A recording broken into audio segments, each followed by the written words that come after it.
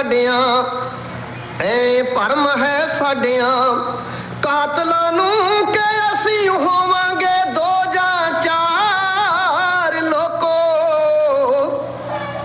ਬਦਲੇ ਲਏ ਤੋਂ ਵੀ ਜਿਹੜੀ ਟੁੱਟਣੀ ਨਾ ਐਡੀ ਲੰਮੀ ਏ ਸਾਡੀ ਕਤਾਰ ਲੋਕੋ ਐਵੇਂ ਭਰਮ ਹੈ ਸਾਡਿਆਂ ਕਾਤਲਾਂ ਨੂੰ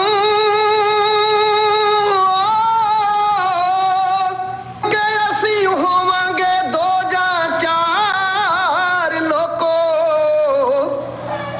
ਬਦਲੇ ਲਏ ਤੋਂ ਵੀ ਜਿਹੜੀ ਟੁੱਟਣੀ ਨਾ ਐਡੀ ਲੰਮੀ ਏ ਸਾਡੀ ਕਤਾਰ ਲੋਕੋ ਸਾਡੇ ਹੱਕਾਂ ਦੀ ਮੱਕੀ ਹੈ ਹੋਈ ਚਾਬੂ ਤੇ ਵੇਲੜ ਵਗ ਨਹੀਂ ਖੇਤਾਂ ਵਿੱਚ ਵੜਨਾ ਦੇਣਾ ਨਰਮ ਦੋਧਿਆਂ ਦੇ ਸੂਹੇ ਪਿੰਡਿਆਂ ਨੂੰ ਅਸੀਂ ਲੁੱਟਦਾ ਤਾਪ ਨਾ ਚੜਨ ਦੇਣਾ। तमाम श्रोतियां का स्वागत है प्रोग्राम रेडियो इनकलाब विच। दोस्तों अज दिन सोमवार 21 दिसंबर 2020 वाले दिन मैं अनु और मेरे नाल भारती जी भी स्टूडियो च मौजूद ने। असी एक होर नवा प्रोग्राम रेडियो इनकलाब तुहाडे लई लैके हाज़र हो गए हैं। विशा तां साडा ओही है जिहड़ा काफ़ी महीनों तो चलदा आ रहा है किसानी ਜਿਹੜਾ ਅੰਦੋਲਨ ਵਿੱਢਿਆ ਹੋਇਆ ਸਾਡੇ ਕਿਸਾਨਾਂ ਨੇ ਮਜ਼ਦੂਰਾਂ ਨੇ ਭਾਰਤ ਵਿੱਚ ਦਿੱਲੀ ਬਾਰਡਰਾਂ ਤੇ ਬੈਠੇ ਨੇ। ਤੋ ਅਸੀਂ ਪਿਛਲੇ ਕਾਫੀ ਸਾਰੇ ਮਹੀਨਿਆਂ ਤੋਂ ਇਸੇ ਮੁੱਦੇ ਨੂੰ ਲਗਾਤਾਰਤਾ ਨਾਲ ਕਵਰ ਕਰਦੇ ਆ ਰਹੇ ਹਾਂ। ਸਿਰਫ ਕਵਰ ਹੀ ਨਹੀਂ ਕਰਦੇ, ਅਸੀਂ ਖੁਦ ਵੀ ਕੋਸ਼ਿਸ਼ ਕਰਦੇ ਹਾਂ ਕਿ ਅਸੀਂ ਵੀ ਇਸ ਅੰਦੋਲਨ ਦਾ ਹਿੱਸਾ ਬਣੀਏ, ਯੋਗਦਾਨ ਪਾਈਏ। ਇੱਕ ਤਾਂ ਜਿਹੜੇ ਅਸੀਂ ਬੁਲਾਰਿਆਂ ਨੂੰ ਤੁਹਾਡੇ ਰੂਬਰੂ ਕਰਦੇ ਹਾਂ ਔਰ ਉਹ ਜੋ ਉੱਥੇ ਹਕੀਕਤ 'ਚ ਜ਼ਮੀਨੀ ਪੱਧਰ 'ਤੇ ਚੱਲ ਰਿਹਾ ਉਹ ਸਾਂਝ ਪਾਉਂਦੇ ਨੇ ਤੁਹਾਡੇ ਨਾਲ। ਉਸ ਤੋਂ ਇਲਾਵਾ ਅਸੀਂ ਇੱਥੇ ਵੀ ਜਿਹੜਾ ਕਿਸਾਨਾਂ ਦੇ ਹੱਕ ਵਿੱਚ ਜਿਹੜੀ ਆਵਾਜ਼ ਬੁਲੰਦ ਕਰਨ ਦੀ ਕੋਸ਼ਿਸ਼ ਲਗਾਤਾਰਤਾ ਨਾਲ ਕਰਦੇ ਆ ਰਹੇ ਹਾਂ। ਤੋ ਅੱਜ ਦੇ ਪ੍ਰੋਗਰਾਮ ਵਿੱਚ ਜਿਸ ਤਰ੍ਹਾਂ ਪਿਛਲੀ ਵਾਰੀ ਸਾਡੇ ਨਾਲ ਸੀਗੇ ਸਾਥੀ ਹਰਨੇਕ ਸਿੰਘ ਮਹਿਮਾ, ਅਸੀਂ ਫਿਰ ਉਹਨਾਂ ਨੂੰ ਹੀ ਅੱਜ ਥੋੜ੍ਹੀ ਜਿਹੀ ਤਕਲੀਫ ਹੋਰ ਦੇਵਾਂਗੇ। ਸੋ ਸਾਥੀ ਜੀ ਭਾਰਤੀ ਕਿਸਾਨ ਯੂਨੀਅਨ ਡਕੌਂਦਾ ਤੋਂ ਨੇ ਔਰ ਉਹ ਸਾਡੇ ਨਾਲ ਜਲਦੀ ਫੋਨ ਲਾਈਨ ਦੇ ਥਰੂ ਕਨੈਕਟ ਹੋ ਜਾਣਗੇ। ਤੋ ਪਿਛਲੀ ਵਾਰੀ ਸਾਡੀ ਕਾਫੀ ਸਾਰੀ ਗੱਲਬਾਤ ਜਿਹੜੀ ਹੈ ਉਹ ਰਹਿ ਗਈ ਸੀ, ਅਧੂਰੀ ਰਹਿ ਗਈ ਸੀ। ਖਾਸ ਕਰਕੇ ਇੱਕ ਜਿਹੜੀ ਸਾਡੀ ਕੋਸ਼ਿਸ਼ ਹੁੰਦੀ ਹੈ ਕਿ ਸਾਡੇ ਸਰੋਤਿਆਂ ਦੀ ਔਰ ਸਾਡੀ ਵੀ ਜਿਹੜੀ ਸਮਝ ਹੈ ਉਹ ਹੋਰ ਪਰਪੱਕ ਹੋਵੇ ਕਿ ਇਹ ਜਿਹੜੇ 3 ਕਿਸਾਨ ਵਿਰੋਧੀ ਕਾਨੂੰਨ ਨੇ ਉਹ ਕਿਉਂ ਕਿਸਾਨਾਂ ਦੇ ਵਿਰੋਧ 'ਚ ਨੇ। ਸੋ ਉਹ ਬਾਰ-ਬਾਰ ਅਸੀਂ ਆਪਣੇ ਬੁੱਧੀਜੀਵੀਆਂ ਨਾਲ, ਕਿਸਾਨ ਆਗੂਆਂ ਨਾਲ, ਜਥੇਬੰਦੀਆਂ ਦੇ ਆਗੂਆਂ ਨਾਲ ਇਹੋ ਡਿਸਕਸ਼ਨ ਕਰਦੇ ਹਾਂ ਤਾਂ ਕਿ ਉਹ ਸਾਨੂੰ ਚੰਗੀ ਤਰ੍ਹਾਂ ਉਹਦੀ ਸਮਝ ਆਏ। ਜਦੋਂ ਉਹ ਜਿਹੜੀ ਪ੍ਰੋਬਲਮ ਹੈ, ਜਿਹੜਾ ਮਸਲਾ ਹੈ ਉਹਦੀ ਸਮਝ ਆ ਜਾਏਗੀ, ਫਿਰ ਜਿਹੜਾ ਉਹਦਾ ਹੱਲ ਹੈ ਉਹ ਖੁਦ ਬ ਖੁਦ ਸਾਡੇ ਦਿਮਾਗਾਂ 'ਚ, ਸਾਡੇ ਦਿਲਾਂ 'ਚ ਉਹ ਸਾਫ਼ ਹੋਏਗਾ, ਕਲੀਅਰ ਹੋਏਗਾ। ਤੋ ਇਸ ਵਿਸ਼ੇ 'ਤੇ ਅੱਜ ਅਸੀਂ ਸਾਥੀ ਹਰਨੇਕ ਸਿੰਘ ਮਹਿਮਾ ਹੋਰਾਂ ਨਾਲ ਗੱਲਬਾਤ ਕਰਾਂਗੇ। ਉਸ ਤੋਂ ਬਾਅਦ ਆਉਂਦੇ ਐਤਵਾਰ ਫਿਰ ਅਸੀਂ ਜਿਹੜਾ ਇਹ ਅੰਦੋਲਨ 'ਚ ਬਿਲਕੁਲ ਛੋਟਾ ਜਿਹਾ ਸਾਡਾ ਯੋਗਦਾਨ ਹੈ, ਅਸੀਂ 13 ਤਰੀਕ ਤੋਂ ਇਹ ਸ਼ੁਰੂ ਕੀਤਾ ਸੀ। ਤੋ ਉਹ ਵੀ ਤੁਹਾਡੇ ਨਾਲ ਸਾਂਝ ਪਾਵਾਂਗੇ ਕਿ ਅਸੀਂ ਕਿੱਥੇ ਹੋਵਾਂਗੇ, ਕਦੋਂ ਹੋਵਾਂਗੇ ਔਰ ਕਿੰਨੇ ਲੰਬੇ ਸਮੇਂ ਤੱਕ ਅਸੀਂ ਇਹ ਜਿਹੜਾ ਆਪਣਾ ਯੋਗਦਾਨ ਪਾਉਣਾ ਚਾਹੁੰਦੇ ਹਾਂ। ਔਰ ਆਖਰ ਵਿੱਚ ਇੱਥੇ ਸਥਾਨਕ ਜਿਹੜਾ ਇਮੀਗ੍ਰੇਸ਼ਨ ਨੂੰ ਲੈ ਕੇ ਬੀਤੇ ਕੱਲ੍ਹ ਇੱਕ ਇਮੀਗ੍ਰੇਸ਼ਨ ਮੰਤਰੀ ਵੱਲੋਂ ਪ੍ਰੈਸ ਰਿਲੀਜ਼ ਕੀਤੀ ਗਈ ਹੈ, ਉਹਦੇ 'ਤੇ ਸੰਖੇਪ ਰੂਪ ਵਿੱਚ ਵਿਚਾਰ ਚਰਚਾ ਕਰਾਂਗੇ।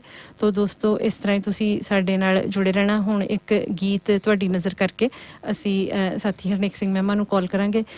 ਗੀਤ ਹੈ ਜੀ ਮਹਿੰਦਰ ਸਾਥੀ ਹੋਰਾਂ ਦਾ ਲਿਖਿਆ, ਮਸ਼ਾਲਾਂ ਬਾਲ ਕੇ ਚੱਲਣਾ, ਔਰ ਦਸਤਕ ਜਿਹੜਾ ਗਰੁੱਪ ਹੈ ਉਹਨਾਂ ਦਾ ਗਾਇਆ। ਤੋ ਬਿਲਕੁਲ ਇਸ ਵਕਤ ਇਹ ਢੁੱਕਦਾ ਹੈ। ਮੇਰਾ ਖਿਆਲ ਹੈ ਜਦੋਂ ਤੱਕ ਅਸੀਂ ਪੂੰਜੀਵਾਦ ਨੂੰ ਜੜ੍ਹ ਤੋਂ ਨਹੀਂ ਖੜ ਦਿੰਦੇ ਇਹ ਗੀਤ ਸਾਡਾ ਢੁੱਕਵਾਂ ਹੀ ਰਹਿਣਾ। ਤੋ ਜਲਦ ਅਸੀਂ ਦੁਬਾਰਾ ਤੁਹਾਡੇ ਨਾਲ ਹੋ ਜਾਵਾਂਗੇ।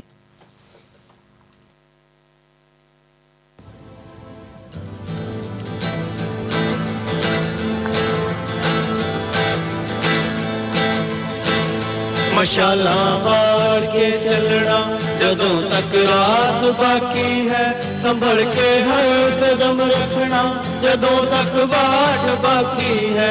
मशालां बाल के चलना जदों तक रात बाकी है, संभल के हर कदम रखना जदों तक बाट बाकी है।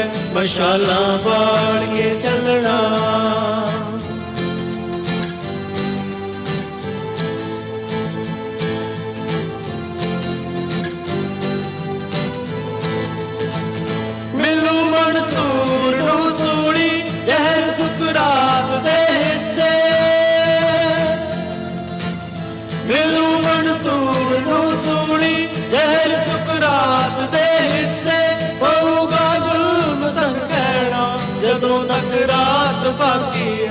ਪਊਗਾ ਜ਼ੁਲਮ ਸੰਗ ਖੈਣਾ ਜਦੋਂ ਤੱਕ ਰਾਤ ਬਾਕੀ ਹੈ ਮਸ਼ਾਲਾਂ ਬਾਲ ਕੇ ਚੱਲਣਾ ਜਦੋਂ ਤੱਕ ਰਾਤ ਬਾਕੀ ਹੈ ਸੰਭਲ ਕੇ ਹਰ ਕਦਮ ਰੱਖਣਾ ਜਦੋਂ ਤੱਕ ਵਾਟ ਬਾਕੀ ਹੈ ਮਸ਼ਾਲਾਂ ਬਾਲ ਕੇ ਚੱਲਣਾ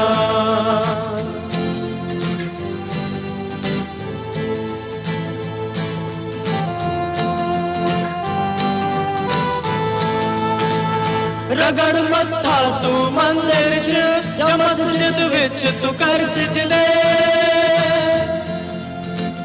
ਰਗੜ ਮੱਥਾ ਤੂੰ ਮੰਦਿਰ 'ਚ ਜਾਂ ਮਸਜਿਦ ਵਿੱਚ ਤੂੰ ਕਰ ਸਜਦੇ ਤੇਰੇ ਦੁੱਖਾਂ ਨੇ ਨਹੀਂ ਮੁੱਕਣਾ ਜਦੋਂ ਤੱਕ ਰਾਤ ਬਾਕੀ ਹੈ ਤੇਰੇ ਦੁੱਖਾਂ ਨੇ ਨਹੀਂ ਮੁੱਕਣਾ ਜਦੋਂ ਤੱਕ ਰਾਤ ਬਾਕੀ ਹੈ ਮਸ਼ਾਲਾਂ ਬਾਲ ਕੇ ਚੱਲਣਾ ਜਦੋਂ ਤੱਕ ਰਾਤ ਬਾਕੀ ਹੈ ਸੰਭਲ ਕੇ ਹਰ ਕਦਮ ਰੱਖਣਾ ਜਦੋਂ ਤੱਕ ਵਾਟ ਬਾਕੀ ਹੈ ਮਸ਼ਾਲਾਂ ਬਾਲ ਕੇ ਚੱਲਣਾ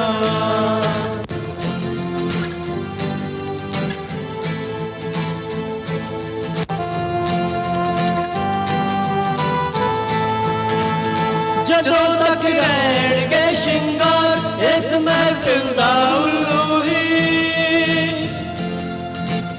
ਜਦੋਂ ਤੱਕ ਦੋਸਤੋ ਇਸ ਵੇਲੇ ਸਾਡੇ ਨਾਲ ਫੋਨ ਲਾਈਨ ਤੇ ਪੰਜਾਬ ਭਾਰਤ ਤੋਂ ਸਾਥੀ ਹਰਨੇਕ ਸਿੰਘ ਮਹਿਮਾ ਹੋ ਗਏ ਨੇ ਜੋ ਕਿ ਭਾਰਤੀ ਕਿਸਾਨ ਯੂਨੀਅਨ ਡਕੌਂਦਾ ਦੇ ਸਰਗਰਮ ਆਗੂ ਨੇ ਫਿਰੋਜ਼ਪੁਰ ਜ਼ਿਲ੍ਹੇ ਤੋਂ ਨੇ ਤੋ ਉਹਨਾਂ ਨਾਲ ਪਹਿਲੇ ਵੀ ਤੁਸੀਂ ਬਹੁਤ ਵਾਰੀ ਰੂਬਰੂ ਹੋ ਚੁੱਕੇ ਹੋ ਤੋ ਕਿਸਾਨੀ ਅੰਦੋਲਨ ਜਿਹੜਾ ਚੱਲ ਰਿਹਾ ਹੈ ਔਰ ਜਿਹੜੇ ਕਿਸਾਨ ਵਿਰੋਧੀ 3 ਕਾਨੂੰਨ ਨੇ ਉਹਨਾਂ ਤੇ ਖਾਸ ਤੌਰ ਤੇ ਅਸੀਂ ਅੱਜ ਥੋੜੀ ਜਿਹੀ ਉਹਨਾਂ ਨਾਲ ਵਿਚਾਰ ਚਰਚਾ ਕਰਾਂਗੇ ਤੋ ਉਹਨਾਂ ਦਾ ਅਸੀਂ ਸਵਾਗਤ ਕਰਦੇ ਹਾਂ ਸਾਥੀ ਜੀ ਸਵਾਗਤ ਹੈ ਤੁਹਾਡਾ ਰੇਡੀਓ ਇਨਕਲਾਬ ਤੇ ਧੰਨਵਾਦ ਜੀ ਧੰਨਵਾਦ ਮਿਹਰਬਾਨੀ ਜੀ ਠੀਕ तो साथी जी पिछले हफ्ते की तरह लिमिटेड टाइम सीगा अपने कोले पूरी गलबात नहीं हो सकी क्योंकि जिवें तुसीं सौखी भाषा दे विच ਸਰੋਤਿਆਂ तक गल अपनी समझाउंदे हो सो आपां मेरे ख्याल उसी तरीके नाल ही एक सवालां जवाबां दा एक डिस्कशन दा जिहड़ा गलबात आपां जारी रखीए सो ਪਹਿਲਾਂ ਅਸੀਂ ਇਹ ਜਿਹੜੇ ਕਾਨੂੰਨਾਂ ਦੇ ਕਾਲੇ ਕਾਨੂੰਨ ਇਹਨਾਂ ਦੇ ਪੱਖ ਤੇ ਉਸ ਤੋਂ ਬਾਅਦ ਜੋ ਚੱਲ ਰਿਹਾ ਹੈ ਦਿੱਲੀ ਦੇ ਵਿੱਚ ਜੋ ਚੱਲ ਰਿਹਾ ਹੈ ਪੰਜਾਬ ਦੇ ਵਿੱਚ ਚੱਲ ਰਿਹਾ ਹੈ ਉਹਦੇ ਬਾਰੇ ਗੱਲਬਾਤ ਕਰਾਂਗੇ ਤਾਂ ਸਾਥੀ ਜੀ ਇੱਕ ਦਾ ਇੱਕ ਅਹਿਮ ਪੱਖ ਜਿਹੜਾ ਇਹ ਕਾਲੇ ਕਾਨੂੰਨਾਂ ਦਾ ਹੈ ਆ ਕਿਉਂਕਿ ਇਹ ਦੋ ਜਿਹੜੀ ਇਹ ਮਸਲੇ ਨੇ ਆਪਸ ਦੇ ਵਿੱਚ ਜੁੜੇ ਹੋਏ ਆ ਮੰਡੀ ਬੋਰਡ ਦਾ ਖਤਮ ਹੋਣਾ ਤੇ ਨਾਲ ਦੀ ਨਾਲ MSP ਦਾ ਖਤਮ ਹੋਣਾ ਸਰਕਾਰ ਨੇ ਦੋਨਾਂ ਨੂੰ ਖਤਮ ਨਹੀਂ ਕੀਤਾ ਪਰ ਉਹ ਵੀ ਜਿਵੇਂ ਆਪਾਂ ਪਹਿਲਾਂ ਗੱਲਬਾਤ ਕੀਤੀ ਸੀ ਆਪਣੇ ਆਪ ਉਹ ਖਤਮ ਹੋਣਗੇ ਸੋ ਮੈਂ ਚਾਹੁੰਦਾ ਕਿ ਮੰਡੀ ਬੋਰਡ ਦੇ ਬਰਾਬਰ ਜਿਹੜੀਆਂ ਅੰਬਾਨੀ ਤੇ ਅੰਡਾਨੀਆਂ ਦੀਆਂ ਜਿਹੜੀਆਂ ਪ੍ਰਾਈਵੇਟ ਮੰਡੀਆਂ ਹੋਣਗੀਆਂ ਜਿਨ੍ਹਾਂ ਦੇ ਉੱਪਰ ਕੋਈ ਵੀ ਰੈਗੂਲੇਸ਼ਨ ਜਿਹੜਾ ਨਹੀਂ ਅਪਲਾਈ ਕਰੂਗਾ ਉਹ ਕਿਸ ਤਰੀਕੇ ਦੇ ਨਾਲ ਜਿਹੜੀ ਮੰਡੀ ਬੋਰਡ ਨੂੰ ਖਤਮ ਕਰੂਗਾ ਔਰ ਮੰਡੀ ਬੋਰਡ ਦੇ ਖਤਮ ਹੋਣ ਦੇ ਨਾਲ MSP ਵੀ ਕਿਵੇਂ ਖਤਮ ਹੋਊਗੀ ਔਰ ਮੰਡੀ ਬੋਰਡ ਦੇ ਖਤਮ ਹੋਣ ਦੇ ਨਾਲ ਜਿਹੜਾ ਪਿੰਡੂ ਵਿਕਾਸ ਦੇ ਜਿਹੜੇ ਕੰਮ ਨੇ ਉਹ ਕਿਵੇਂ ਖਤਮ ਹੋਣਗੇ ਉਹ ਜ਼ਰੂਰ ਤੁਸੀਂ ਚਾਨਣਾ ਪਾਓ ਸਰੋਤਿਆਂ ਦੇ ਨਾਲ ਹੀ ਅਸਲ ਦੇ ਵਿੱਚ ਜਿਹੜਾ ਸਰਕਾਰ ਇੱਕ ਰੌਲਾ ਪਾ ਰਹੀ ਹੈ ਕਿ MSP ਖਤਮ ਨਹੀਂ ਹੋਵੇਗਾ ਜੀ ਆਪਾਂ ਇੱਕ ਵਾਰ ਉਹਨੂੰ ਮੰਨ ਲੈਨੇ ਆ ਕਿ MSP ਖਤਮ ਨਹੀਂ ਹੋਵੇਗਾ ਜੀ ਮਿਨੀਮਮ ਸਪੋਰਟ ਪ੍ਰਾਈਸ ਸਰਕਾਰ ਨੇ ਕਹਿਤਾ ਕਿ ਇਸ ਮੱਕੀ ਦਾ MSP ਭਾਈ 1877 ਰੁਪਏ ਆ ਕਹਿ ਦਿੱਤਾ ਗੱਲ ਕਹਿਣ ਦੀ ਨਹੀਂ ਗੱਲ ਤਾਂ ਉਹਨੂੰ ਖਰੀਦ ਕੌਣ ਰਿਹਾ 1877 ਤੇ ਸੋ ਅਸਲ ਚ ਜਿਹੜਾ MSP ਸਰਕਾਰ ਕਹਿ ਰਹੀ ਕਿ MSP ਰਵੇਗੀ ਇਸ ਗੱਲ ਉਹ ਠੀਕ ਨੇ ਰਵੇਗੀ MSP ਕਣਕ ਦੀ ਵੀ ਰਵੇਗੀ ਝੋਨੇ ਦੀ ਵੀ ਰਵੇਗੀ ਮੱਕੀ ਮੂੰਗੀ ਸੂਰਜਮੁਖੀ ਗੰਨਾ ਸਾਰੇ ਦੀ MSP ਤਾਂ ਰਵੇਗੀ ਜੀ ਸਵਾਲ MSP ਦਾ ਹੈ ਹੀ ਨਹੀਂਗਾ ਸਵਾਲ ਇਹ ਵੀ ਉਸ MSP ਤੇ ਖਰੀਦ ਕੌਣ ਕਰੇਗਾ ਅੱਜ ਵੀ ਪੰਜਾਬ ਦੇ ਵਿੱਚ ਕਣਕ ਤੇ ਝੋਨਾ ਹੈ ਜਿਹੜਾ ਉਹ ਸਰਕਾਰੀ ਖਰੀਦ ਹੈਗੀ ਹੈ ਜੀ ਉਹ MSP ਦੇ ਉੱਤੇ ਖਰੀਦਿਆ ਜਾਂਦਾ ਹੈ MSP ਮੱਕੀ ਦੀ ਵੀ ਹੈਗੀ ਹੈ 1877 ਰੁਪਏ ਜੀ। ਪਰ MSP ਹੋਣ ਦੇ ਬਾਵਜੂਦ ਮੱਕੀ ਨੂੰ ਸਰਕਾਰ ਨਹੀਂ ਖਰੀਦਦੀ, ਉਹਨੂੰ ਪ੍ਰਾਈਵੇਟ ਵਪਾਰੀ ਖਰੀਦਦਾ। ਤੇ ਪ੍ਰਾਈਵੇਟ ਵਪਾਰੀ ਖਰੀਦਦਾ 800 ਰੁਪਏ ਦੀ ਕੁਇੰਟਲ। 1877 ਰੁਪਏ ਵਾਲੀ ਚੀਜ਼ 800, 900, 1000 ਰੁਪਏ ਖਰੀਦਦਾ ਜੀ।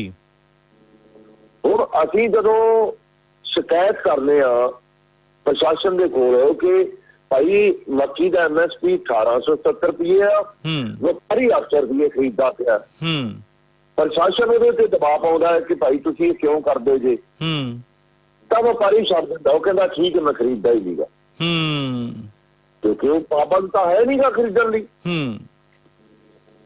ਉਹ ਪਾਬੰਦ ਤਾਂ ਨਹੀਂ ਨਾ ਹੈਗਾ ਜੀ।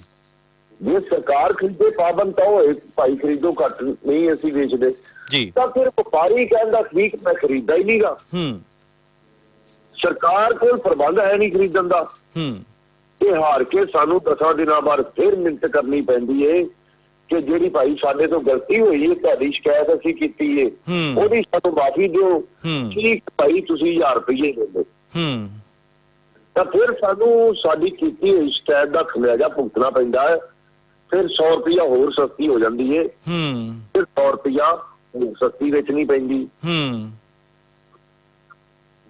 ਸੋ ਗੱਲ MSP ਦੀ ਨਹੀਂ ਗੀ, MSP ਬੇਸ਼ੱਕ ਰਵੇਗੀ, ਜਾਂ ਅਸੀਂ ਮੰਨਦੇ ਹਾਂ ਕਿ MSP ਰਵੇਗੀ ਜੀ। ਗੱਲ ਇਹ ਆ ਕਿ ਉਹ ਖਰੀਦ ਕੌਣ ਕਰੇਗਾ ਉਸ MSP ਤੇ, ਖਰੀਦ ਕੌਣ ਕਰੇਗਾ, ਜਾਂ ਉਸ MSP ਤੋਂ ਜੇ ਕੋਈ ਘੱਟ ਤੇ ਖਰੀਦ ਕਰਦਾ ਹੈ ਤਾਂ ਸਾਡੇ ਕੋਲ ਆਪਸ਼ਨ ਕੀ ਹੈ ਕਿ ਉਹਦੇ ਖਿਲਾਫ ਅਸੀਂ ਕੋਈ ਐਕਸ਼ਨ ਲੈ ਸਕੀਏ। ਇਹ ਗੱਲ ਹੈ, ਸਾਡੇ ਕੋਲ ਕੋਈ ਆਪਸ਼ਨ ਨਹੀਂ ਹੈਗੀ, ਉਹਦੇ ਖਿਲਾਫ ਅਸੀਂ ਕੋਈ ਐਕਸ਼ਨ ਨਹੀਂ ਲੈ ਸਕਦੇ ਜੀ। ਸਰਕਾਰ ਦਰਬਾਰੇ ਅਸੀਂ ਕਿਤੇ ਨਹੀਂ ਜਾ ਸਕਦੇ, ਕੋਈ ਉਹਦੀ ਸ਼ਿਕਾਇਤ ਨਹੀਂ ਕਰ ਸਕਦੇ। ਸੋ ਇਹ ਇੱਕ ਝੂਠ, ਮਤਲਬ ਜਲੇਬੀ ਵਰਗਾ ਝੂਠ ਹੈ ਜੀ, ਇਹਨੂੰ ਸਮਝਣਾ ਔਖਾ ਹੈ। ਉਹ ਵਾਰ-ਵਾਰ ਕਹਿੰਦੇ ਨੇ ਕਿ MSP ਰਵੇਗੀ, MSP ਰਵੇਗੀ, ਅਸੀਂ ਵੀ ਕਹਿੰਦੇ ਰਵੇਗੀ ਜੀ, ਪਰ MSP ਤੇ ਖਰੀਦ ਕੌਣ ਕਰੇਗਾ, ਸਵਾਲ ਇਹ ਆ। ਜੀ ਜੀ ਜੀ ਜੀ ਜੀ ਬਿਲਕੁਲ ਸਾਥੀ ਜੀ। ਔਰ MSP ਉਵੇਂ ਦੇ ਉਵੇਂ ਰਵੇਗੀ, ਕਿਉਂਕਿ ਜੇ ਕੋਈ ਘੱਟ ਦੇ ਵਿੱਚ ਖਰੀਦ ਆਇਆ ਉਹਦੇ ਵਾਸਤੇ ਕੋਈ ਕਾਨੂੰਨ ਨਹੀਂ ਹੈ, ਉਹਦੇ ਵਾਸਤੇ ਕੋਈ ਸਜ਼ਾ ਨਹੀਂ ਹੈ, ਤਾਂ ਉਹਦੇ ਨਾਲ ਜਿਹੜਾ ਇਹ 'ਚ ਪ੍ਰਾਵਧਾਨ ਆ ਇਹਨਾਂ ਦੇ ਕਾਨੂੰਨਾਂ ਦੇ ਵਿੱਚ, ਜਿਹੜੀਆਂ ਪ੍ਰਾਈਵੇਟ ਮੰਡੀਆਂ ਨੇ ਉਹਨਾਂ ਨੂੰ ਹੋਣ ਦੇ ਵਿੱਚ, ਵੱਡੇ ਲੈਵਲ ਦੇ ਵਿੱਚ ਹੋਣ ਦੇ ਵਿੱਚ ਲੈ ਕੇ ਆਉਣਾ, ਔਰ ਕੋਈ ਵੀ ਬੰਦਾ ਜਿਹਦੇ ਕੋਲ ਆਪਣਾ ਅਧਿਕਾਰ ਕਾਰਡ ਆ ਉਹ ਖਰੀਦ ਸਕਦਾ, ਵੇਚ ਸਕਦਾ, ਹਰ ਕੋਲ ਉਹ ਅਧਿਕਾਰ ਹੈ। ਔਰ ਉਹਨਾਂ ਦੇ ਉੱਪਰ ਜਿਹੜੀਆਂ ਸਰਕਾਰੀ ਮੰਡੀਆਂ ਦੇ ਵਿੱਚ ਜਿਹੜੇ ਰੈਗੂਲੇਸ਼ਨ ਹੈ ਆ, ਜਿਹੜੇ ਲਾਗੂ ਨੇ, ਉਹਨਾਂ ਦੇ ਉੱਪਰ ਕੋਈ ਲਾਗੂ ਨਹੀਂ ਗੇ। ਸੋ ਤੁਸੀਂ ਜੋ ਦੱਸ ਰਹੇ ਹੋ ਹਾਲਤ ਆਲਰੇਡੀ ਖਰਾਬ ਹੈ, ਇਸ ਕਾਨੂੰਨ ਦੇ ਲਾਗੂ ਹੋਣ ਦੇ ਨਾਲ ਜਿਹੜੀ ਸਰਕਾਰੀ ਖਰੀਦੋ ਖਰੋਫਤ ਹੈ ਉਹਦਾ ਹਾਲਤ ਜਿਹੜੀ ਹੋਰ ਵੀ ਖਰਾਬ ਹੋਗੀ। ਇਹਦੇ ਬਾਰੇ ਦੱਸੋ ਜੀ। ਦੇਖੋ ਜੀ, ਅਸਲ 'ਚ ਜਦੋਂ ਇੱਕ ਮਤਲਬ ਢਾਂਚੇ ਦੇ ਵਿੱਚ ਰਹਿ ਕੇ ਗੱਲ ਕਰਦੇ ਨੇ ਕਿ ਕੋਈ ਵੀ ਸ਼ਬਦ ਵਰਤਿਆ ਜਾਂਦਾ ਨਾ ਜੀ, ਕਿ ਕੋਈ ਵੀ ਮਤਲਬ ਪ੍ਰਾਈਵੇਟ ਪਲੇਅਰ ਮੰਡੀ 'ਚ ਆ ਸਕਦਾ ਜੀ, ਸ਼ਬਦ ਤਾਂ ਵਰਤਿਆ ਜਾਂਦਾ ਕੋਈ ਵੀ, ਪਰ ਉਹ ਚਾਹੁਣਗੇ ਕੌਣ? ਸਮਰੱਥਾ ਕੀ ਦੇਖੋ, ਸਮਰੱਥਾ ਅਦਾਨੀ, ਅੰਬਾਨੀ, ਬਿਰਲੇ, ਟਾਟੇ ਤੋਂ ਬਗੈਰ ਜਦੋਂ ਕਿਸੇ ਕੋਲ ਹੈ ਹੀ ਨਹੀਂ ਗੀ, ਤਾਂ ਫਿਰ ਕੋਈ ਵੀ ਸ਼ਬਦ ਦਾ ਮਤਲਬ ਹੀ ਨਹੀਂ ਹੈਗਾ। ਇਹੀ ਮਤਲਬ ਹੈ ਕਿ ਇਹ ਜਿਹੜੇ 8 ਜਾਂ 10 ਪਰਿਵਾਰ ਨੇ ਇਹੋ ਹੀ ਖਰੀਦ ਕਰਨ ਲਈ ਆਉਣਗੇ। ਹੁਣ ਫਰਕ ਜਿੰਨਾ ਪੈਣਾ ਹੈ ਪ੍ਰਾਈਵੇਟ ਮੰਡੀ ਦਾ ਤੇ ਸਰਕਾਰੀ ਮੰਡੀ ਦਾ, ਮੇਰਾ ਖਿਆਲ ਆਪਣੀ ਉਦੋਂ ਵੀ ਗੱਲ ਹੋਈ ਸੀ ਜੀ ਜੀ ਕਿ ਸਰਕਾਰੀ ਮੰਡੀ ਦਾ ਇਹ ਆ ਕਿ ਤੁਸੀਂ ਟਰਾਲੀ ਦੇ ਵਿੱਚ ਆਪਦੀ ਫਸਲ ਪਾਓਗੇ ਜੀ, ਮੰਡੀ ਲੈ ਕੇ ਜਾਓਗੇ, ਮੰਡੀ ਦੀ ਜਗ੍ਹਾ ਸੀਮਤ ਹੈ, ਉੱਥੇ ਤੁਹਾਨੂੰ ਜਗ੍ਹਾ ਲੱਭਣੀ ਪਏਗੀ ਵੀ ਕਿੱਥੇ ਮੈਂ ਆਪਦੀ ਢੇਰੀ ਲਾਵਾਂ, ਉੱਥੇ ਤੁਸੀਂ ਆਪਦੀ ਢੇਰੀ ਲਾਓਗੇ, ਫਿਰ ਉਹਨੂੰ ਪੱਖਾ ਲੱਗੇਗਾ, ਪੱਖਾ ਲੱਗਣ ਤੋਂ ਬਾਅਦ ਉਹਦੇ ਵਿੱਚੋਂ ਕੁਆੜ ਵੀ ਨਿਕਲੇਗਾ, ਜਿਹੜਾ ਕੁਆੜ ਕਿਸਾਨ ਨੂੰ ਘਰੇ ਲਿਆ ਕੇ ਤੇ ਜਨਾਨੀਆਂ ਨੂੰ ਸਿਆਪਾ ਪਾਉਣਾ ਪੈਣਾ ਵੀ ਭਾਈ ਹੁਣ ਕੁਆੜ ਬਣਾਓ, ਇਹਨੂੰ ਦੁਬਾਰਾ ਫਿਰ ਮੰਡੀ 'ਚ ਲੈ ਕੇ ਜਾਣਾ।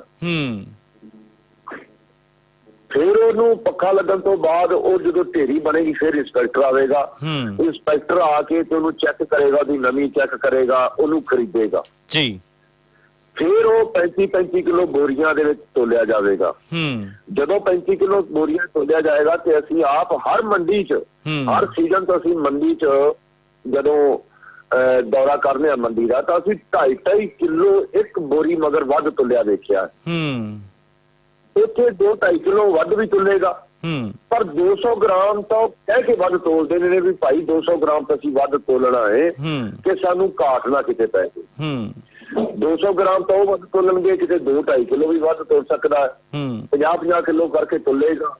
ਫਿਰ ਜਦੋਂ ਤੁਲ ਗਿਆ ਫਿਰ ਉਹਨੇ ਵੀ ਕਹਿਣਾ ਹੈ, ਲੇਬਰ ਵਾਲੇ ਨੇ ਵੀ ਭਾਈ ਆ 2 ਗੱਟੇ ਮੈਨੂੰ ਵੀ ਦੇ ਜੀ। ਫਿਰ ਉਹ ਬੋਰੀਆਂ ਗਿਣਾਂਗੇ, ਫਿਰ ਉਹਨਾਂ ਦੀ ਪਰਚੀ ਲਾਂਗੇ, ਫਿਰ ਹਫ਼ਤੇ 10 ਦਿਨ ਬਾਅਦ ਆੜ੍ਹਤੀਏ ਕੋਲ ਜਾਵਾਂਗੇ, ਆੜ੍ਹਤੀਆ ਹਿਸਾਬ ਕਰੇਗਾ।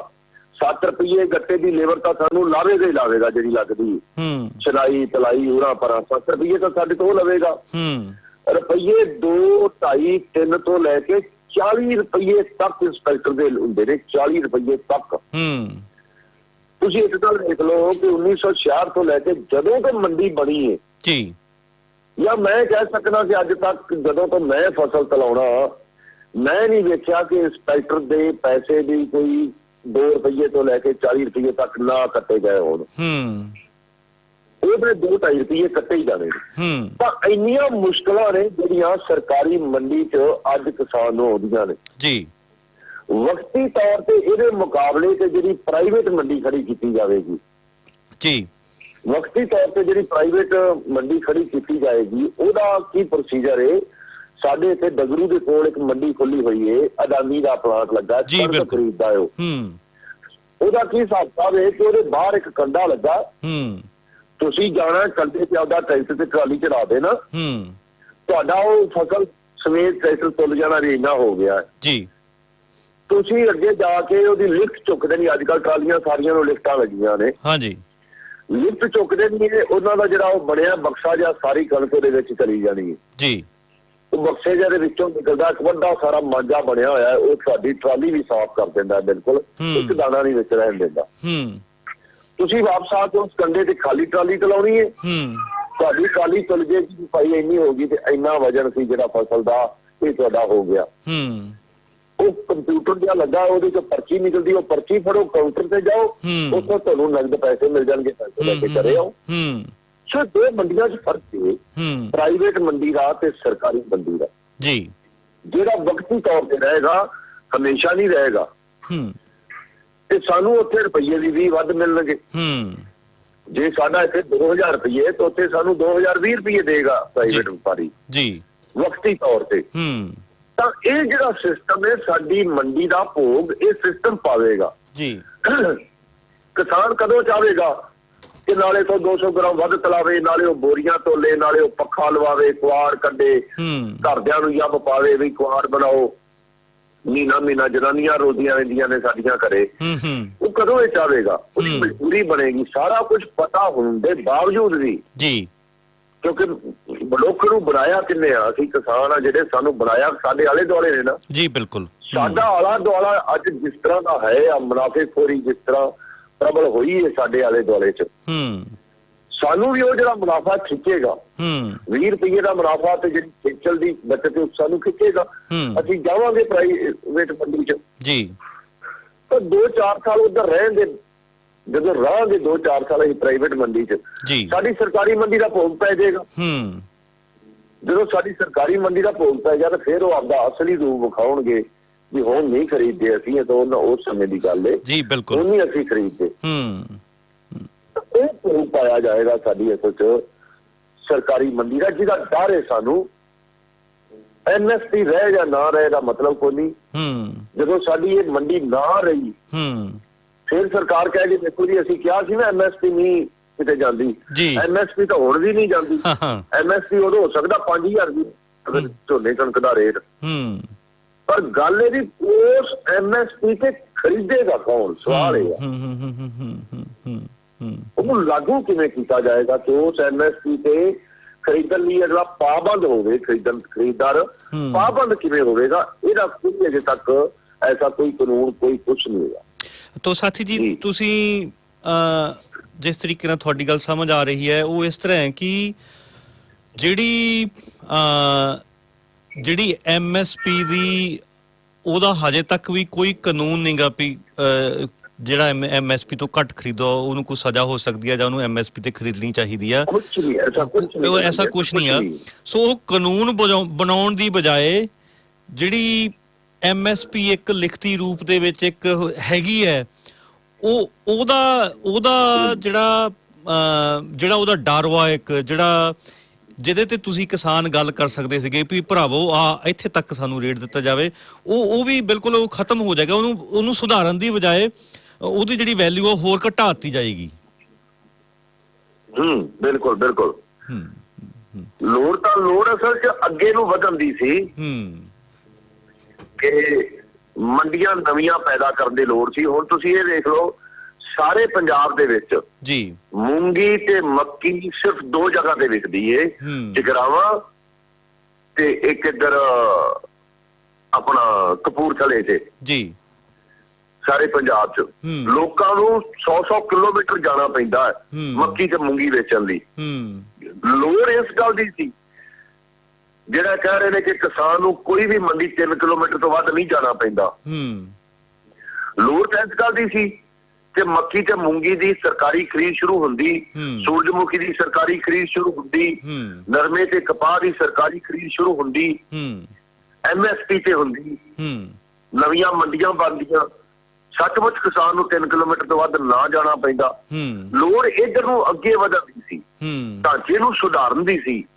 ਸਰਕਾਰ ਤੋਂ ਸਵਾਲ ਵੀ ਇਹੋ ਹੀ ਅੱਜ ਅਸੀਂ ਕਰ ਰਹੇ ਹਾਂ ਕਿ ਤੁਸੀਂ ਕਹਿ ਰਹੇ ਹੋ ਕਿ ਅਸੀਂ ਇਹ ਸਾਰਾ ਕੁਝ ਕਿਸਾਨ ਦੇ ਫਿਕਰ 'ਚ ਕੀਤਾ, ਉਹਦੇ ਭਲਾਈ ਲਈ ਕੀਤਾ, ਤਾਂ ਆ ਜਿਹੜੇ ਕਰਨ ਵਾਲੇ ਕੰਮ ਸੀ, ਕਰਨ ਵਾਲੇ ਸੀ ਜਿਹੜੇ ਕੰਮ, ਇਹਨਾਂ ਵੱਲੇ ਕਿਉਂ ਨਹੀਂ ਧਿਆਨ ਦਿੱਤਾ? ਪਰ ਅਸਲ 'ਚ ਗੱਲ ਤਾਂ ਉਹੀ ਹੈ ਨਾ, ਤੁਸੀਂ ਵੇਖ ਲਓ ਵੀ ਇਹਨੂੰ ਕੀ ਕੁਦਰਤ ਕਹਿ ਲਓ, ਰੱਬ ਨੂੰ ਮੰਨਣ ਦਾ ਹਰ ਇੱਕ ਆਪਦਾ ਬੰਦੇ ਦਾ ਤਰੀਕਾ, ਉਹ ਰੱਬ ਨੂੰ ਕਿਹੜੇ ਤਰੀਕੇ ਨਾਲ ਮੰਨਦਾ ਜੀ। ਬਿਲਕੁਲ, ਰੱਬ ਨੂੰ ਤਾਂ ਗੁਰੂ ਨਾਨਕ ਸਾਹਿਬ ਵੀ ਮੰਨਦੇ ਸੀ, ਪਰ ਉਹਨਾਂ ਦਾ ਮੰਨਣ ਦਾ ਤਰੀਕਾ ਹੁੰਦਾ ਸੀ ਗੁਰੂ ਨਾਨਕ ਸਾਹਿਬ ਦਾ ਰੱਬ ਨੂੰ ਮੰਨਣ ਦਾ ਜੀ। ਬਿਲਕੁਲ, ਹੁਣ ਰੱਬ ਕਹਿ ਲਓ ਵੀ ਆ ਜਿਹੜਾ ਖੇਤੀ ਮੰਤਰੀ ਹੈ, ਕੁਦਰਤ ਨੇ ਵੀ ਸਾਰਿਆਂ ਦੇ ਸਾਹਮਣੇ ਦਾ ਝੂਠ ਲੈ ਕੇ ਆਉਣਾ ਸੀ, ਇਹਨਾਂ ਦੀ ਗੱਲ ਲੈ ਕੇ ਆਉਣੀ ਸੀ, ਤੇ ਉਹਦੇ ਮੂੰਹੋਂ ਨਿਕਲ ਗਿਆ ਕਿ ਅੱਜ ਮੈਂ ਤੁਹਾਡੇ ਕਹਤੇ ਕਾਨੂੰਨ ਰੱਦ ਅਸੀਂ ਕਰ ਦਿੰਦੇ ਹਾਂ, ਕੱਲ ਨੂੰ ਅਦਾਨੀ ਤੇ ਅੰਬਾਨੀ ਹੋਣਗੇ, ਉਹ ਸਾਡੇ ਸਿਰ ਤੇ ਬਹਿ ਜਾਣਗੇ ਵੀ ਕਾਨੂੰਨ ਰੱਦ ਕਿਉਂ ਕੀਤੇ ਨੇ, ਅਸੀਂ ਉਹਨਾਂ ਨੂੰ ਕੀ ਜਵਾਬ ਦਿਆਂਗੇ ਜੀ। ਬਿਲਕੁਲ ਬਿਲਕੁਲ ਬਿਲਕੁਲ। ਮੈਨੂੰ ਲੱਗਦਾ ਵੀ ਇਹ 4-5 ਸ਼ਬਦ ਬੜੀ ਮਹੱਤਵਪੂਰਨ ਗੱਲ ਏ, ਬੜੀ ਵੱਡੀ ਗੱਲ ਏ।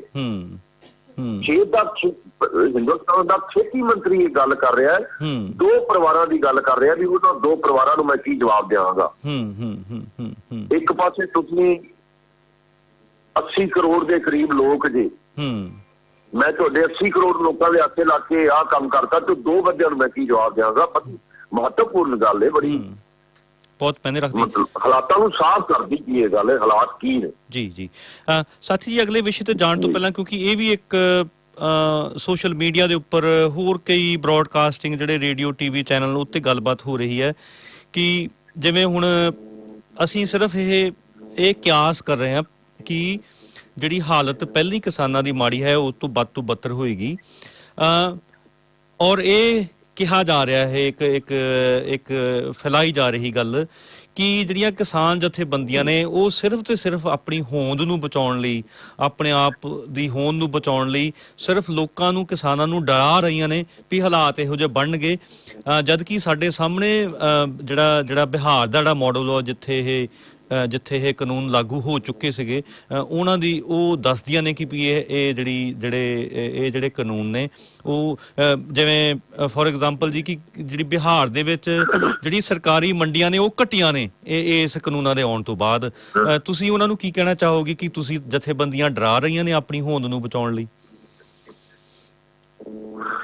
ਜੀ ਮੈਂ ਨਾ ਪਿਛਲੇ ਦਿਨੀ ਇੱਕ ਡਿਬੇਟ ਸੀ, ਉਹਦੇ ਚ ਬੈਠਾ ਹੋਇਆ ਸੀ ਜੀ ਆ ਜਿਹੜਾ ਪੁਰੀ ਇਹਨਾਂ ਦਾ ਬੀਜੇਪੀ ਦਾ ਜੀ। ਡਿਬੇਟ ਖਤਮ ਹੋ ਗਈ, ਚੈਨਲ ਨੇ ਆਪਦਾ ਕੈਮਰਾ ਬੰਦ ਕਰਤਾ, ਉਹ ਕਾਂਗਰਸੀ ਭਰਾਵਾਂ ਨੇ ਆਪਦਾ ਕੈਮਰਾ ਬੰਦ ਕਰਤਾ, ਹੋਰ ਸੀ ਜਿਹੜੇ ਉਹਨਾਂ ਨੇ ਬੰਦ ਕਰਤਾ। ਮੈਂ ਆਪਦਾ ਫੋਨ ਬੰਦ ਨਹੀਂ ਸੀ ਕੀਤਾ ਤੇ ਉਹਨੇ ਪੁਰੀ ਨੇ ਵੀ ਆਪਦਾ ਜਿਹੜਾ ਨਾ ਉਹ ਬੰਦ ਨਹੀਂ ਸੀ ਕੀਤਾ ਫੋਨ। ਗੱਲ ਹੋਣ ਲੱਗ ਪਈ, ਮੈਂ ਕਿਹਾ ਪੁਰੀ ਸਾਹਿਬ ਤੁਸੀਂ ਸਿੱਖ ਜੇ, ਦਸਤਾਰ ਸਜਾਉਂਦੇ ਜੇ, ਪੰਜਾਬੀ ਜੇ, ਇੱਕ ਗੱਲ ਮੈਨੂੰ ਦੱਸੋ, ਤੁਹਾਨੂੰ ਸੱਚੀ ਮੁੱਚੀ ਐ ਨਹੀਂ ਲੱਗਦਾ ਵੀ ਇਹ ਕਾਨੂੰਨ ਨੇ ਜਿਹੜੇ ਕਿਸਾਨਾਂ ਦੀ ਮਤਲਬ ਮੌਤ ਦੇ ਵਾਰੰਟ ਨੇ, ਸਾਡੇ ਪੱਲੇ ਕੁਛ ਨਹੀਂ ਰਹੇਗਾ? ਕਹਿੰਦਾ ਨਹੀਂ ਐਸੀ ਤਾਂ ਗੱਲ ਨਹੀਂ ਹੈਗੀ ਜੀ, ਐ ਨਹੀਂ ਹੁੰਦਾ। ਮੈਂ ਕਿਹਾ ਚਲੋ ਆਪਾਂ ਹੁਣ ਪਰਸਨਲੀ ਗੱਲ ਕਰਦੇ ਪਏ ਆ, ਤੁਸੀਂ ਵੀ ਕਾਨੂੰਨ ਮੈਨੂੰ ਅੱਗੇ ਦਿਖਾਏ ਨੇ, ਤੁਹਾਡੇ ਕੋਲ ਪੇਜ ਪਏ ਹੋਏ ਨੇ ਉਹ ਜਿਹੜੇ 25-30 ਹੈਗੇ ਨੇ, ਮੇਰੇ ਕੋਲ ਵੀ ਪਏ ਨੇ ਜੀ। ਤੁਸੀਂ ਮੈਨੂੰ ਇੱਕ ਪਹਿਰਾ ਬੋਲ ਕੇ ਦੱਸੋ ਕਿ ਆਹ ਜਿਹੜਾ ਪਹਿਰਾ ਏ, ਇਹ ਪਹਿਰਾ ਕਿਸਾਨਾਂ ਦੇ ਖਿਲਾਫ ਨਹੀਂ ਜਾਂਦਾ, ਉਹਨਾਂ ਦੇ ਹੱਕ 'ਚ ਜਾਂਦਾ, ਬੋਲ ਕੇ ਦੱਸੋ। ਕਹਿੰਦੇ ਨਹੀਂ ਇਹ ਤਾਂ ਨਹੀਂ ਗੱਲ ਹੈਗੀ, ਚਲੋ ਕਈ ਗੱਲਾਂ ਤਾਂ ਹੈਗੀਆਂ ਨੇ। ਮੈਂ ਕਿਹਾ ਨਹੀਂ ਫਿਰ ਵੀ ਚਲੋ ਗੱਲਾਂ ਜਿਹੜੀਆਂ ਹੈਗੀਆਂ ਨੇ, ਤੁਹਾਡਾ ਅੰਦਰ ਤਾਂ ਮੰਨਦਾ ਹੈ ਨਾ, ਦੱਸੋ ਤਾਂ ਸਹੀ ਮੈਨੂੰ ਕੀ ਗੱਲਾਂ ਨੇ, ਆਪਾਂ ਪਰਸਨਲੀ ਗੱਲ ਕਰਦੇ ਪਏ ਆ। ਮੈਂ ਵੈਸੇ ਉਹਨਾਂ ਨਾਲ ਵਾਅਦਾ ਕੀਤਾ ਕਿ ਵੀ ਮੈਂ ਨਹੀਂ ਕਰਦਾ, ਤੇ ਲੋੜ ਬਣ ਗਈ ਤੇ ਮੈਂ ਅੱਜ ਉਹ ਗੱਲ ਕਰ ਦਿੱਤੀ। ਠੀਕ ਕਹਿੰਦੇ ਨਹੀਂ ਅਸੀਂ ਤਾਂ ਫਿਰ ਆਏਗੀ ਗੱਲ ਕਿ ਲੰਮੇ ਸਮੇਂ ਤੇ ਜਾ ਕੇ ਫਾਇਦਾ ਹੋਵੇਗਾ। ਅੱਛਾ ਜੀ। ਮੈਂ ਕਿਹਾ ਲੰਮੇ ਸਮੇਂ ਤੁਸੀਂ ਕਿੰਨਾ ਸਮਾਂ ਲੰਮਾ ਕਹਿਣਾ ਚਾਹੁੰਦੇ ਹੋ, 150 ਸਾਲ ਜਾਂ 200 ਸਾਲ? ਨਹੀਂ ਹਾਂ ਠੀਕ ਹੈ, ਅੱਜ ਦੀ ਘੜੀ ਤਾਂ ਇੱਕ ਵਾਰ ਤਾਂ ਨੁਕਸਾਨ ਕਰਨਗੇ। ਮਤਲਬ ਕਿ ਇਹ ਜਿਹੜੇ ਲੋਕ ਕਹਿ ਰਹੇ ਨੇ ਨਾ ਕਿ ਕਿਸਾਨਾਂ ਨੂੰ ਇਹ ਜਥੇਬੰਦੀਆਂ ਦੀ ਹੋਂਦ ਬਚਾਉਣ ਲਈ ਲੜਾ ਰਹੀਆਂ ਨੇ, ਉਹ ਲੋਕ ਅੰਦਰੋਂ ਉਹਨਾਂ ਲੋਕਾਂ ਨੂੰ ਆਪ ਨੂੰ ਪਤਾ ਹੈ, ਅੰਦਰ ਉਹਨਾਂ ਦਾ ਮੰਨਦਾ ਹੈ। ਮਨੁੱਖ ਕਦੇ ਵੀ ਆਪਦੇ ਆਪ ਨੂੰ ਝੂਠ ਨਹੀਂ ਮਾਰ ਸਕਦਾ। ਜਦੋਂ ਆਤਮ ਚਿੰਤਨ ਕਰੇਗਾ, ਆਪਦੇ ਨਾਲ ਗੱਲ ਕਰੇਗਾ, ਮਨੁੱਖ ਆਪਦੇ ਆਪ ਨੂੰ ਝੂਠ ਨਹੀਂ ਮਾਰ ਸਕਦਾ, ਆਪਦੇ ਆਪ ਨੂੰ ਧੋਖਾ ਨਹੀਂ ਦਿੰਦਾ ਬੰਦਾ। ਸੋ ਇਹਨਾਂ ਸਾਰਿਆਂ ਨੂੰ ਆਪ ਨੂੰ ਇਸ ਗੱਲ ਦਾ ਪਤਾ ਏ, ਇਹ ਜਾਣਦੇ ਨੇ ਕਿ ਇਹ ਕਾਨੂੰਨ ਨੇ ਜਿਹੜੇ ਸੱਚਮੁੱਚ ਕਿਸਾਨਾਂ ਦੀ ਮੌਤ ਦੇ ਵਾਰੰਟ ਨੇ, ਸੱਚਮੁੱਚ।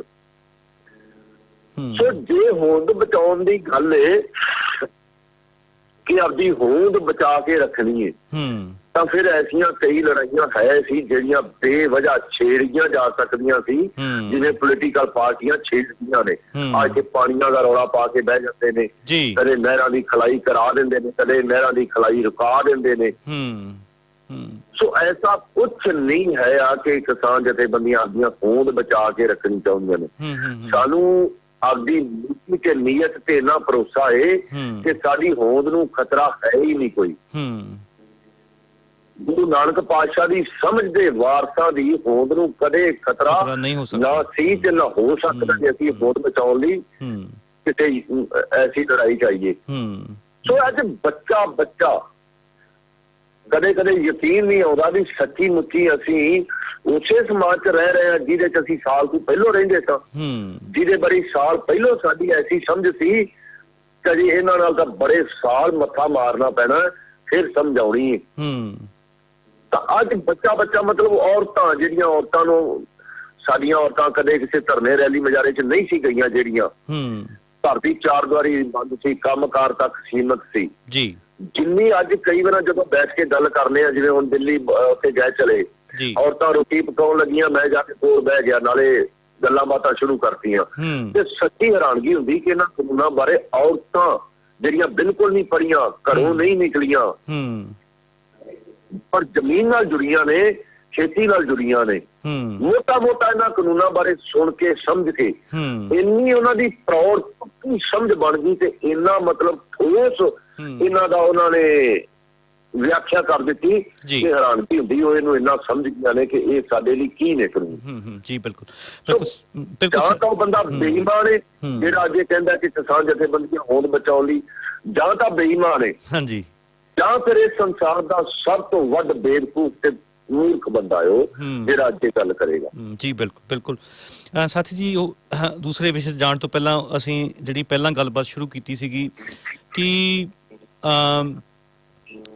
ਤੁਸੀਂ ਜਿਹੜੀਆਂ ਦੱਸੀਆਂ ਕਿ ਇਹ ਜਿਹੜੀਆਂ ਪ੍ਰੋਬਲਮ ਆਉਂਦੀਆਂ ਨੇ ਸਰਕਾਰੀ ਮੰਡੀਆਂ ਦੇ ਵਿੱਚ, ਇਹ ਪ੍ਰੋਬਲਮ ਆਉਂਦੀਆਂ ਨੇ, ਇਹਦੇ ਵਿੱਚ ਕੋਈ ਸ਼ੱਕ ਨਹੀਂ ਗਾ, ਕਰਪਸ਼ਨ ਵੀ ਆ, ਸਾਰਾ ਕੁਝ ਹੈ ਆ, ਪਰ ਉਹਦੇ ਬਾਵਜੂਦ ਵੀ ਜਿਹੜੀਆਂ ਸਰਕਾਰੀ ਮੰਡੀਆਂ ਦੇ ਵਿੱਚ ਜਿਹੜੀ ਫੀਸ ਦਿੱਤੀ ਜਾਂਦੀ ਹੈ, ਚਾਹੇ ਉਹ ਆੜ੍ਹਤੀਏ ਦੀ ਫੀਸ ਹੋਵੇ, ਸਾਫ਼ ਸਫਾਈ ਦੀ ਫੀਸ ਹੋਵੇ, ਜਿਹਦੇ ਵਿੱਚ ਵੱਡੇ ਲੈਵਲ ਦੇ ਉੱਪਰ ਮਜ਼ਦੂਰ ਵੀ ਕੰਮ ਕਰਦੇ ਨੇ, ਉਹ ਜਿਹੜਾ ਇੱਕ ਬਹੁਤ ਵੱਡਾ ਫੰਡ ਵਾ ਜਿਹੜਾ ਮੰਡੀ ਬੋਰਡ ਤੋਂ ਅਰਬਾਂ ਰੁਪਈਆਂ ਦਾ ਜਿਹੜਾ ਬਣਾਇਆ ਜਾਂਦਾ ਆ, ਉਹ ਪੇਂਡੂ ਵਿਕਾਸ ਦੇ ਉੱਪਰ ਬਹੁਤ ਵੱਡੇ ਲੈਵਲ ਦੇ ਉੱਪਰ ਖਰਚ ਕੀਤਾ ਜਾਂਦਾ ਆ।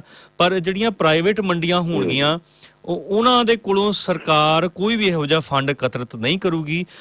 ਤੁਸੀਂ ਕਿਵੇਂ ਸਮਝਦੇ ਹੋ ਕਿ ਇਹਦੇ ਨਾਲ ਪੇਂਡੂ ਵਿਕਾਸ ਦੇ ਉੱਪਰ ਕਿਹੋ ਜਿਹਾ ਨੁਕਸਾਨ ਹੋਵੇਗਾ? ਦੇਖੋ ਜੀ, ਜਿਹੜੀਆਂ ਅਸੀਂ ਮਤਲਬ 2 ਫਸਲਾਂ ਸਰਕਾਰੀ ਰੇਟ ਤੇ ਸਰਕਾਰ ਨੂੰ ਵੇਚਦੇ ਆ, ਕਣਕ ਤੇ ਝੋਨਾ ਜੀ, ਨਰਮੇ ਵਾਸਤੇ ਇੱਕ ਬਣੀ ਤਾਂ ਹੋਈ ਏ ਕਮੇਟੀ ਜੀ, ਪਰ ਉਹ ਨਰਮਾ ਖਰੀਦਦੀ ਨਹੀਂ ਗੀ, ਬਸ ਉਹ ਤਕਵੰਜ ਜੇ ਆਏ, ਉਹ ਖੁਦ ਨਹੀਂ ਨਰਮਾ ਖਰੀਦਦੀ। ਤਾਂ ਜਿਹੜੀਆਂ ਅਸੀਂ ਇਹ 2 ਫਸਲਾਂ ਵੇਚਦੇ ਆ ਨਾ, ਇਹਨਾਂ ਦਾ ਤਕਰੀਬਨ 300 ਰੁਪਇਆ, ਤਕਰੀਬਨ ਸ਼ਾਇਦ 300 ਤੋਂ ਥੋੜਾ ਵੱਧ ਹੀ ਏ, 300 ਤੋਂ ਥੋੜਾ ਵੱਧ ਰੁਪਇਆ ਏ ਜਿਹੜਾ ਅਸੀਂ ਸਰਕਾਰ ਨੂੰ ਮਤਲਬ ਜਾਂਦਾ ਸਰਕਾਰ ਦੇ ਖਾਤੇ 'ਚ, ਉਹ ਦਿੰਦਾ ਏ ਖਰੀਦਦਾਰ। ਖਰੀਦਦਾਰ ਨੂੰ ਟੈਕਸ ਦਿੰਦਾ 300 ਰੁਪਇਆ, ਜਿਹੜਾ ਮੰਡੀ ਬੋਰਡ ਕੋਲ ਜਾਂਦਾ ਜੀ। ਮੰਡੀ ਬੋਰਡ ਨੇ ਉਸ ਪੈਸੇ ਨਾਲ ਪੰਜਾਬ ਦੇ ਵਿੱਚ 60,000 ਕਿਲੋਮੀਟਰ ਸੜਕਾਂ ਦਾ ਜਾਲ ਵਿਛਾਇਆ ਹੋਇਆ, 60,000 ਕਿਲੋਮੀਟਰ। ਪਹਿਲੀ ਗੱਲ, ਪ੍ਰਾਈਵੇਟ ਮੰਡੀ ਆਉਣ ਨਾਲ ਉਹ ਜਿਹੜੀ 60,000 ਕਿਲੋਮੀਟਰ ਸੜਕੇ ਉਹਦਾ ਕੋਈ ਵਾਲੀ ਵਾਰਸ ਨਹੀਂ ਰਹਿ ਜਾਣਾ। ਸਰਕਾਰ ਤੇ ਜਿਹੜਾ ਕੋਈ ਉਮੀਦ ਹੈਗੀ ਉਹ ਦਿਸਦੀ ਪਈ ਹੈ। ਜਿਹੜੀਆਂ ਅੱਜ ਵੀ ਸੜਕਾਂ ਸਰਕਾਰ ਦੇ ਅੰਦਰ ਹੈਗੀਆਂ ਨੇ, ਉਹਨਾਂ ਦੀ ਹਾਲਤ ਅੱਜ ਵੀ ਸਾਰਿਆਂ ਨੂੰ ਸਾਨੂੰ ਪਤਾ ਹੈ, ਕਿਉਂ ਕਈ ਵਾਰ 15 ਸਾਲ ਬਾਅਦ ਇੱਕ ਵਾਰ ਬਣਦੀਆਂ ਨੇ। ਪਰ ਮੰਡੀ ਬੋਰਡ ਵਾਲੀ ਸੜਕੇ ਇਹ ਹਰ ਸਾਲ ਉਹਨਾਂ ਨੂੰ ਪੈਸਾ ਹਰ 6 ਮਹੀਨੇ ਬਾਅਦ ਮਿਲਦਾ ਹੈ ਤੇ ਹਰ ਸਾਲ ਉਹਦੀ ਰਿਪੇਅਰ ਉਹ ਚੰਗੀ ਵਧੀਆ ਕਰਦੀਆਂ ਨੇ ਤੇ ਉਹ ਚੰਗੀਆਂ ਵਧੀਆ ਸੜਕਾਂ ਨੇ ਜੀ। ਦੂਜੀ ਗੱਲ ਇਹ ਉਹ ਸੜਕਾਂ ਨੇ ਜਿਹੜੀਆਂ ਸਾਡੇ ਪਿੰਡਾਂ ਦੇ ਮੰਨ ਲਓ ਢਾਣੀਆਂ ਨੇ, ਬਾਹਰ ਖੇਤ ਨੇ ਜੀ, ਖੇਤਾਂ ਤੱਕ ਜਿਨ੍ਹਾਂ ਦੀ ਪਹੁੰਚ ਹੋਈ ਹੈ। ਜਿਹੜੀ ਸਰਕਾਰ ਮੰਡੀਆਂ ਮੁੰਡੀਆਂ ਬਣਾਉਂਦੀ ਇਹਨਾਂ ਦਾ ਸੜਕਾਂ ਬਣਾਉਂਦੀ, ਜਿਹੜਾ ਇਹਨਾਂ ਦਾ ਸੜਕਾਂ ਬਣਾਉਣ ਵਾਲਾ ਮਹਿਕਮਾ ਹੈਗਾ ਏ, ਉਹ ਮੰਨ ਲਓ ਪਿੰਡਾਂ ਨੂੰ ਸ਼ਹਿਰਾਂ ਨਾਲ ਜੋੜਦਾ। ਪਰ ਜਿਹੜੀ ਸਾਡੀ ਇਹ ਖੇਤ ਨੇ, ਸਾਡੇ ਲੋਕ ਢਾਣੀਆਂ ਤੇ ਬੈਠੇ ਨੇ, ਉਹਨਾਂ ਨੂੰ ਪਿੰਡਾਂ ਨਾਲ ਜੋੜਨ ਵਾਲਾ ਜਿਹੜਾ ਏ ਉਹ ਸਾਰਾ ਮੰਡੀ ਬੋਰਡ ਹੀ ਕਰਦਾ ਜੀ। ਇੱਕ ਤਾਂ ਇਹ ਬੜੀ ਵੱਡੀ ਮੁਸ਼ਕਲ ਹੋਵੇਗੀ ਕਿ ਖੇਤਾਂ ਤੋਂ ਜਿਹੜੀ ਪਿੰਡਾਂ ਨੂੰ ਜੁੜਦੀਆਂ ਸੜਕਾਂ ਦਾ ਬੇੜਾ ਗਰਕ ਹੋਵੇਗਾ। ਜਿਹੜੀਆਂ ਰਹਿੰਦੀਆਂ ਨੇ ਬਣਨ ਵਾਲੀਆਂ ਉਹ ਕਦੇ ਨਹੀਂ ਬਣਨਗੀਆਂ। ਜਿਹੜਾ 60,000 ਏਕੜ ਦਾ 60,000 ਕਿਲੋਮੀਟਰ ਸੜਕਾਂ ਦਾ ਜਾਲ ਇਹ ਟੁੱਟੇਗਾ, ਇਹਦਾ ਬੇੜਾ ਗਰਕ ਹੋਵੇਗਾ। ਦੂਜੀ ਗੱਲ ਏ, ਜਿਹੜੇ ਹਜ਼ਾਰਾਂ ਮੁਲਾਜ਼ਮ ਨੇ ਮੰਡੀ ਬੋਰਡ ਦੇ ਜੀ, ਉਹਨਾਂ ਹਜ਼ਾਰਾਂ ਮੁਲਾਜ਼ਮਾਂ ਦੀ ਵੀ ਰੋਟੀ ਖੁੱਸੇਗੀ ਜਿਹੜੇ ਅੱਜ ਨੇ ਕੰਮ ਕਰਦੇ, ਜਿਨ੍ਹਾਂ ਨੇ ਕੱਲ ਨੂੰ ਇਹਨਾਂ ਦੇ ਰਿਟਾਇਰ ਹੋਣ ਤੋਂ ਬਾਅਦ ਭਰਤੀ ਹੋਣਾ, ਉਹਨਾਂ ਦਾ ਵੀ ਰੋਜ਼ਗਾਰ ਖੁੱਸੇਗਾ। ਬਿਲਕੁਲ।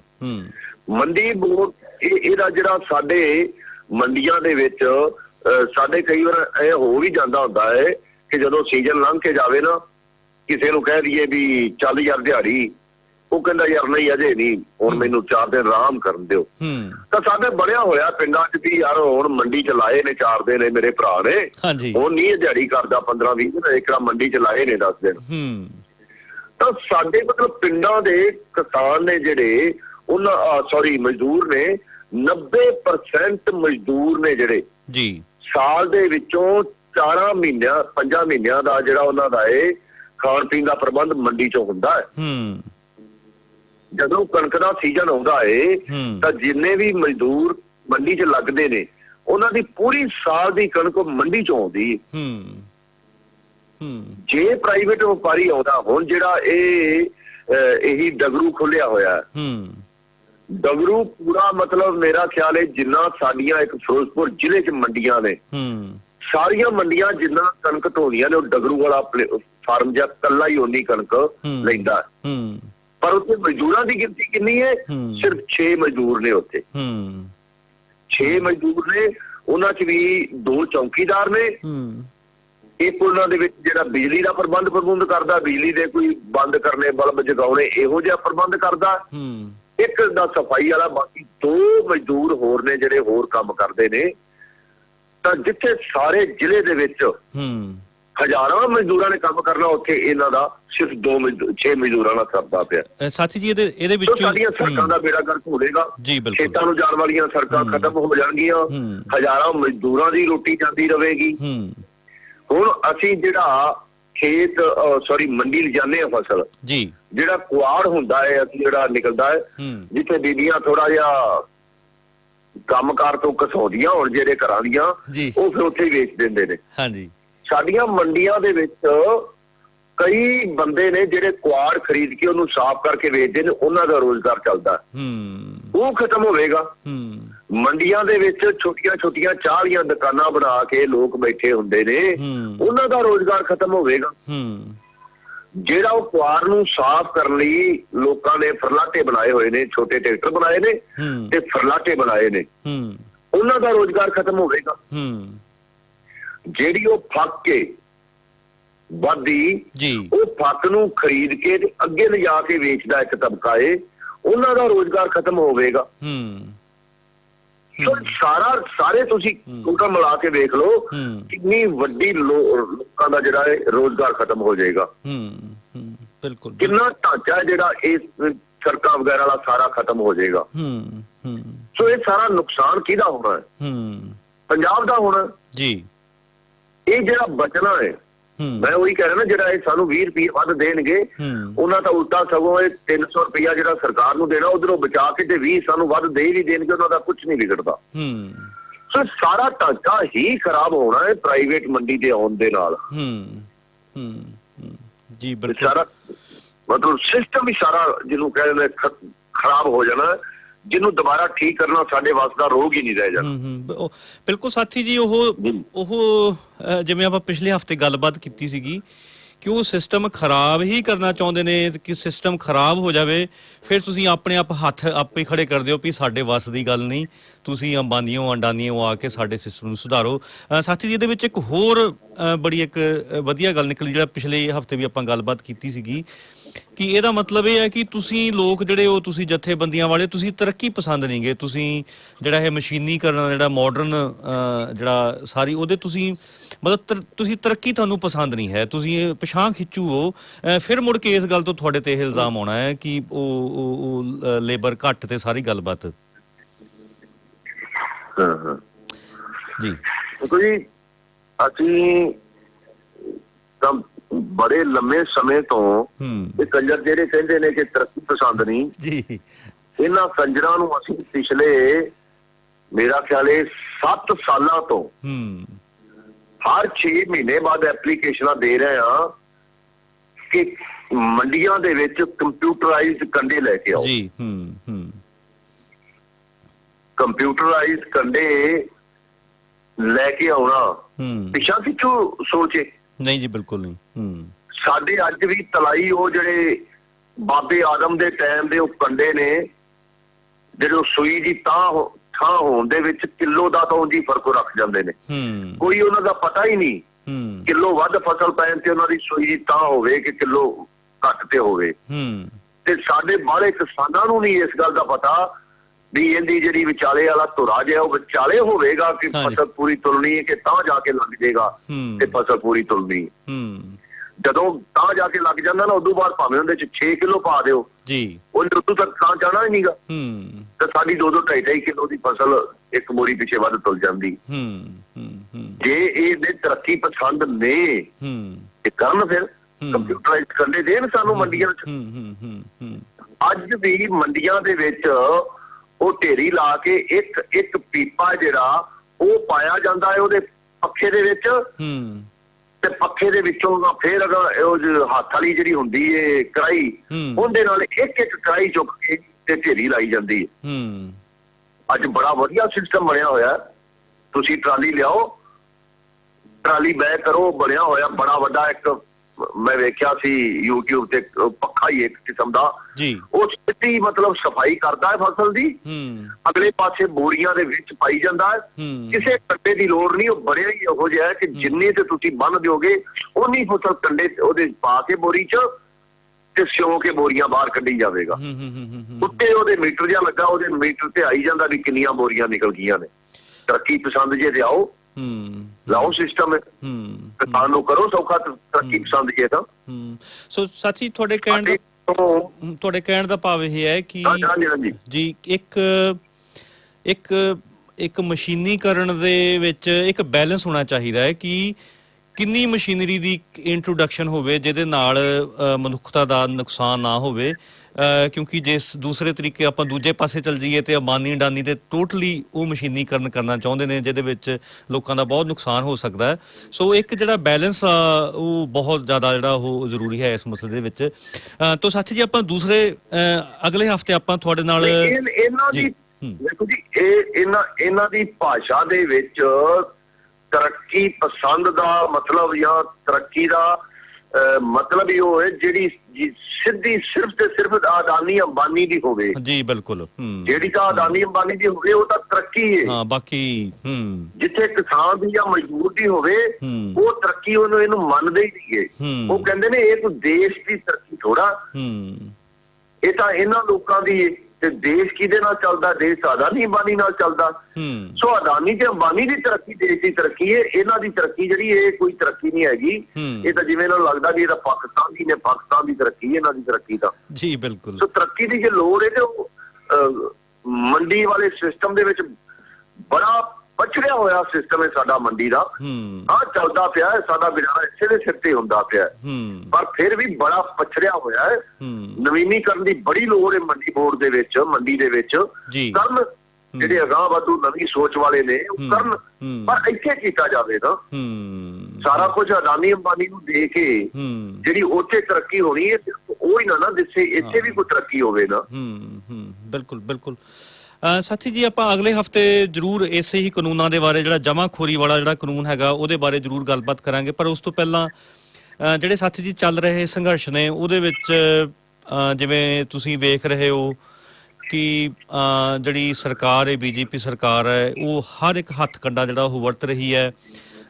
ਜਥੇਬੰਦੀਆਂ ਦੇ ਵਿੱਚ, ਦਿੱਲੀ ਦੇ ਵਿੱਚ ਉਹ ਹਰਿਆਣੇ ਦਾ ਉਹ ਪਾਣੀਆਂ ਵਾਲਾ ਮਸਲਾ, ਪੰਜਾਬੀ ਸੂਬੇ ਦਾ ਮਸਲਾ, ਖਾਲਿਸਤਾਨ ਦਾ ਮਸਲਾ, ਹਰ ਇੱਕ ਔਰ ਦੂਸਰਾ ਜਿਹੜਾ ਇੱਕ ਸਭ ਤੋਂ ਕੋਝਾ ਜਿਹੜਾ ਕੰਮ ਹੋ ਰਿਹਾ ਹੈ, ਜਿਹੜਾ ਕਿਉਂਕਿ ਕਿਸਾਨੀ ਇਸ ਘੋਲ ਦੇ ਵਿੱਚ ਖਾਲਿਸਤਾਨੀ ਵਿਚਾਰਾਂ ਦੇ ਵੀ ਸ਼ਾਮਲ ਨੇ, ਕਮਿਊਨਿਸਟ ਵੀ ਸ਼ਾਮਲ ਨੇ, ਉਹਨਾਂ ਦੇ ਵਿੱਚ ਜਿਹੜਾ ਆਪਸ ਦੇ ਵਿੱਚ ਪਾੜਾ ਜਿਹੜਾ ਇੱਕ ਬਹੁਤ ਤਰੀਕੇ ਨਾਲ ਜਿਹੜਾ ਇਹ ਜਿਹੜੀ ਸਰਕਾਰ ਪਾ ਰਹੀ ਹੈ।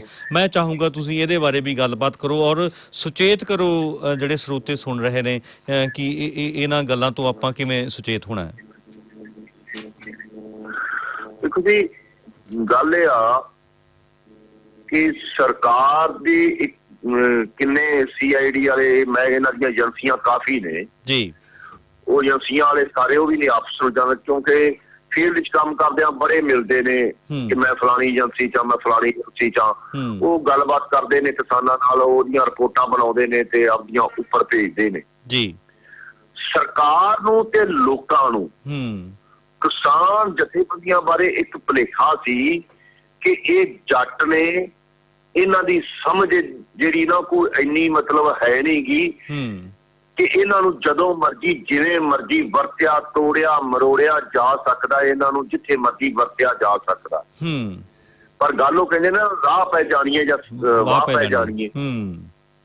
ਅਸਲ ਦੇ ਵਿੱਚ ਕਿਸਾਨ ਆਗੂਆਂ ਦੀ ਸਮਝ ਬਾਰੇ ਭੁਲੇਖਾ ਸੀ ਪੂਰੇ ਸਿਸਟਮ ਨੂੰ, ਜਿਹਦੇ ਕਰਕੇ ਇਹਨਾਂ ਨੇ ਮਤਲਬ ਇਹ ਕਾਨੂੰਨਾਂ ਨੂੰ ਇੰਨੀ ਜਲਦੀ ਚ ਬਣਾ ਕੇ, ਇੰਨੀ ਜਲਦੀ ਲਾਗੂ ਕਰਕੇ ਇਹ ਸਾਰਾ ਚਲਾਉਣ ਦੀ ਕੋਸ਼ਿਸ਼ ਕੀਤੀ ਹੈ। ਇਹ ਕੋਸ਼ਿਸ਼ ਜਿਹੜੀ ਕੀਤੀ ਉਹ ਸਮਝ ਕਰਕੇ ਚਲੇ ਜਾਓ, ਇਹ ਸਮਝ ਕਰਕੇ ਕੀਤੀ ਹੈ ਜੀ। ਇਹ ਸਮਝ ਤੇ ਇਹਨਾਂ ਨੂੰ ਮਤਲਬ ਇੰਨਾ ਸੀ ਨਹੀਂ ਕਿ ਇਹਨਾਂ ਦਾ ਲੜਨ ਦਾ ਤਜਰਬਾ, ਇਹਨਾਂ ਦੀ ਨੀਤੀ, ਇਹਨਾਂ ਦੀ ਨੀਅਤ ਇੰਨੀ ਸਾਫ਼ ਸੁਥਰੀ, ਮੈਂ ਕਹਾਂਗਾ ਤਿੱਖੀ ਵੀ ਹੋ ਸਕਦੀ ਅੱਜ ਜਿਵੇਂ ਉਹਨਾਂ ਦੇ ਹੱਥ ਖੜੇ ਹੋ ਗਏ ਨੇ। ਗੱਲ ਅੱਜ ਅਸਲ ਚ ਜਿਹੜਾ ਉਹ ਸ਼ਬਦ ਹੈ ਨਾ, ਜਬੇ ਬਾਲ ਲਾਗਿਓ ਤਬੇ ਰੋਸ ਜਾਗਿਓ ਜੀ। ਬਿਲਕੁਲ। ਅੱਜ ਕਿੱਥੇ ਭਾਰਤੀ ਦੀ ਸਥਿਤੀ ਜਿਹੜੀ ਬਣ ਗਈ ਹੈ, ਜ਼ਮੀਨ ਜਦੋਂ ਖੁਸਣ ਵਾਲੀ ਸਥਿਤੀ ਅੱਜ ਤੱਕ ਅਸੀਂ ਬਹੁਤ ਕੁਝ ਹੰਡਾਇਆ ਹੈ। ਸਾਨੂੰ 73 ਸਾਲ ਹੋ ਗਏ ਰੇਟ ਨਹੀਂ ਮਿਲੇ ਸਾਨੂੰ। ਸਾਡੀਆਂ 73 ਸਾਲ ਹੋ ਗਏ ਫਸਲਾਂ ਰੁਲੀਆਂ ਨੇ। 73 ਸਾਲ ਹੋ ਗਏ ਸਾਨੂੰ ਕਰਜ਼ੇ ਦੇ ਜੰਜਾਲ 'ਚ ਬੁਣਿਆ। ਅਸੀਂ ਸੁਸਾਈਡ ਕੀਤੀ, ਅਸੀਂ ਲੜੇ ਆ, ਪਰ ਸਾਡੀ ਲੜਨ ਦੀ ਮਤਲਬ ਇੱਕ ਸੀਮਾ ਸੀ, ਉੱਥੋਂ ਤੱਕ ਲੜੇ ਆ ਅਸੀਂ। ਪਰ ਅੱਜ ਜਿਹੜੀ ਸਥਿਤੀ ਆ ਗਈ, ਮੈਂ ਤੁਹਾਡੇ ਨਾਲ ਇੱਕ ਨਾ ਗੱਲ ਸਾਂਝੀ, ਪਤਾ ਨਹੀਂ ਮੈਂ ਕੀਤੀ ਹੈ ਅੱਗੇ ਕਿ ਨਹੀਂ ਕੀਤੀ, ਮੈਂ ਤੁਹਾਡੇ ਨਾਲ ਗੱਲ ਸਾਂਝੀ ਕਰਨੀ ਅੱਜ ਜ਼ਰੂਰ ਚਾਹਾਂਗਾ। ਜ਼ਰੂਰ। ਮਤਲਬ 10ਵੇਂ ਪਾਤਸ਼ਾਹ ਦਾ ਇੱਕ ਸ਼ਬਦ ਹੈ, ਜਿਨਕੀ ਕੁਲ ਮੇ ਪਈ ਨਾ ਕਬੂ ਸਰਦਾਰੀ, ਤਿੰਨ ਗਰੀਬ ਸਿੱਖਣ ਕੋ ਮੈਂ ਦੇਹੂੰ ਪਾਤਸ਼ਾਹੀ। ਜੀ ਬਿਲਕੁਲ। ਕਿ ਜਿੰਨਾ ਗਰੀਬ ਸਿੱਖਾਂ ਦੀ ਮਤਲਬ ਫੁੱਲਾਂ 'ਚ ਕਦੇ ਸਰਦਾਰੀ, ਮੈਂ ਉਹਨਾਂ ਨੂੰ ਸਰਦਾਰੀ ਦੇਣੀ ਹੈ। ਉਸ ਸਮੇਂ ਜਦੋਂ 10ਵੇਂ ਪਾਤਸ਼ਾਹ ਨੇ ਇਹ ਸ਼ਬਦ ਉਚਾਰਿਆ ਸੀ, ਉਦੋਂ ਸਮਾਂ ਕੀ ਸੀ? ਉਦੋਂ ਸਮਾਂ ਤਾਂ ਸਾਨੂੰ ਸਾਰਿਆਂ ਨੂੰ ਪਤਾ ਹੈ ਕਿ ਸਾਰੇ ਜ਼ਗੀਰਦਾਰ ਮੁਗਲ ਸੀ। ਮੁਗਲ ਜ਼ਗੀਰਦਾਰ ਸੀ। ਅਸੀਂ ਸਾਰੇ ਕੌਣ ਸਾਂ? ਅਸੀਂ ਸਾਰੇ ਮਜਾਰੇ ਸਾਂ ਉਹਨਾਂ ਦੇ। ਬਿਲਕੁਲ। ਮਜਾਰਾ ਫਸਲ ਪੈਦਾ ਕਰਦਾ ਸੀ, ਜ਼ਗੀਰਦਾਰ ਆਉਂਦਾ ਸੀ, 2 ਮੁੱਠਾਂ ਨੂੰ ਦੇ ਕੇ ਖਾਣ ਜੋਗੀ ਬਾਰੀ ਹੁੰਜ ਕੇ ਲੈ ਜਾਂਦਾ ਸੀ। ਤਾਂ ਜਦੋਂ 10ਵੇਂ ਪਾਤਸ਼ਾਹ ਨੇ ਸਰਦਾਰੀ ਦੇਣ ਦੀ ਗੱਲ ਕੀਤੀ ਤਾਂ ਬਾਬਾ ਬੰਦਾ ਸਿੰਘ ਬਹਾਦਰ ਜੀ ਨੇ ਉਹਨਾਂ ਦੇ ਬਚਨ ਪਗਾਉਣ ਲਈ ਮੈਦਾਨ ਦੇ ਵਿੱਚ ਆ ਗਏ। ਬਿਲਕੁਲ, ਜ਼ਮੀਨ ਹਲਵਾਕ ਦੀ। ਬਿਲਕੁਲ। ਉਹਨਾਂ ਗਰੀਬ ਸਿੱਖਾਂ ਨੂੰ ਪਾਤਸ਼ਾਹੀ ਦੇਣ ਲਈ। ਸਾਡੀ ਪਾਤਸ਼ਾਹੀ ਕਾਹਦੇ ਨਾਲ ਸੀ? ਜ਼ਮੀਨ ਨਾਲ। ਸਾਡੀ ਪਾਤਸ਼ਾਹੀ ਬਣੀ। ਅੱਜ ਵੀ ਅਸੀਂ ਕਹਿੰਦੇ ਆ ਨਾ, ਜਿਹੜੇ ਬੰਦੇ ਕੋਲ ਥੋੜੀ ਜਿਹੀ ਜ਼ਮੀਨ ਹੈ, ਮੈਂ ਚਾਹੁੰਦਾ ਕਿ ਜ਼ਮੀਨ ਹਰ ਇੱਕ ਹੋਣੀ, ਮਜ਼ਦੂਰ ਕੋਲ ਵੀ ਹੋਣੀ ਚਾਹੀਦੀ। ਜੀ ਬਿਲਕੁਲ ਬਿਲਕੁਲ। ਜ਼ਮੀਨਾਂ ਵੰਡ ਦਿੱਤੀਆਂ ਜਾਣੀਆਂ ਚਾਹੀਦੀਆਂ ਨੇ, ਜ਼ਮੀਨਾਂ ਸਾਂਝੀਆਂ ਹੋਣੀਆਂ ਚਾਹੀਦੀਆਂ ਨੇ। ਬਿਲਕੁਲ। ਮਜ਼ਦੂਰ ਦਾ ਵੀ ਉਹਨਾਂ ਹੱਕ ਹੋਵੇ, ਕਿਸਾਨ ਦਾ ਵੀ ਉਹਨਾਂ ਹੱਕ ਹੋਵੇ, ਅਸੀਂ ਸਾਰੇ ਇਕੱਠੇ ਪੈਦਾ ਕਰੀਏ, ਉਹ ਇੱਕ ਅਲੱਗ ਵਿਸ਼ਾ ਹੈ। ਪਰ ਮੈਂ ਅੱਜ ਦੇ ਹਾਲਾਤਾਂ ਦੀ, ਜੋ ਅੱਜ ਹਾਲਾਤ ਨੇ, ਇਹਨਾਂ ਹਾਲਾਤਾਂ ਦੇ ਜੇ ਗੱਲ ਕਰੀਏ ਤਾਂ ਅੱਜ ਜਦੋਂ ਕਿਸੇ ਦੇ ਕੋਈ ਮਤਲਬ 2 ਬੱਚੇ ਨੇ, ਕੁੜੀ ਹੈ ਜਾਂ ਮੁੰਡਾ ਹੈ, ਛੋਟੀ ਜਿਹੀ ਵਾਈ ਹੈ, ਘਰੇ ਟਰੈਕਟਰ ਤੇ ਇੱਕ ਛੋਟਾ ਮਕਾਨ ਬਣਿਆ, ਤਾਂ ਅਸੀਂ ਇੱਕ ਸ਼ਬਦ ਬੋਲਦੇ ਹਾਂ, ਯਾਰ ਆਹ ਤਾਂ ਨਿੱਕਾ ਜਿਹਾ ਪਾਤਸ਼ਾਹ ਏ, ਆਹ ਤਾਂ ਨਿੱਕਾ ਜਿਹਾ ਰਾਜਾ ਏ। ਤਾਂ ਅਸੀਂ ਆਪਦੇ ਨੂੰ ਪਾਤਸ਼ਾਹ ਮੰਨਦੇ ਕਿਉਂ ਆ? ਕਿਉਂਕਿ ਸਾਡੇ ਕੋਲ ਜ਼ਮੀਨ ਹੈ। ਤਾਂ ਜਿਹੜੀ 10ਵੇਂ ਪਾਤਸ਼ਾਹ ਨੇ ਉਹ ਗੱਲ ਕਹੀ ਕਿ ਮੈਂ ਤੈਨੂੰ ਗਰੀਬ ਸਿੱਖਣ ਕੋ ਦੇਊਂ ਪਾਤਸ਼ਾਹੀ, ਉਹ ਬਾਬਾ ਬੰਦਾ ਸਿੰਘ ਬਹਾਦਰ ਹਰਾਂ ਨੇ ਸਾਨੂੰ ਸਾਰਿਆਂ ਨੂੰ ਇਕੱਠੇ ਕਰਕੇ ਉਹਨਾਂ ਜ਼ਮੀਨਾਂ ਦੀ ਮਾਲਕੀ ਦਵਾ ਕੇ, ਜੀ ਬਿਲਕੁਲ, ਉਹਨਾਂ ਜ਼ਮੀਨਾਂ ਦੀ ਮਾਲਕੀ ਦਵਾ ਕੇ 10ਵੇਂ ਪਾਤਸ਼ਾਹ ਨੇ ਉਹ ਸ਼ਬਦ ਪੂਰੇ ਕੀਤੇ, ਸਾਨੂੰ ਪਾਤਸ਼ਾਹੀ ਦਿੱਤੀ। ਤਾਂ ਅੱਜ ਗੱਲ ਅਸਲ 'ਚ ਸਿਰਫ ਜ਼ਮੀਨ ਮਤਲਬ ਉਹ ਖੁਸ਼ਮਦੀ ਨਹੀਂ ਜਿਹਦੇ 'ਚ ਕਣਕ ਤੇ ਝੋਨਾ ਪੈਦਾ ਹੁੰਦਾ ਤੇ ਅਸੀਂ ਰੋਟੀ ਖਾਂਦੇ ਆ, ਬੱਚਿਆਂ ਦੀ ਫੀਸ ਦਿੰਦੇ ਆ, ਲੀੜਾ ਕੱਪੜਾ ਖਰੀਦਦੇ ਆ, ਕਾਰ ਮੋਟਰਸਾਈਕਲ ਤੇਲ ਪਾਉਂਦੇ ਆ। ਜੀ ਗੱਲ ਸਿਰਫ ਉਹ ਜ਼ਮੀਨ ਖੁਸ਼ਮਦੀ ਨਹੀਂ ਗਈ, ਗੱਲ 10ਵੇਂ ਪਾਤਸ਼ਾਹ ਦੇ ਉਹ ਬਚਨ ਵੀ ਖੁਸ਼ਮਦੀ ਏ, ਜਿਹੜੇ ਬਚਨ ਕਰਕੇ ਤੇ ਗੱਲ ਬਾਬਾ ਬੰਦਾ ਸਿੰਘ ਬਹਾਦਰ ਹਰਾਂ ਦੀ ਉਹ ਸ਼ਹਾਦਤ ਹੈ, ਜਿਹੜੀ ਕੁਰਬਾਨੀ ਏ, ਉਹਨੂੰ ਵੀ ਕਲੰਕ ਲੱਗਣ ਦੀ ਏ, ਜਿਹੜੀ ਕੁਰਬਾਨੀ ਕਰਕੇ ਉਹਨਾਂ ਨੇ ਸਾਨੂੰ ਇਹ ਸਰਦਾਰੀ ਦਿੱਤੀ ਹੈ, ਸਾਨੂੰ ਇਹ ਪਾਤਸ਼ਾਹੀ ਦਿੱਤੀ। ਜੀ ਬਿਲਕੁਲ। ਮੈਨੂੰ ਇਹ ਗੱਲ ਲੱਗਦਾ ਸਾਨੂੰ ਸਾਰਿਆਂ ਨੂੰ ਇਮੇਜਿਨ ਕਰਨਾ ਚਾਹੀਦਾ ਇੱਕ ਉਹ ਸੀਨ, ਉਹ ਸਮਾਂ ਕਿ ਜਦੋਂ ਬਾਬਾ ਬੰਦਾ ਸਿੰਘ ਬਹਾਦਰ ਜੀ ਹਰਾਂ ਨੂੰ ਕੈਦ ਕਰਕੇ ਪਿੰਜਰੇ 'ਚ ਪਾ ਕੇ ਲਿਜਾਇਆ ਜਾਂਦਾ ਹੈ। ਜੀ ਬਿਲਕੁਲ। ਮੈਨੂੰ ਲੱਗਦਾ ਇਤਿਹਾਸ ਦਾ ਕੁਛ ਵੀ ਰਲੇਵਾਂ ਨਹੀਂ ਹੈਗਾ ਕਿ ਜਦੋਂ ਬਾਬਾ ਬੰਦਾ ਸਿੰਘ ਬਹਾਦਰ ਨੂੰ ਕੈਦ ਕੀਤਾ ਜਾਂਦਾ ਹੈ ਤੇ ਉਹਨਾਂ ਦਾ 11 ਸਾਲ ਦਾ ਪੁੱਤਰ ਉਹਨਾਂ ਦੇ ਸਾਹਮਣੇ ਕਲੇਜੇ ਦਾ ਬੰਨ ਕੇ ਪਾਇਆ ਹੋਇਆ ਹੈ। ਹਾਂਜੀ, ਕਹਿ ਰਹੇ ਸੀ ਭਾਬੀ ਤੁਸੀਂ ਕੁਝ? ਹੈਲੋ। ਹਾਂਜੀ ਹਾਂਜੀ, ਮੈਂ ਕਿਹਾ ਕਹਿ ਰਹੇ ਸੀ ਤੁਸੀਂ ਕੁਝ? ਨਹੀਂ ਜੀ, ਨਹੀਂ, ਬਸ ਤੁਹਾਡੀ ਗੱਲ ਦਾ ਹੁਗਾਰਾ ਭਰ ਰਿਹਾ ਸੀਗਾ ਜੀ। ਹਾਂ, ਤਾਂ ਉਹ 11 ਸਾਲ ਦਾ ਪੁੱਤਰ ਬੰਨ ਕੇ ਪਾਇਆ ਹੈ, ਕਸਾਈ ਉਹਨੂੰ ਕਸਾਈ ਬੋਲਾਂਗੇ, ਉਹਦਾ ਸੀਨਾ ਚੀਰਦਾ ਤੇ ਸੀਨਾ ਚੀਰ ਕੇ ਉਹਦੇ ਵਿੱਚੋਂ ਦਿਲ ਕੱਢਦਾ ਏ ਚਿਮਟੇ ਮੋਚਣੇ ਨਾਲ। ਸਾਨੂੰ ਕਦੇ ਲੱਗਦਾ ਹੁੰਦਾ ਸੀ ਕਿ ਐ ਨਹੀਂ ਹੋ ਸਕਦਾ, ਪਰ ਜਦੋਂ ਅਸੀਂ ਗੁਜਰਾਤ ਦਾ ਵੇਖਿਆ ਕਿ ਜਿਹੜੀ ਔਰਤ ਦੇ ਪੇਟ ਵਿੱਚ 9 ਮਹੀਨੇ ਦਾ ਬੱਚਾ ਸੀ, ਜਿਹਦੇ 2-4 ਦਿਨ ਰਹਿੰਦੇ ਸੀ ਬੱਚਾ ਹੋਣ 'ਚ, ਤਾਂ ਮੋਦੀ ਦੇ ਹੁਕਮਾਂ ਤੇ ਗੁਜਰਾਤ ਦੇ 2002 ਦੇ ਦੰਗਿਆਂ ਨੇ ਉਸ ਔਰਤ ਦਾ ਪੇਟ ਚੀਰ ਕੇ 9 ਮਹੀਨੇ ਦਾ ਬੱਚਾ ਕੱਢ ਕੇ ਉਹਨੂੰ ਪਲੇਟਫਾਰਮ ਵਾਲਾ ਜਿਹੜਾ ਉਹ ਡੰਡਾ ਜਿਹੜਾ ਹੁੰਦਾ ਏ ਗੱਡੀ ਬੱਸਾਂ ਰੋਕਣ ਲਈ ਜਿਹੜਾ ਲਾਉਂਦੇ ਨੀ ਗੇ ਉਹ ਫਾਟਕ, ਹਾਂਜੀ, ਉਸ ਫਾਟਕ ਦੇ ਉੱਤੇ ਮਾਰ ਕੇ ਉਹ ਬੱਚਾ 9 ਮਹੀਨੇ ਦਾ ਮਾਰਿਆ ਜਾਂਦਾ ਹੈ। ਤਾਂ ਇਸ ਗੱਲ ਤੋਂ ਸਿੱਧ ਕਿ ਇਹ ਰਾਜ ਕਦੇ ਵੀ ਤਰਸ ਨਹੀਂ ਕਰਦਾ ਕਿਸੇ ਤੇ, ਇਹ ਸਭ ਕੁਝ ਕਰ ਸਕਦੇ ਨੇ। ਜੀ ਬਿਲਕੁਲ। ਬਾਬਾ ਬੰਦਾ ਸਿੰਘ ਬਹਾਦਰ ਜੀ ਦੇ 11 ਸਾਲ ਦੇ ਬੱਚੇ ਦਾ ਦਿਲ ਸੰਨੀ ਨਾਲ ਕੱਢ ਕੇ ਧੜਕਦਾ ਹੋਇਆ ਦਿਲ ਬਾਬਾ ਜੀ ਦੇ ਮੂੰਹ 'ਚ ਪਾਇਆ ਜਾਂਦਾ। ਇਹ ਇਤਿਹਾਸ ਕਹਿੰਦਾ ਤੇ ਸੱਚੀ ਗੱਲ ਏ। ਤਾਂ ਸਾਨੂੰ ਉਹ ਸੀਨ ਨੂੰ ਚੇਤੇ ਕਰਨਾ ਚਾਹੀਦਾ ਹੈ ਕਿ ਕਿਹੜੀ ਕੁਰਬਾਨੀ ਕਰਕੇ ਬਾਬਾ ਬੰਦਾ ਸਿੰਘ ਬਹਾਦਰ ਜੀ ਨੇ ਸਾਨੂੰ ਇਹ ਸਰਦਾਰੀ ਦਵਾਈ ਏ 10ਵੇਂ ਪਾਤਸ਼ਾਹ ਦੇ ਵਚਨ ਪੁਰਾਉਣ ਵਾਸਤੇ ਜੀ। ਤਾਂ ਅੱਜ ਉਸ ਸਰਦਾਰੀ ਦੀ ਰਾਖੀ ਦਾ ਵੀ ਸਵਾਲ ਜੇ। ਉਹ ਕੱਲਾ ਉਹ ਜ਼ਮੀਨ ਨਹੀਂ ਜਿਹੜੀ ਰੋਟੀ ਦਿੰਦੀ ਹੈ, ਜਿਹਦੇ ਚੋਂ ਫਸਲ ਪੈਦਾ ਕਰਕੇ ਫੀਸ ਦਿੰਦੇ ਹਾਂ ਅਸੀਂ ਬੱਚਿਆਂ ਨੂੰ। ਅੱਜ ਉਹ ਜ਼ਮੀਨ ਦੀ ਵੀ ਰਾਖੀ ਦਾ ਸਵਾਲ ਹੈ। ਅੱਜ ਉਹ ਸਰਦਾਰੀ ਦੀ ਰਾਖੀ ਦਾ, ਉਹਨਾਂ ਬਚਨਾਂ ਦੀ ਰਾਖੀ ਦਾ ਵੀ ਸਵਾਲ ਹੈ, ਜਿਹਦੇ ਕਰਕੇ ਆ ਜਿਹੜਾ ਜਿੰਨੇ ਸਪਿਰਿਟ ਨਾਲ ਅੱਜ ਪੰਜਾਬ ਦਾ ਕਿਸਾਨ ਮਰਦ ਜਾਂ ਔਰਤ ਜਾਂ ਮਜ਼ਦੂਰ ਲੜ ਰਹੇ ਨੇ, ਇਹ ਉਹਦੇ ਕਾਰਨ ਨੇ। ਇਹ ਸਾਡੇ ਜੀਨਸ ਦੇ ਵਿੱਚ ਪਿਆ ਹੋਇਆ ਸੀ ਸਾਰਾ।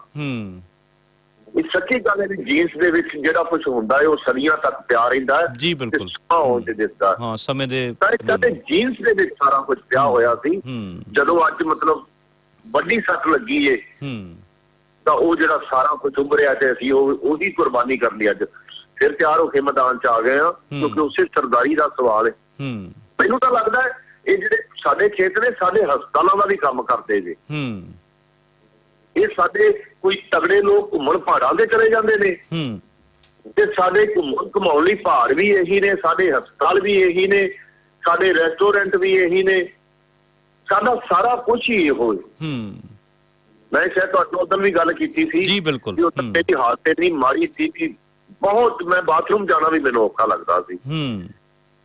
ਤੇ ਮੈਂ ਜਦੋਂ 3-4 ਜਿਹੜੇ ਆਪਦੇ ਖੇਤ ਮਾਰ ਲਏ ਨੇ, 3-4 ਜਿਹੜੇ ਖੇਤ ਮਾਰਨ ਨਾਲ, ਸੇਰਾ ਖੇਤ ਕੂਦ ਘੁੰਮਣ ਨਾਲ, ਅੱਜ ਮੈਨੂੰ ਲੱਗਦਾ ਵੀ ਮੈਂ ਬਿਲਕੁਲ ਫਿੱਟ ਆ। ਮੈਂ ਹੁਣ ਦਿੱਲੀ ਜਾਣ ਲਈ ਫਿਰ ਤਿਆਰ, ਫਿਰ ਮੁੜ ਕੇ ਤਿਆਰ ਜੇ। ਜ਼ਮੀਨਾਂ ਸਾਡੇ ਲਈ ਬੜਾ ਮਹੱਤਵ ਹੈ ਇਹਨਾਂ ਦਾ, ਬੜੀ ਲੋੜ ਹੈ ਸਾਨੂੰ ਇਹਨਾਂ ਦੀ। ਮਤਲਬ ਸਾਡੀ ਹੋਣ ਦਾ ਸਵਾਲ ਹੈ। ਇਹਦੇ ਤੋਂ ਬਿਨਾਂ ਅਸੀਂ ਹੋ ਸਕਦਾ ਅਡਾਨੀ ਅੰਬਾਨੀ ਦੇ ਪਲਾਂਟ 'ਚ ਕੰਮ ਤਾਂ ਕਰਦੇ ਹੋਵਾਂਗੇ, ਚਾਹ ਤਾਂ ਪੀਂਦੇ ਹੋਵਾਂਗੇ, ਰੋਟੀ ਤਾਂ ਖਾਂਦੇ ਹੋਵਾਂਗੇ, ਟੱਕੀ ਤਾਂ ਕਰਦੇ ਹੋਵਾਂਗੇ, ਪਰ ਜਿਉਂਦੇ ਨਹੀਂ ਹੋਵਾਂਗੇ। ਗੱਲ ਪੱਕੀ ਏ, ਇਹਨਾਂ ਜ਼ਮੀਨਾਂ ਤੋਂ ਬਿਨਾਂ ਜਿਉਂਦੇ ਨਹੀਂ ਅਸੀਂ ਰਹਿ ਸਕਦੇ। ਜਿਉਂਦਿਆਂ ਸਾਡੀ ਗਿਣਤੀ ਨਹੀਂ ਹੋਵੇਗੀ। ਸਾਹ ਲੈ ਆਵਾਂਗੇ, ਆਕਸੀਜਨ ਲਵਾਂਗੇ, ਟੱਟੀ ਪਿਸ਼ਾਬ ਕਰਾਂਗੇ, ਖਾਵਾਂ ਪੀਵਾਂਗੇ, ਪਰ ਜਿਉਂਦੇ ਨਹੀਂ ਹੋਵਾਂਗੇ ਜੀ। ਬਿਲਕੁਲ ਬਿਲਕੁਲ ਜਿਉਂਦੇ ਇਹਨਾਂ ਜ਼ਮੀਨਾਂ ਨਾਲ ਹੀ ਰਹਿ ਸਕਦੇ ਅਸੀਂ। ਬਿਲਕੁਲ ਬਿਲਕੁਲ ਸਾਥੀ ਜੀ, ਮੇਰੇ ਖਿਆਲ ਆਪਣਾ ਟਾਈਮ ਲਗਭਗ ਸਮਾਪਤ ਹੈ, ਕਿਉਂਕਿ ਅਸੀਂ ਨਾ ਜੀ ਇੱਕ ਛੋਟਾ ਜਿਹਾ ਆਰਟੀਕਲ ਵੀ ਲੈ ਕੇ ਆਏ ਹੋਏ ਆ। ਤੁਹਾਡੇ ਗੱਲਬਾਤ ਤੋਂ ਬਾਅਦ ਜ਼ਰੂਰ ਪੜਾਂਗੇ ਕਿ ਇਹ ਅਮਰੀਕਾ ਦੇ ਵਿੱਚ ਜਿਹੜੀ ਕਿਸਾਨੀ ਦੀ ਇਸ ਟਾਈਮ ਹਾਲਤ ਹੈ, ਜਿਸ ਤਰੀਕੇ ਨਾਲ ਉਹ ਸੁਸਾਈਡ ਦੇ ਰਾਹ ਤੁਰਿਆ ਹੋਇਆ ਆ, ਔਰ ਜਿੰਨਾ ਕਰਜ਼ਾ ਉਹਦੇ ਸਿਰ ਦੇ ਉੱਪਰ ਆ, ਜਿੱਥੇ ਵੱਡੀਆਂ ਉਹਨਾਂ ਨੂੰ ਇਹ ਸੁਪਨਾ ਦਿਖਾਇਆ ਗਿਆ ਸੀਗਾ ਕਿ ਜਿੰਨੇ ਵੱਡੇ ਫਾਰਮ ਹੋਣਗੇ ਉਨੀ ਤੁਹਾਡੀ ਤਰੱਕੀ ਹੋਊਗੀ।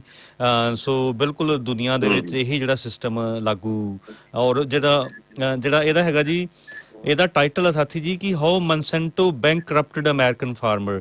ਕਿ ਮਨਸੈਂਟੋ ਵਰਗੀ ਜਿਹੜੀ ਕੰਪਨੀ ਆ ਉਹ ਕਸੂਰਵਾਰ ਆ ਕਿ ਜਿਹੜੇ ਉੱਥੇ ਦੇ ਵੱਡੇ ਜਿਹੜੇ ਕਿਸਾਨ ਨੇ ਉਹ ਬੈਂਕਰਪਟ ਹੋ ਰਹੇ ਨੇ, ਔਰ ਜਿਹੜੀਆਂ ਜ਼ਮੀਨਾਂ ਨੇ ਜਿਹੜੀਆਂ ਉਹਨਾਂ ਦੀਆਂ ਸਾਡੀਆਂ ਵੱਡੀਆਂ ਜਿਹੜੀਆਂ ਬੈਂਕਾਂ ਨੇ ਉਹ ਕਾਬਜ਼ ਹੋ ਰਹੀਆਂ ਨੇ। ਸੋ ਇਹ ਦੁਨੀਆ ਦੇ ਵਿੱਚ ਇਹ ਜਿਹੜਾ ਸਿਸਟਮ ਆ ਜਿਹੜਾ ਹੁਣ ਭਾਰਤ ਦੇ ਵਿੱਚ ਲਾਗੂ ਹੋਣ ਜਾ ਰਿਹਾ ਹੈ, ਇਹ ਦੁਨੀਆ ਦੇ ਵਿੱਚ ਪਹਿਲਾਂ ਵੀ ਬਹੁਤ ਵੱਡੇ ਲੈਵਲ ਤੇ ਫੇਲ ਹੋ ਚੁੱਕਿਆ ਔਰ ਬਿਲਕੁਲ ਹੋਊਗਾ। ਤਾਂ ਸਾਥੀ ਜੀ ਤੁਹਾਡਾ ਬਹੁਤ ਬਹੁਤ ਧੰਨਵਾਦ। ਅਸੀਂ ਜੀ ਇੱਕ ਸਵਾਲ, ਇਹ ਅਸਲ ਤੇ ਇੱਕ ਸਵਾਲ ਹੈ ਕਿ ਅੱਜ ਅਸੀਂ ਅਮਰੀਕਾ ਨੂੰ ਮਤਲਬ ਪੂਰੇ ਸੰਸਾਰ ਦਾ ਸਭ ਤੋਂ ਚੰਗਾ, ਸਭ ਤੋਂ ਅਮੀਰ, ਸਭ ਤੋਂ ਨਵੀਨ, ਸਭ ਤੋਂ ਨਵੀਆਂ ਮਤਲਬ ਤਕਨੀਕਾਂ ਨਾਲ ਭਰਪੂਰ ਮੁਲਕ ਮੰਨਦੇ ਆ ਜੀ ਅਮਰੀਕਾ ਨੂੰ। ਚਾਹੇ ਅਮਰੀਕਾ ਹੈ, ਚਾਹੇ ਹਾਲੈਂਡ ਹੈ, ਚਾਹੇ ਫਰਾਂਸ ਹੈ, ਚਾਹੇ ਜਰਮਨੀ ਹੈ। ਵਜ੍ਹਾ ਇੱਕ ਵਜ੍ਹਾ, ਇੱਕ ਕਾਰਨ ਹੈ ਕਿ ਕਿਸਾਨ ਦੀ ਹਾਲਤ ਹਰ ਜਗ੍ਹਾ ਤੇ ਇੱਕੋ ਜੀ ਹੈ। ਇਹ ਇੱਕ ਵਜ੍ਹਾ ਹੈ ਨਾ, ਇੱਕ ਕਾਰਨ ਹੈ ਕਿ ਪੈਦਾ ਕਰਨ ਵਾਲੇ ਦੀ ਹਾਲਤ ਹਰ ਜਗ੍ਹਾ ਤੇ ਇੱਕੋ ਜੀ ਹੈ। ਜਿੱਥੇ ਪੂਰੀ ਮਤਲਬ ਮੇਰਾ ਖਿਆਲ ਤਾਂ ਕਈ ਵੱਡੇ ਮੁਲਕ ਨੇ, ਜੇ ਉਹਨਾਂ ਦੇ ਵੀ ਲੋਕ ਉਹਨਾਂ ਨੂੰ ਕੋਈ ਟਾਈਮ ਮਿਲੇ ਅਮਰੀਕਾ ਆਉਂਦਾ ਤਾਂ ਉਹ ਵੀ ਭੱਜਣਗੇ, ਮੈਨੂੰ ਇੰਨਾ ਤਾਂ ਨਹੀਂ ਪਤਾ, ਪਰ ਅਮਰੀਕਾ ਸਭ ਤੋਂ ਅੱਗੇ ਆ ਵੀ ਅਮਰੀਕਾ ਜਾਣ ਨੂੰ ਹਰ ਇੱਕ ਤਿਆਰ ਏ। ਇੱਥੇ ਸਾਡੇ ਵੀ ਹੁਣ ਜੇ ਕਿਸੇ ਨੂੰ ਕਹੋ ਵੀ ਅਮਰੀਕਾ ਜਾਣਾ ਤੇ ਮਿੰਟ ਲਾਵੇਗਾ ਵੀ ਅਮਰੀਕਾ ਭੇਜ ਦਿਓ ਮੈਨੂੰ ਜੀ, ਪਰ ਕਿਸਾਨ ਦੀ ਹਾਲਤ ਅਮਰੀਕਾ ਦੀ ਵੀ ਉਹੀ। ਬਿਲਕੁਲ ਜੀ ਬਿਲਕੁਲ। ਕਿਸਾਨ ਦੀ ਹਾਲਤ ਹਾਲੈਂਡ ਦੀ ਵੀ ਉਹੀ, ਪੋਲੈਂਡ ਦੀ ਵੀ ਉਹੀ, ਜਰਮਨੀ ਦੀ ਵੀ ਉਹੀ ਹੈ। ਮੈਂ ਜਰਮਨੀ ਦੇ ਕਿਸਾਨਾਂ ਨੂੰ ਦੇਖਿਆ, ਮੈਂ ਇੱਕ ਮੇਰਾ ਪੜਿਆ ਸੀ ਕਿ ਜਰਮਨੀ ਦਾ ਕਿਸਾਨ ਸੁਸਾਈਡ ਕਰ ਰਿਹਾ। ਜਰਮਨੀ ਦਾ ਕਿਸਾਨ ਵੀ ਜੇ ਸੁਸਾਈਡ ਕਰ ਰਿਹਾ ਤੇ ਮਤਲਬ ਉਹ ਢਾਂਚਾ ਜਿਹੜਾ ਉਸਾਰਿਆ ਗਿਆ ਹੈ ਕਿ ਪੈਦਾ ਕਰਨ ਵਾਲਾ, ਮਤਲਬ ਗੱਲ ਉਹੀ ਨਾ ਵੀ ਜੋ ਪੈਦਾ ਹੋਣਾ ਹੈ ਉਹ ਜ਼ਮੀਨ ਚੋਂ ਹੋਣਾ ਹੈ ਜੀ। ਜ਼ਮੀਨ ਤੋਂ ਬਿਨਾਂ ਕੁਝ ਵੀ ਨਵਾਂ ਪੈਦਾ ਨਹੀਂ ਕਰ ਸਕਦਾ। ਸੰਸਾਰ 'ਚ ਕੋਈ ਵੀ ਜ਼ਮੀਨ ਤੋਂ ਬਿਨਾਂ ਨਵਾਂ ਪੈਦਾ ਨਹੀਂ ਕਰ ਸਕਦਾ। ਉਹਦਾ ਰੂਪ ਤਾਂ ਬਦਲ ਸਕਦਾ। ਜ਼ਮੀਨ ਚੋਂ ਕੋਈ ਮੈਂ ਝੋਨਾ ਬਣਾ ਲਿਆ, ਕੋਈ ਚੌਲ ਤਾਂ ਬਣਾ ਸਕਦਾ, ਕੋਈ ਤੇਲ ਤਾਂ ਬਣਾ ਸਕਦਾ, ਕੋਈ ਪੋਲਿਸ਼ ਤਾਂ ਲਾ ਸਕਦਾ, ਪਰ ਨਵਾਂ ਨਹੀਂ ਪੈਦਾ ਕਰਦਾ। ਨਵਾਂ ਪੈਦਾ ਜ਼ਮੀਨ ਹੀ ਕਰੇਗੀ। ਸੋ ਨਵਾਂ ਪੈਦਾ ਕਰਨ ਵਾਲਿਆਂ ਦੀ ਹਾਲਤ ਸਾਰੇ ਸੰਸਾਰ 'ਚ ਇੱਕੋ ਜੀ। ਜੀ ਬਿਲਕੁਲ ਬਿਲकुल ਸਾਥੀ ਜੀ, ਬਿਲकुल ਸਹੀ ਫਰਮਾਇਆ। ਤਾਂ ਸਾਥੀ ਤੁਹਾਡਾ ਬਹੁਤ ਬਹੁਤ ਧੰਨਵਾਦ। ਅਸੀਂ ਕੋਸ਼ਿਸ਼ ਕਰਾਂਗੇ ਅਗਲੇ ਹਫਤੇ ਫਿਰ ਆਪਣੀ ਇਹ ਗੱਲਬਾਤ ਜਾਰੀ ਰੱਖੀਏ ਔਰ ਲੋਕਾਂ ਤੱਕ ਇਹ ਕਾਲੇ ਕਾਨੂੰਨਾਂ ਦੇ ਬਾਰੇ। ਧੰਨਵਾਦ ਜੀ। ਧੰਨਵਾਦ, ਮਿਹਰਬਾਨੀ। ਧੰਨਵਾਦ ਜੀ। ਦੋਸਤੋ, ਇਹ ਸਨ ਸਾਥੀ ਹਰਨੇਕ ਸਿੰਘ ਮਹਿਮਾ, ਭਾਰਤੀ ਕਿਸਾਨ ਯੂਨੀਅਨ ਡਕੌਂਦਾ ਦੇ ਫਿਰੋਜ਼ਪੁਰ ਜ਼ਿਲ੍ਹਾ ਦੇ ਆਗੂ। ਤੋ ਹਾਂਜੀ ਅਨੂ ਜੀ, ਇੱਕ ਦੋ ਟਿੱਪਣੀਆਂ ਮੈਂ ਕਰਨਾ ਚਾਹੁੰਦਾ। ਪਿਛਲੇ ਹਫਤੇ ਦੇ ਵਿੱਚ ਇੱਕ ਦੋ ਜਿਹੜੀਆਂ ਘਟਨਾਵਾਂ ਹੋਈਆਂ ਨੇ ਬਹੁਤ ਜ਼ਰੂਰੀ ਹੈ। ਖਾਸ ਕਰਕੇ ਬਲਬੀਰ ਸਿੰਘ ਰਾਜੇਵਾਲ ਉਹਨਾਂ ਦੀ ਉਹਨਾਂ ਨੇ ਜਿਹੜਾ ਲੈਕਚਰ ਦਿੱਤਾ ਸੀਗਾ, ਆਪਣੇ ਉੱਥੇ ਸੰਬੋਧਿਤ ਕੀਤਾ ਸੀ ਦਿੱਲੀ ਦੇ ਵਿੱਚ। ਉਹਨਾਂ ਨੇ ਦੋ ਬੜੀਆਂ ਸੁਨਿਮਰ ਬੇਨਤੀਆਂ ਕੀਤੀਆਂ ਸੀ ਕਿ ਇੱਕ ਤੇ ਕਿ ਜਿਹੜਾ ਸਾਰੇ ਜਾਣਦੇ ਨੇ ਕਿ ਸਾਡਾ ਸਿੱਖਾਂ ਦਾ ਜਿਹੜਾ ਸਾਡਾ ਚਿੰਨ੍ਹ ਆ ਉਹ ਨਿਸ਼ਾਨ ਸਾਹਿਬ ਹੈ ਜੀ, ਧਾਰਮਿਕ ਚਿੰਨ੍ਹ ਆ ਸਾਡਾ, ਕਿ ਉਹਨੂੰ ਉੱਥੋਂ ਹਟਾ ਲਿਆ ਜਾਵੇ ਤੇ ਸਿਰਫ ਜਥੇਬੰਦੀਆਂ ਦੇ ਝੰਡੇ ਹੋਣ। ਸੋ ਦੋਸਤੋ, ਅਸੀਂ ਇਸ ਬਹੁਤ ਗੱਲਾਂ ਨੇ ਸਾਡੇ ਕੋਲ, ਅਸੀਂ ਬਹੁਤ ਮੇਰੇ ਖਿਆਲ ਉਹਨਾਂ ਦਾ ਲੌਜਿਕ ਇਹ ਹੋਊਗਾ ਕਿ ਜਿੱਥੇ ਗੁਰਦੁਆਰਾ ਹੁੰਦਾ ਹੈ ਨਿਸ਼ਾਨ ਸਾਹਿਬ, ਹਾਂਜੀ ਉੱਥੇ ਹੋਣਾ ਚਾਹੀਦਾ। ਹਾਂ, ਮੈਂ ਇਹ ਕਹਿਣਾ, ਮੈਂ ਥੋੜੀ ਇਹ ਭੂਮਿਕਾ ਐ ਬੋਲਣਾ ਚਾਹੁੰਦਾ ਕਿ ਅਸੀਂ ਗੱਲਾਂ ਇਹ ਬਹੁਤ ਕਰ ਸਕਦੇ ਹਾਂ, ਪਰ ਅਸੀਂ ਇਹ ਜਿਹੜਾ ਨਾਜ਼ੁਕ ਟਾਈਮ ਦੇ ਵਿੱਚ ਅਸੀਂ ਲੰਘਣ ਡਏ ਹਾਂ, ਅਸੀਂ ਕੋਈ ਨਵੀਂ ਕੰਟਰੋਵਰਸੀ ਖੜਾ ਨਹੀਂ ਕਰਨਾ ਚਾਹੁੰਦੇ, ਪਰ ਇਹ ਥੋੜੀਆਂ ਗੱਲਾਂ ਇਹ ਕਰਨੀਆਂ ਜ਼ਰੂਰੀ ਵੀ ਨੇ ਕਿ ਅੱਜ ਉੱਥੇ ਆ ਕੇ ਖਾਸ ਕਰਕੇ ਆਪਣੇ ਹਿੰਦੂ ਭਾਈਚਾਰੇ ਦੇ ਵਿੱਚੋਂ ਕੋਈ ਆਪਣਾ ਉੱਥੇ ਤਰਸ਼ੂਲ ਗੱਡ ਦਿੰਦਾ ਤੇ ਹੋਰ ਝੰਡਾ ਲਾ ਦਿੰਦਾ, ਫਿਰ ਆਪਣੇ ਜਿਹੜੇ ਲੋਕ ਨੇ ਉੱਥੇ ਮੁਸਲਮਾਨ ਭਾਈਚਾਰਾ ਵੀ ਬੈਠਾ ਆ, ਉਹ ਆਪਣਾ ਮਤਲਬ ਕਿ ਇਹ ਧਰਮ ਦੇ ਕਿਸੇ ਵੀ ਮੁੱਦੇ ਦੀ ਲੜਾਈ ਨਹੀਂ ਆ। ਇਹ ਜਿਹੜਾ ਅੰਦੋਲਨ ਹੈ ਧਰਮ ਨਾਲ ਇਹਦਾ ਕੋਈ ਕਨੈਕਸ਼ਨ ਨਹੀਂ ਹੈ। ਇਸ ਕਰਕੇ ਮੇਰੇ ਖਿਆਲ ਉਹ ਕਹਿ ਰਹੇ ਨੇ ਕਿ ਅਗਰ ਅਸੀਂ ਜੇ ਇੱਕ ਧਰਮ ਦਾ ਉੱਥੇ ਇਸ ਤਰ੍ਹਾਂ ਕੋਈ ਚਿੰਨ੍ਹ ਰੱਖਿਆ, ਫਿਰ ਸਾਰਿਆਂ ਦੇ ਰੱਖਣੇ ਪੈਣਗੇ। ਉਹ ਇੱਕ ਤਰ੍ਹਾਂ ਦਾ ਡਾਇਵਰਟ ਕਰਦੀ ਹੈ ਗੱਲ ਨੂੰ। ਬਿਲਕੁਲ ਸਹੀ ਸੀ ਉਹਨਾਂ ਦੀ ਗੱਲ, ਔਰ ਉਹਨੂੰ ਸੁਹਿਰਦਤਾ ਨਾਲ ਲੈਣਾ ਚਾਹੀਦਾ ਸੀ, ਰਾਦਰ ਕਿ ਉਹਨਾਂ ਨੂੰ ਗਾਲੀ ਗਲੋਚ ਹੋਇਆ ਬਹੁਤ ਕੁਝ ਉਹਨਾਂ ਨੂੰ। ਐਨੀਵੇ, ਉਹਦੇ ਵਿੱਚ ਵੈਸੇ ਉਹ ਜਿਹੜਾ ਆਪਣੇ ਧਰਮ ਤੋਂ ਸਾਡੇ ਜਿਹੜੇ ਪ੍ਰੇਰਣਾ ਸਰੋਤ ਨੇ, ਉਹ ਉਹਨਾਂ ਨੂੰ ਉਹ ਗੱਲ ਖਾਰਜ ਨਹੀਂ ਕਰਦੀ, ਉਹਨਾਂ ਦੀ ਗੱਲ ਕਿ ਉੱਥੇ ਉਹ ਨਿਸ਼ਾਨ ਸਾਹਿਬ ਨਹੀਂ ਹੋਣੇ ਚਾਹੀਦੇ। ਉਹ ਬਕਾਇਦਾ ਅਸੀਂ ਫਿਰ ਵੀ ਇੰਸਪੀਰੇਸ਼ਨ ਆਪਣੇ ਜੋ ਵੀ ਸਾਡੇ ਸਰੋਤ ਨੇ ਉਹਨਾਂ ਤੋਂ ਲੈਂਦੇ ਹਾਂ, ਚਾਹੇ ਉਹ ਧਾਰਮਿਕ ਨੇ ਜਾਂ ਕੋਈ ਹੋਰ ਨੇ। ਨਹੀਂ ਜੀ, ਇੰਸਪੀਰੇਸ਼ਨ ਤਾਂ ਅਸੀਂ ਉੱਥੋਂ ਹੀ ਲੈਂਦੇ ਹਾਂ। ਉਹ ਤੇ ਹੁਣ ਉਹ ਗਰਾਹਾਂ ਵਾਲਿਆਂ ਨੇ ਬਾਬਾ ਬੰਦਾ ਸਿੰਘ ਬਹਾਦਰ ਨਗਰ ਬਣਾਇਆ ਹੋਇਆ ਹੈ ਜੀ। ਬਿਲਕੁਲ ਕਿਉਂਕਿ ਉਹਨਾਂ ਦਾ ਸਿੱਧਾ ਕਿਸਾਨੀ ਨਾਲ ਸੰਬੰਧ ਹੈ, ਬਿਲਕੁਲ ਜ਼ਮੀਨ ਹਲਵਾਹਕ ਦੀ, ਠੀਕ ਹੈ ਨਾ। ਸੋ ਇਹ ਇਸ ਤਰੀਕੇ ਦੇ ਨਾਲ ਉਹ ਔਰ ਦੂਸਰੀ ਉਹਨਾਂ ਨੇ ਜਿਹੜੀ ਗੱਲ ਇਹ ਵੀ ਕਹੀ ਸੀਗੀ ਕਿ ਜਿਹੜੇ ਉੱਥੇ ਨਿਹੰਗ ਸਿੰਘ ਜਿਹੜੇ ਪਹੁੰਚੇ ਹੋਏ ਨੇ, ਉਹ ਜਿਸ ਤਰੀਕੇ ਨਾਲ ਉਹ ਆਪਣਾ ਪ੍ਰਦਰਸ਼ਨ ਕਰਦੇ ਨੇ, ਔਰ ਵਿੱਚ ਇਹ ਵੀ ਮੈਂ ਉਹਨਾਂ ਨੇ ਹੋਰ ਕਿਸਾਨ ਕਾਬੂ ਕਰ ਰਹੇ ਸੀ, ਆਪਣਾ ਘੋਟਾ ਵੀ ਲਾਉਂਦੇ ਨੇ ਉੱਥੇ, ਜਿਸ ਤਰੀਕੇ ਨਾਲ ਉਹ ਸ਼ਾਇਦ ਉਹਦਾ ਚੰਗਾ ਪ੍ਰਭਾਵ ਨਹੀਂ ਪੈਂਦਾ। ਔਰ ਸਾਡੇ ਸਾਹਮਣੇ ਥੋੜੇ ਮਹੀਨਿਆਂ ਦੀ ਪਹਿਲਾਂ ਦੀ ਗੱਲ ਹੈ ਕਿ ਉਹ ਕੋਵਿਡ ਦੇ ਦੌਰਾਨ ਇੱਕ ਸਿਪਾਹੀ ਦਾ ਗੁੱਟ ਵੀ ਲਾਇਆ ਗਿਆ ਆ, ਔਰ ਬਹੁਤ ਪੁਰਾਣਾ ਇਤਿਹਾਸ ਆ ਜੋ ਇਹ ਕਈ ਜਿਹੜੇ ਨਿਹੰਗ ਸਿੰਘ, ਮੈਂ ਸਾਰਿਆਂ ਨੂੰ ਨਹੀਂ ਕਹਿੰਦਾ, ਪਿੰਡਾਂ ਦੇ ਵਿੱਚ ਆ ਕੇ ਕਿਸ ਤਰੀਕੇ ਦਾ ਇਹ ਕੰਮ ਕਰਦੇ ਹੁੰਦੇ ਸੀਗੇ। ਸੋ ਉਹਨਾਂ ਨੂੰ ਉਹ ਦਿਸ ਰਿਹਾ ਕਿ ਇਹ ਕਿਸੇ ਹੋਰ ਪਾਸੇ ਡਿਸਪਲਿਨ ਨਹੀਂ ਰਹੂਗਾ।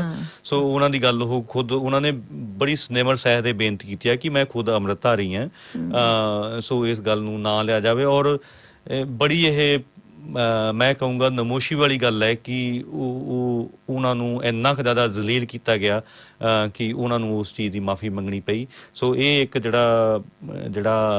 ਇੱਕ ਜਿਹੜੀ ਪਿਰਤ ਆਪਾਂ ਨੂੰ ਇਹ ਨਵੀਂ ਜਿਹੜੀ ਪਾਉਣੀ ਪਊਗੀ, ਔਰ ਇਹੋ ਜਿਹੀਆਂ ਗੱਲਾਂ ਨੂੰ ਥੋੜਾ ਹਿੱਕ ਤੇ ਲੈ ਕੇ ਇਹਨਾਂ ਨੂੰ ਸਹਾਰਨਾ ਪਊਗਾ। ਹਰ ਇੱਕ ਮਸਲੇ ਨੂੰ ਆਪਾਂ ਧਾਰਮਿਕ ਰੰਗ ਨਹੀਂ ਦੇ ਸਕਦੇ ਹੈਗੇ। ਸਾਨੂੰ ਪਤਾ ਆ, ਹਿਸਟਰੀ ਆਪਣੇ ਆਪ ਦੇ ਵਿੱਚ ਦਿਖਾਉਂਦੀ ਹੈ ਕਿ ਕਿਵੇਂ ਇਹਨਾਂ ਮਸਲਿਆਂ ਨੂੰ ਧਾਰਮਿਕ ਰੰਗ ਦੇ ਕੇ ਉਹਨੂੰ ਵਰਤ ਕੇ ਤੇ ਲੋਕਾਂ ਦਾ ਜਿਹੜਾ ਨੁਕਸਾਨ ਹੁੰਦਾ ਆ। ਔਰ ਕੋਸ਼ਿਸ਼ਾਂ ਡਿਰੇਲ ਹੋ ਬਾਰ-ਬਾਰ ਜਿਹੜਾ ਦੂਸਰਾ ਨੂੰ ਜੀ ਇੱਕ ਛੋਟੀ ਜੀ ਜਮਾਂ ਹੀ ਛੋਟੀ ਜਿਹੀ ਟਿੱਪਣੀ ਆਪਾਂ ਕਰਨਾ ਚਾਹੁੰਦੇ ਹਾਂ। ਜਿਹੜਾ ਟਰਾਲੀ ਟਾਈਮਜ਼ ਜਿਹੜਾ ਮੈਗਜ਼ੀਨ ਕੱਢਿਆ ਗਿਆ ਆ, ਉਹਦੀ ਜਿਹੜੀ ਸੰਪਾਦਕੀ ਜਿਹੜੇ ਹੈਗੇ ਨੇ ਆਪਣੇ ਸੁਖਪ੍ਰੀਤ ਸਿੰਘ ਉਦੋਕੇ, ਉਹ ਲਿਖਦੇ ਨੇ, ਉਹਦੇ ਵਿੱਚ ਵੀ ਜਥੇਬੰਦੀਆਂ ਨੂੰ ਟਾਰਗੇਟ ਕੀਤਾ ਗਿਆ ਆ ਕਿ ਇਹਨਾਂ ਦਾ ਕੋਈ ਕੰਟਰੋਲ ਨਹੀਂ। ਮਤਲਬ ਮੈਂ ਹੁਣ ਪੈਰਾਫਰੇਜ਼ ਕਰ ਰਿਹਾ ਕਿ ਜਿਹੜੀ ਇੱਥੇ ਲੋਕ ਆ ਚੁੱਕੇ ਨੇ ਆਊਟ ਆਫ ਕੰਟਰੋਲ ਨੇ। ਇਹ ਮਤਲਬ ਕਿਹੋ ਜੀ ਗੱਲ ਤੁਸੀਂ ਕਹਿ ਰਹੇ ਹੋ ਕਿ ਫਿਰ ਜਿਹੜੀਆਂ ਭੀੜਾਂ ਤੇ ਫਿਰ ਦੰਗੇ ਵੀ ਕਰਦੀਆਂ ਨੇ। ਭੀੜਾਂ ਤੇ ਫਿਰ ਜਿਨ੍ਹਾਂ ਦੇ ਕੋਈ ਸੁਹਿਰਦਤਾ ਨਹੀਂ ਹੁੰਦੀ, ਉਹ ਤੇ ਫਿਰ ਆਪਣੇ ਜੋ ਉਹਨਾਂ ਨੂੰ ਲੱਗਦਾ ਫਿਰ ਸਾਰੇ ਕੰਮ ਕਰਦੀਆਂ ਨੇ। ਮਤਲਬ ਇਹ ਲੋਕ ਇੰਨੇ ਜਿਹੜੇ ਨੇ, ਉਹ ਬੇਸਿਕਲੀ ਇਹ ਕਹਿ ਰਹੇ ਨੇ ਕਿ ਆਪ ਮੁਹਾਰੇ ਲੋਕ ਇੰਨੇ ਜਾਗਰੂਕ ਹੋ ਗਏ ਨੇ ਕਿ ਆਪ ਮੁਹਾਰੇ ਉੱਠ ਕੇ ਉਹਨਾਂ ਨੇ ਆਲਮੋਸਟ ਅੰਦੋਲਨ ਸ਼ੁਰੂ ਕਰ ਲਿਆ। ਤੇ ਉਹ ਲੋਕਾਂ ਦਾ ਹੁਣ ਇੰਨਾ ਦਬਾਅ ਬਣ ਚੁੱਕਿਆ ਜਥੇਬੰਦੀਆਂ ਦੇ ਆਗੂਆਂ ਤੇ ਕਿ ਉਹ ਆਗੂਆਂ ਦੀ ਮਜਬੂਰੀ ਬਣ ਗਈ ਹੈ ਇਹ ਘੋਲ ਲੜਨਾ ਹੁਣ। ਬਹੁਤ ਕੁਝ ਹੀ ਹਰਕਤ ਹੈ ਜੀ ਇਹ, ਕਿਉਂਕਿ ਇਹ ਬਾਰ-ਬਾਰ ਜਥੇਬੰਦੀਆਂ ਨੂੰ ਉਹਨਾਂ ਨੂੰ ਅੰਡਰਮਾਈਨ ਕੀਤਾ ਜਾ ਰਿਹਾ ਹੈ। ਉਹਨਾਂ ਤੇ ਸਿੱਧੇ ਉਹ ਦੀਪ ਸਿੱਧੂ ਹੁਣ ਥੋੜਾ ਜਿਹਾ ਹੇਠਾਂ ਹੋਇਆ, ਉਹ ਹੁਣ ਸਤਿ ਸ੍ਰੀ ਅਕਾਲ ਕਹਿਣ ਨੂੰ ਫਿਰਦਾ, ਤੇ ਇਹ ਜਿਹੜੇ ਨਵੇਂ ਉਹਨਾਂ ਦੀ ਜਗ੍ਹਾ ਦੇ ਉੱਪਰ ਆਏ ਨੇ ਕੋਈ ਨਾ ਕੋਈ। ਔਰ ਅਨੂ ਜੀ, ਜੇ ਅਸੀਂ ਵੀ ਸੁਖਪ੍ਰੀਤ ਦੇ ਬਾਰੇ ਬਹੁਤ ਕੁਝ ਕਹਿ ਸਕਦੇ ਹਾਂ, ਉਹਦੇ ਵਿੱਚ ਅਸੀਂ ਨਹੀਂ ਜਾਵਾਂਗੇ। ਸੋ ਬੇਸਿਕਲੀ ਇਹਦੇ ਚੋਂ ਇਹ ਹੈ ਕਿ ਮੈਂ ਜਿਹੜਾ ਪੁਆਇੰਟ ਬਾਰ-ਬਾਰ ਸਾਰਿਆਂ ਨਾਲ ਡਿਸਕਸ ਕਰਦੀ ਹਾਂ ਜਿੱਥੇ ਵੀ ਕਿਤੇ ਗੱਲ ਹੁੰਦੀ ਹੈ ਕਿ ਉਹ ਜਿਹੜੇ ਜਥੇਬੰਦੀਆਂ ਵਾਲੇ ਨੇ, ਉਹ ਇਹ ਮਤਲਬ ਆ ਪਿਛਲੇ 20-22 ਦਿਨਾਂ ਤੋਂ ਨਹੀਂ ਲੱਗੇ ਕੰਮ ਕਰਨ। ਉਸ ਤੋਂ ਪਹਿਲਾਂ ਉਹ 3 ਮਹੀਨੇ ਲਗਾਤਾਰ ਪੰਜਾਬ 'ਚ ਰੇਲਾਂ ਰੋਕ ਕੇ ਬੈਠੇ ਰਹੇ ਨੇ। ਉਹਨਾਂ ਦੀਆਂ ਉਮਰਾਂ ਦੇਖੋ 60-60 70-70 ਸਾਲਾਂ ਦੇ ਨੇ। ਉਹ ਮਤਲਬ ਉਹਨਾਂ ਨੇ ਆਪਣੀਆਂ ਉਮਰਾਂ ਲਾਈਆਂ ਨੇ ਇੱਥੋਂ ਤੱਕ ਲਿਆਉਣ ਲਈ ਇਹ ਸਥਿਤੀ ਨੂੰ।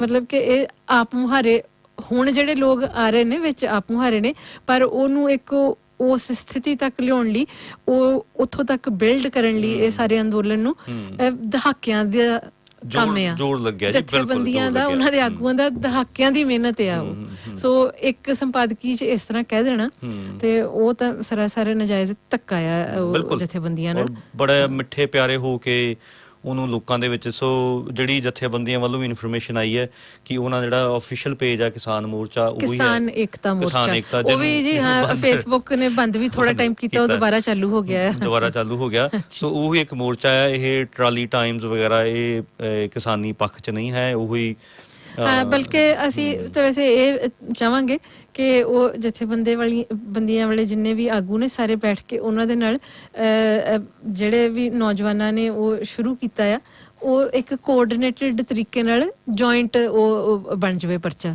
ਜਿਹੜਾ ਟਰਾਲੀ ਟਾਈਮਜ਼ ਆ। ਉਹ ਵਾਕਈ ਜਥੇਬੰਦੀਆਂ ਦੀ ਜੋ ਸੇਧ ਆ, ਜੋ ਲੋਕਾਂ ਦੀ ਆਵਾਜ਼ ਆ, ਉਹ ਬਣੇ, ਰਾਦਰ ਦੈਨ ਕਿ ਇਦਾਂ ਅਸੀਂ ਇਹੋ ਜਿਹੀਆਂ ਗੱਲਾਂ ਲਿਖ ਕੇ ਤੇ ਉਹ ਫੁੱਟ ਪਾ ਕੇ ਤੇ ਉਹ ਅੰਦੋਲਨ ਨੂੰ ਜਿਹੜਾ ਬਿਲਕੁਲ ਖਿੰਡ ਪੁੰਡ ਕਰਕੇ ਤੇ ਉਹਨੂੰ ਖਤਮ ਕਰ ਦਈਏ। ਮਤਲਬ ਉਹ ਕੋਸ਼ਿਸ਼ਾਂ ਇਦਾਂ ਦੀਆਂ ਲੱਗ ਰਹੀਆਂ ਕਿ ਇਹ ਅੰਦੋਲਨ ਨੂੰ ਖਤਮ ਕਰਨ ਦੀਆਂ ਕੋਸ਼ਿਸ਼ਾਂ ਨੇ ਜਦੋਂ ਇਸ ਤਰ੍ਹਾਂ ਲਿਖਦੇ ਆ ਆਪਾਂ। ਔਰ ਕਿਰਤੀ ਕਿਸਾਨ ਯੂਨੀਅਨ ਤੋਂ ਰਜਿੰਦਰ ਸਿੰਘ ਹੁਣੀ ਇਹ ਉੱਤੇ ਕਿੰਤੂ ਪਰੰਤੂ ਕਰਦੇ ਆ, ਤੇ ਇਹਨਾਂ ਜਿਹੜਾ ਚੈਨਲ ਆ ਪੰਜਾਬ ਸਪੈਕਟਰਮ, ਉਹਦੇ ਉੱਪਰ ਕਿਸ ਤਰੀਕੇ ਦੇ ਨਾਲ ਉਹਨਾਂ ਦੇ ਕੁਝ ਜਿਹੜੇ ਪਰਸਨਲ ਅਟੈਕ ਹੋ ਰਹੇ ਨੇ, ਇਹਨਾਂ ਨੂੰ ਸੁਖਪ੍ਰੀਤ ਹੋਣਾ ਨੂੰ ਇਹ ਭੁੱਲ ਜਾਂਦਾ ਵੀ ਤੁਹਾਡੇ ਸੱਜਣਾ ਤੁਹਾਡੇ ਕੀ ਰਿਕਾਰਡ ਨੇ ਪੁਰਾਣੇ।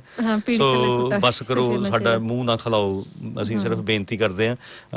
ਇਹ ਜਿਵੇਂ ਚੱਲ ਰਿਹਾ ਹੈ, ਉਹਨਾਂ ਦੀ ਜਥੇਬੰਦੀਆਂ ਦੀ ਬਹੁਤ ਮਿਹਨਤ ਵਾ, ਉਹਨੂੰ ਉਸੇ ਤਰੀਕੇ ਦੇ ਨਾਲ ਉਹਨਾਂ ਨੂੰ ਲੋਕਾਂ ਦੀ ਮਿਹਨਤ ਆ, ਕਿਸਾਨ ਮਜ਼ਦੂਰ ਜਿਹੜੇ ਸ਼ਾਮਲ ਨੇ ਉਹਨਾਂ ਦੀ ਵੀ ਬਰਾਬਰ ਉਨੀ ਮਿਹਨਤ ਆ। ਸੋ ਇਹ ਜਥੇਬੰਦੀਆਂ ਦੇ ਆਗੂਆਂ ਨੂੰ ਢਾਲ ਲਾਉਣ ਦੇ ਚੱਕਰ 'ਚ ਤੁਸੀਂ ਲੋਕਾਂ ਨੂੰ ਵੀ ਢਾਲ ਲਾ ਰਹੇ ਹੋਵੋਗੇ।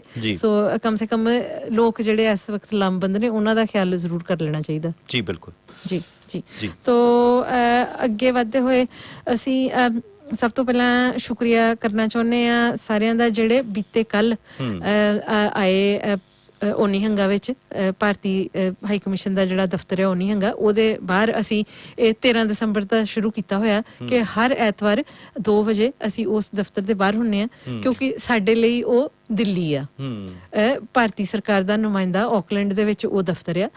ਜਿਸ ਤਰ੍ਹਾਂ ਖੈਰ ਅਸੀਂ ਉਸ ਪੱਧਰ ਤੇ ਜਾਂ ਉਸ ਤਰ੍ਹਾਂ ਤੇ ਨਹੀਂ ਕਰ ਸਕਦੇ ਜਿਸ ਤਰ੍ਹਾਂ ਦਿੱਲੀ ਬਾਰਡਰਾਂ ਤੇ ਸਾਰੇ ਬੈਠੇ ਹੋਏ ਆ। ਅਸੀਂ ਲਗਾਤਾਰਤਾ ਨਾਲ ਉਸ ਤਰ੍ਹਾਂ ਇੱਥੇ ਮੇਰਾ ਖਿਆਲ ਕੋਈ ਵੀ ਨਹੀਂ ਬੈਠ ਸਕਦਾ। ਸੋ ਅਸੀਂ ਇੱਕ ਸਾਡਾ ਸਮਰਥਨ ਕਰਨ ਦਾ ਤਰੀਕਾ ਹੈ ਕਿ ਹਰ ਐਤਵਾਰ 1-2 ਘੰਟੇ ਜਿਹੜੇ ਅਸੀਂ ਸਾਰੇ ਕੱਢੀਏ ਔਰ ਜਿਹੜਾ ਇੱਥੇ ਦਿੱਲੀ ਨੁਮਾ ਦਫ਼ਤਰ ਆ ਉਹਦੇ ਬਾਹਰ ਅਸੀਂ ਬੈਠੀਏ ਤਾਂ ਕਿ ਇਹਨਾਂ ਨੂੰ ਯਾਦ ਕਰਾਉਂਦੇ ਰਹੀਏ ਕਿ ਇਹ ਜਿਹੜੇ 3 ਕਾਨੂੰਨ ਨੇ ਇਹ ਤੁਹਾਨੂੰ ਰੱਦ ਕਰਨੇ ਪੈਣੇ ਨੇ, ਰੱਦ ਕਰਨੇ ਪੈਣੇ ਨੇ ਜੀ। ਬਿਲਕੁਲ। ਸੋ ਉਹ ਸਾਡੀ ਐਫਰਟ 'ਚ ਸਾਡੇ ਨਾਲ ਜਿੰਨੇ ਵੀ ਪਰਿਵਾਰ ਬੱਚੇ ਬੀਤੇ ਕੱਲ ਆਏ ਅਸੀਂ ਉਹਨਾਂ ਸਾਰਿਆਂ ਦਾ ਧੰਨਵਾਦ ਕਰਦੇ ਹਾਂ ਔਰ ਆਉਂਦੇ ਐਤਵਾਰ 2 ਵਜੇ ਫਿਰ ਅਸੀਂ ਉੱਥੇ ਹੋਵਾਂਗੇ। ਤੋ ਇਹਦੇ ਲਈ ਮੇਰਾ ਖਿਆਲ ਭਾਰਤੀ ਜੀ ਅਸੀਂ ਇੱਕ ਪ੍ਰੋਪਰ ਪ੍ਰੈਸ ਰਿਲੀਜ਼ ਵੀ ਸ਼ਾਇਦ ਇਸ ਹਫਤੇ ਦੇ ਵਿੱਚ ਕਰ ਦਈਏ, ਕਿਉਂਕਿ ਕਾਫੀ 1-2 ਜਣੇ ਨੇ ਵੀ ਜ਼ਿਕਰ ਕੀਤਾ ਕਿ ਸ਼ਾਇਦ ਸਾਡੇ ਜਿਹੜਾ ਸੱਦਾ ਆ ਸਾਰਿਆਂ ਤੱਕ ਪਹੁੰਚ ਨਹੀਂ ਰਿਹਾ, ਨਹੀਂ ਪਹੁੰਚ ਰਿਹਾ, ਸ਼ਾਇਦ ਸਹੀ ਵੀ ਹੋਵੇ ਗੱਲ। ਸੋ ਅਸੀਂ ਜਿੰਨੇ ਵੀ ਇੱਥੇ ਮੀਡੀਆ ਆਊਟਲੈਟਸ ਨੇ ਉਹਨਾਂ ਨੂੰ ਪ੍ਰੈਸ ਰਿਲੀਜ਼ ਵੀ ਕਰ ਦੇਵਾਂਗੇ ਅਗਲੇ 1-2 ਦਿਨਾਂ 'ਚ।